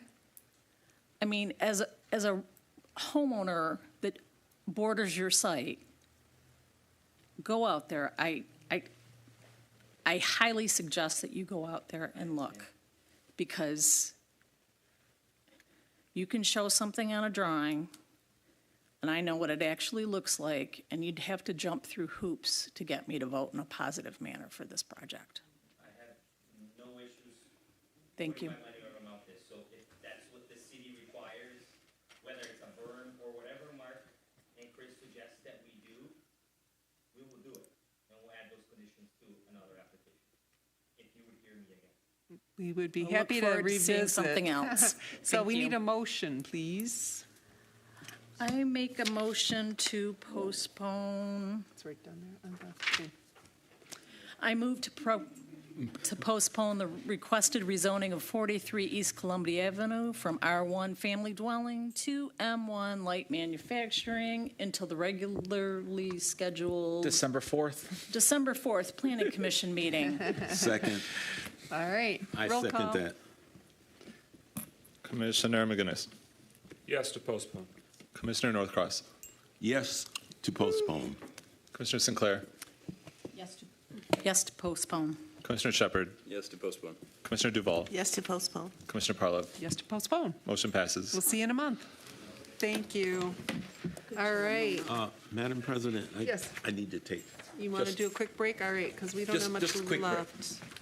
All right, you know what? You can go ahead and do that, because now we have public comment. And if anybody wants to do that, we'll do that now. Yeah, that's what's on the agenda is public comment. I don't think we're going to have much anyway. Sharon, are we in recess or are we continuing? We're going to continue. He just needed to run out for a minute. Perfect. Okay, Let's do thank you. public comment. Thank you. All right. For those of you who are still here, if I can have your attention, please. My audience members, if you could just give me your attention for a minute. We're going to do public comment. If anybody has anything they'd like to say, I'm going to open public comment. You have 3 minutes to state what you'd like to say. State your name and address for the record. No public comment? I'm closing public comment. Thank you. A little technicality here. All right, old business. Do we have any old business? I do not. Mark? Nope. All right, no old business. Now we're going to go to our last item, which is new business. It's application SPR 24-035. The applicant is Presbyterian Villages of Michigan.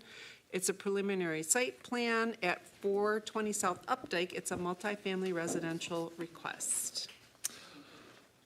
All right. All right, the applicant is proposing to remove the existing wooded area and expand the existing residential development along Kirkman and Peterson roads. The proposed development is for senior housing and will include apartment and independent living style residences. Staff recommends the Planning Commission approve the proposed preliminary site plans with 4 conditions. So this gives you, and this is the site plan for the entire site. This cutout gives you an idea of what is the new proposed. Everything outside it is what is existing on the site as is. Currently, Kirkman Road sort of just. Point of order. Sorry? We don't have quorum. Point of Oh, order. I'm sorry. We lost some. All right. Point of order, Madam Chair. Point of order. We, due to lack of quorum, we must stand at recess. We are in recess now. Don't go anywhere. We'll be right back after this commercial message. You know, we're debating so much tonight, I still feel like I'm watching.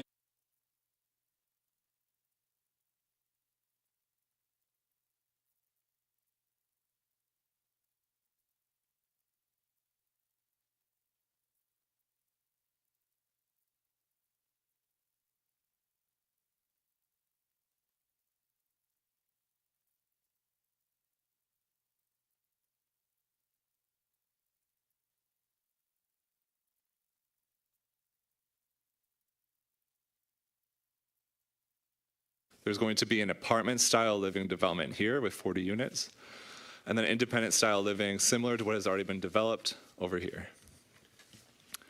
The Clinton River Trail is where this is indicated as a railroad here, but it will be the Clinton River Trail. This is where it sits within our zoning map. You can see it is multifamily is what that zoning designation is. You may cross. To the north is industrial, to the south is industrial as well. It's mostly a wooded area as it's currently sitting, but it has been set aside for multifamily for this use. This is street view looking west from Kirkman Road. I took that early October. And this is street view looking west from Peterson. I took that earlier. I had to carefully crop out wild turkeys. Staff conducted a review of the site plans on October 28th. Items identified below are the deficiencies that will need to be resolved at the final site plan level. The first, if the applicant is proposing to combine the parcels, we'll need to see that application actually submitted. Otherwise, we'll need to see new right-of-way created where the roads are. Maneuvering lanes, it is unclear from the plans how wide all the maneuvering lanes will be. We just need those numbers put on the plans. They look compliant, I just need the numbers. Striping requirements, it is unclear from the plans what color the parking lot will be striped in, yellow or white. Surfacing, it's unclear from the plans how the internal roads and parking areas will be surfaced. Lastly, and this might actually be the biggest one, a tree survey has to be conducted to verify an adequate number of replacement trees are proposed.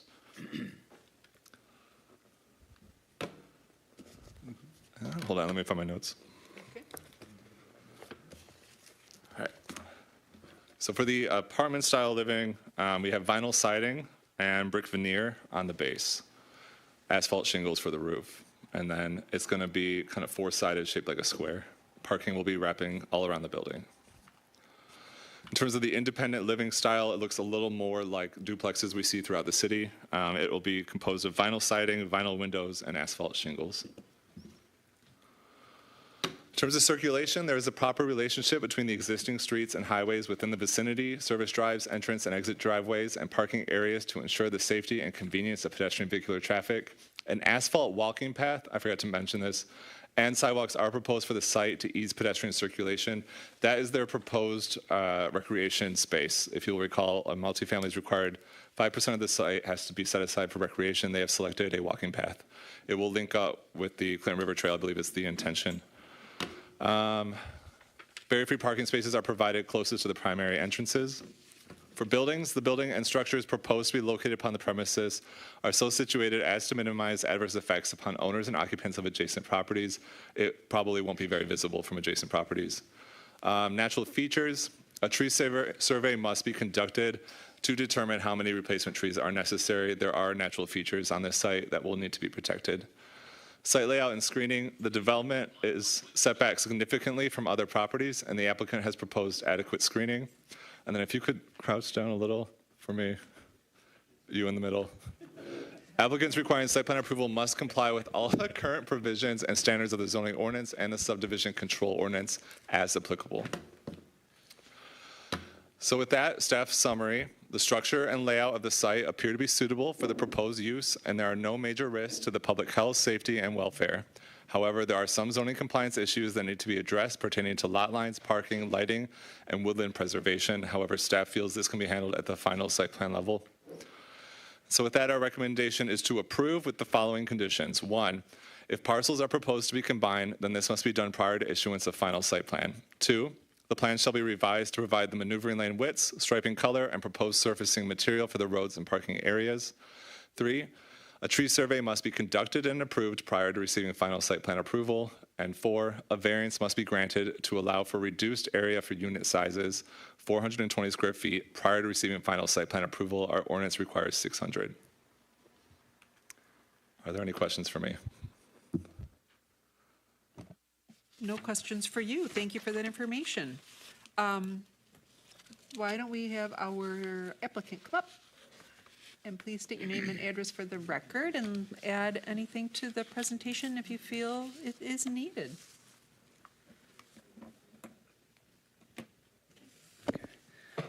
Thank you all for being here and hearing us tonight. My name is Ian Wiesner. I am the Senior Vice President for Facility Advancement for Presbyterian Villages of Michigan. We're at 25200 Telegraph in Southfield. This is as the commissioners know, we have been serving this community for well over 40 years, providing affordable senior housing for Pontiac residents. And this has long been the plan of Presbyterian Villages of Michigan to do this expansion, to serve more seniors. And so that is what we are proposing to do. Appreciate your hearing and happy to take any questions. Wonderful, thank you. Vernita, anything? No, I'm so impressed with what you did the last time. I'm ready to go. Not literally, I'm ready to go. So, yeah. Good. Michael, anything? No further questions. Thank you for what you've previously presented at past months and including council meetings. Thank you. Tim? No questions. Thank you. Mr. Northcross, anything? Just a question, the 420 square foot variance from the 600, I was thinking that was just for the assisted living area, the 420? Yeah, so that's in the larger building. Yeah, so it'll be studio-style units. That's the 420 square foot units, and that's in the 40-unit building. It's not assisted living. It is independent living with supportive services. So it'll be independent living, but with supportive services on campus, including a food program and assistance with activities of daily living. Ah, okay. I was thinking it was like a, sort of like a separate room, more like a high-level care room. It will be an independent apartment. It'll have its own kitchen, own bathroom. It's an independent apartment. The building will be constructed to really encourage use of communal space. There's a lot of communal space in the building. There's 2 dining areas. There's lounges. So you've got kind of studio-style apartments, but which are independent living. but with a lot of communal space in the building to kind of encourage that, and with space for service providers who are helping with things like cleaning, with medication, with could be bathing, whatever assistance folks need, they'd be able to access on campus. But it is independent living. I want to be clear about that. Okay. Yeah, I was just trying to. So it will be. It was a little bit outside of the different boxes I was looking at. And this is unusual. This is really. This will be really just one of a very small handful of communities in the state of Michigan that allow for people to age in place in income-restricted affordable housing, get the services they need on campus. So it is appropriate for folks to stay as they age and get the services they need as they age, but it is not licensed assisted living. Okay. Yeah. So a variance is required, and then that would lock in all of the other services and things that are going to come with this smaller. Right. The variance that allows us to do the smaller units will allow us to create the building and create the services that we want to provide on campus. And I was also thinking in obtaining the variances, there'll be a listing of the services and the other things that are going to be provided that would make this a special. Yeah. We'll certainly speak to that in. Okay. With zoning. Great plans like what's happening, and also I have to say your facilities have been top notch. I have a number of friends and other acquaintances that are there, and then a few that are waiting to get in. Okay, great. Thank you. Thank you, Christopher. Sue. Corey, who grants the variance on the square footage? That'll be the ZBA. Nice layout. Kind of reminds me of when my father was in assisted living. It's nice to see that there's a little kitchen in there, that they can still be independent. And yes, definitely nice to see. Appreciate it. And I appreciate your patience tonight as well. Thank you. Yes. Thank you. Thank you as well. I don't have any comments, so let's. I did have one. What about storage? I know my mom was looking to come over there, but she's lived in her house for over 50 years. How are you addressing storage? Sorry, so if it comes within the building itself, like. I'm sorry, could you state your name and address? My name is Tamari Shak. I'm the project manager for the project. Thank you. No problem. So if it comes like within the building itself, or we talk about the ranch homes outside? Because there are two different styles. So like if you're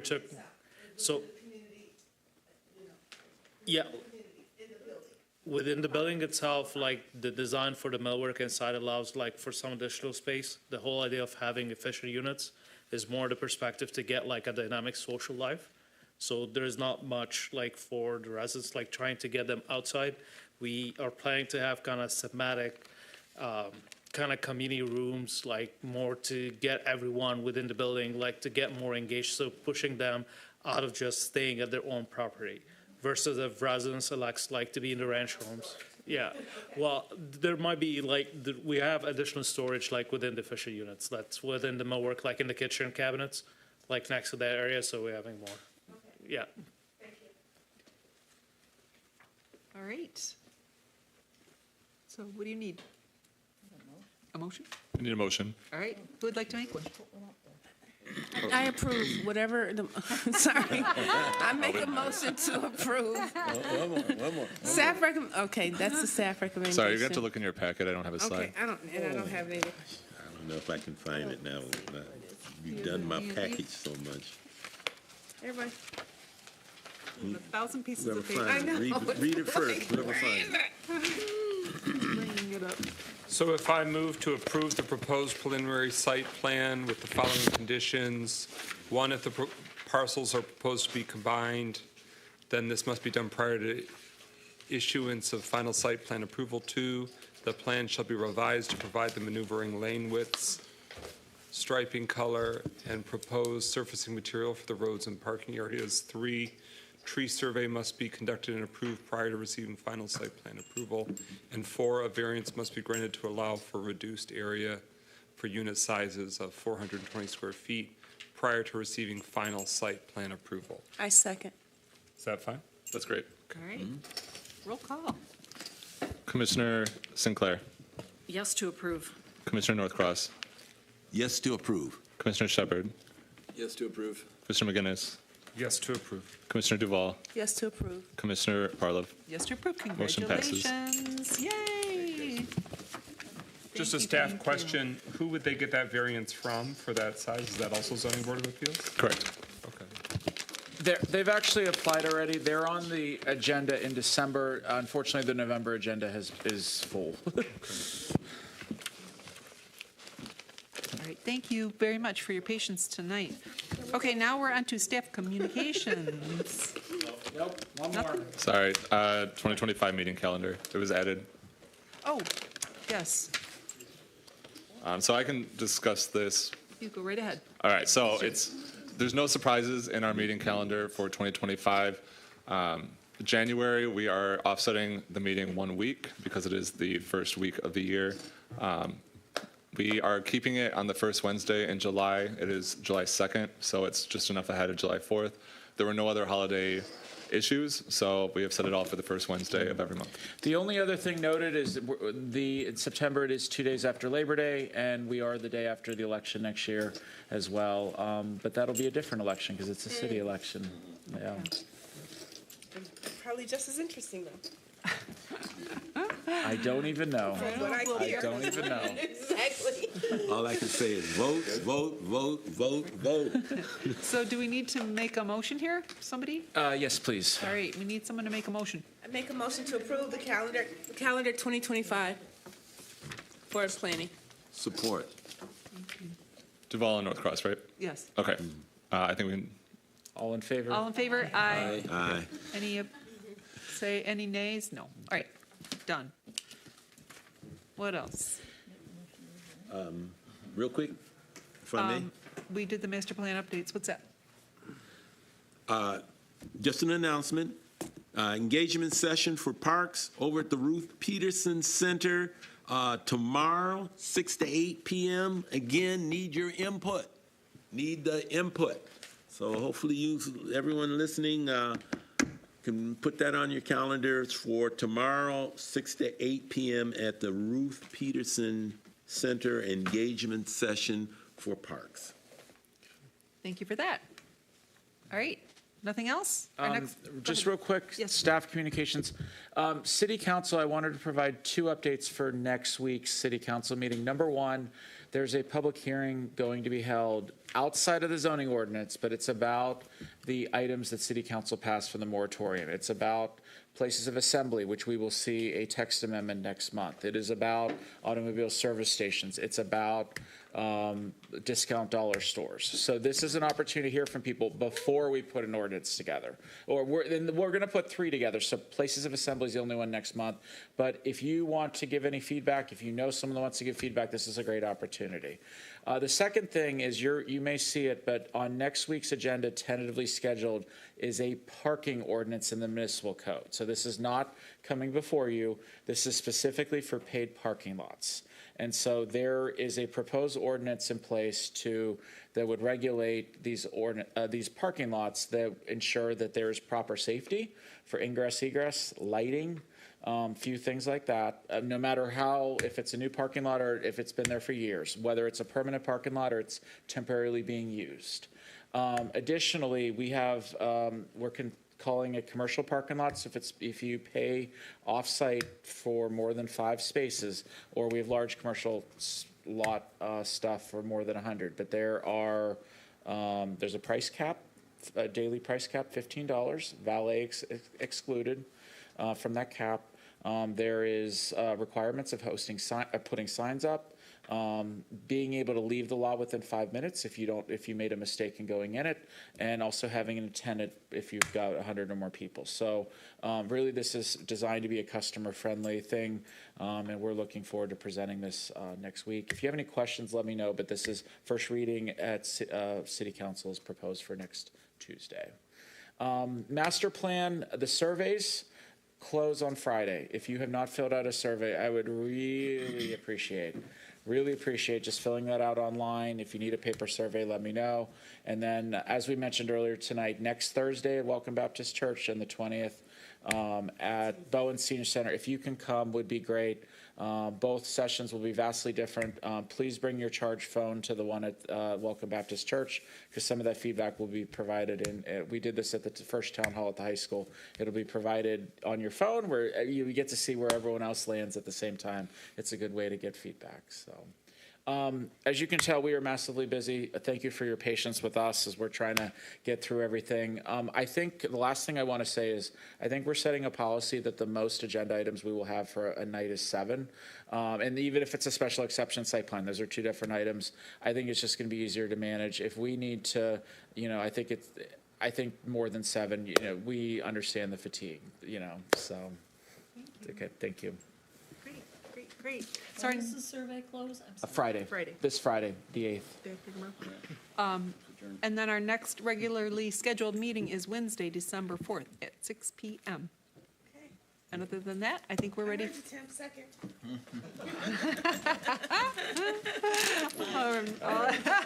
All right, we're adjourning. Good night. All Thank those in you, favor everybody. say aye. Aye. Not me, I'm staying.